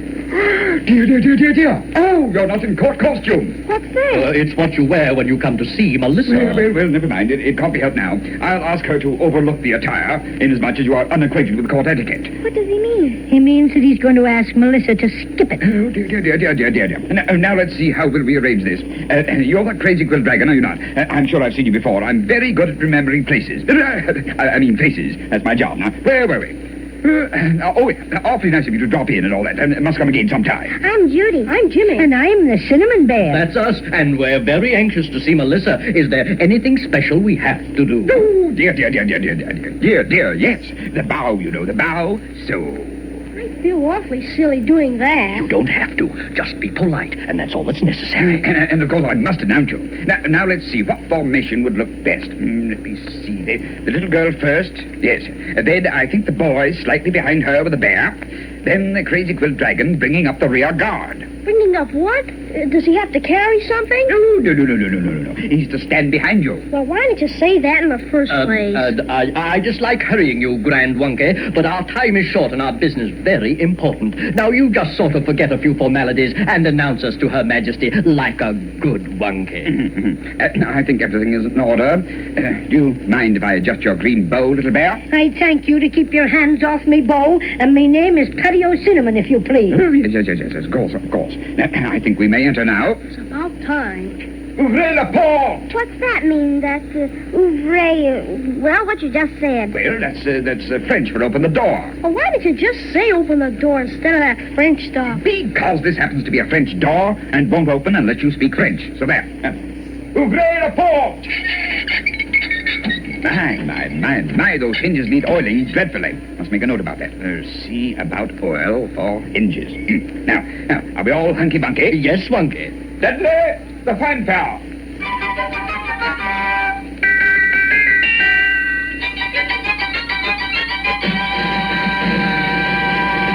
Oh, thank you, Dudley. That was lovely. Thank you. Now, friends, you may enter the presence of Queen Melissa of Maybeland.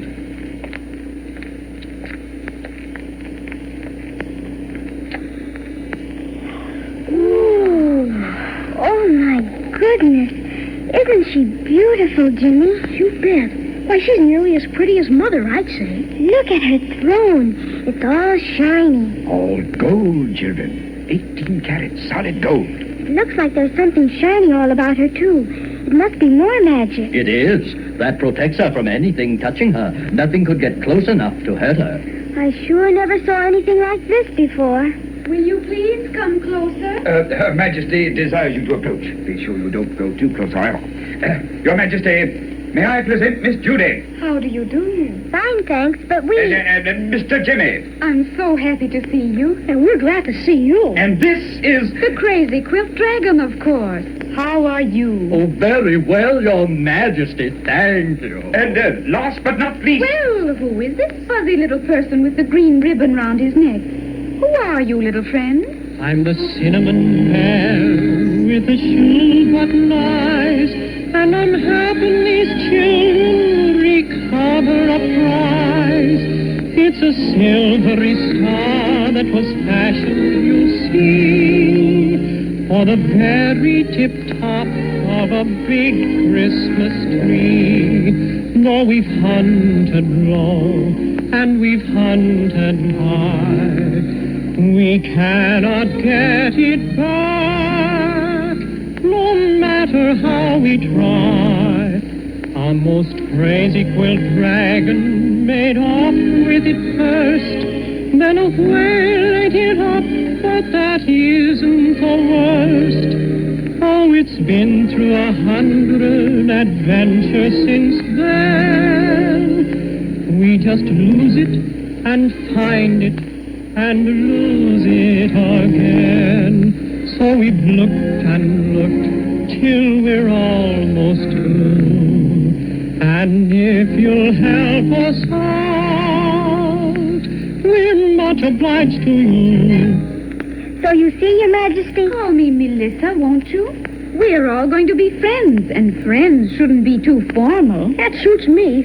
All this wonky business about bowing and everything. I know how you feel, Jimmy, but I must give the Grand Wonky something to do. He'd feel very unhappy otherwise. Well, you see, Melissa, the Cinnamon Bear told you part about what happened to our lovely Silver Star, but lots of things happened to it after that. And the last thing was, the Wintergreen Witch cast a spell on me and forced me to steal the star and take it to her. The Wintergreen Witch? Grand Wonky, make a note that I must take up the case of the Wintergreen Witch at my next council meeting. She's been practicing magic without a license. No, dear me, yes, Your Majesty. Fix witch. Good and proper. She was going to change us into things. Then I showed her a looking glass, and she got awful scared and let us go. And Crazy Quilt took us across the root beer ocean, but he sat down on the star and broke it into a dozen pieces. So we thought maybe you could help us get it fixed. Of course I can help you. You can? Oh, that's wonderful. Now you just listen very carefully to everything I say, and your Silver Star will be restored. Well, that's quite the best news Judy and Jimmy have had since they started out on their adventurous trip through Maybeland. Let's be sure to listen next time and find out how Queen Melissa plans to get the broken Silver Star back into one piece. And that was Chapter 13 of The Cinnamon Bear, brought to you by Eden's Plaza Shopping Center in Wilmette. Next Saturday afternoon between 1 and 5, we'll have Chapters 15, 16, 17, and 18, plus Fibber McGee and Molly, Suspense, Eddie Cantor, and Jack Benny.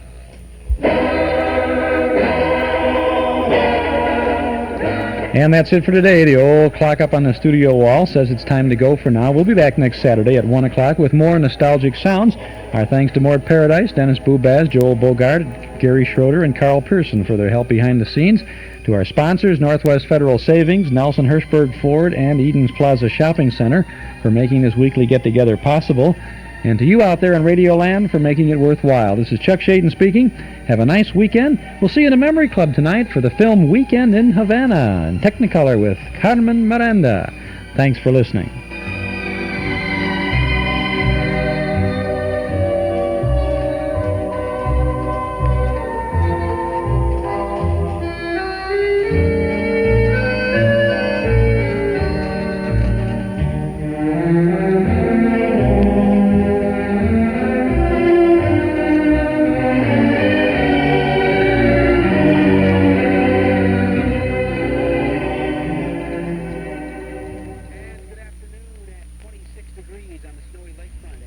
In Chicago is 2.5 minutes past 5 p.m. and this is WNIB in Chicago at 97 FM. And this is Bruce Duffy welcoming you now to Chapter 8278 of Zephyr. Zephyr is a 2-hour program of short, familiar classical music which we present every evening beginning around 5 o'clock. First hour of tonight's program has some American music. The ballet Appalachian Spring by Aaron Copland, some piano music of Gottschalk, some music of Scott Joplin, Stephen Foster, and we'll wind up hearing the New England Conservatory Country Fiddle Band, all in the first hour. Then in the second hour, beginning at about 6 p.m., we have some French music, a piano concerto by Camille Saint-Saëns, some music of Thomas, Poulenc, and Chabrier. To begin this first hour, we have music of Aaron Copland, his Ballet for Martha, Appalachian Spring, written for the Martha Graham Dance Company, performed in this recording by the Los Angeles Philharmonic Orchestra, conducted by Zubin Mehta.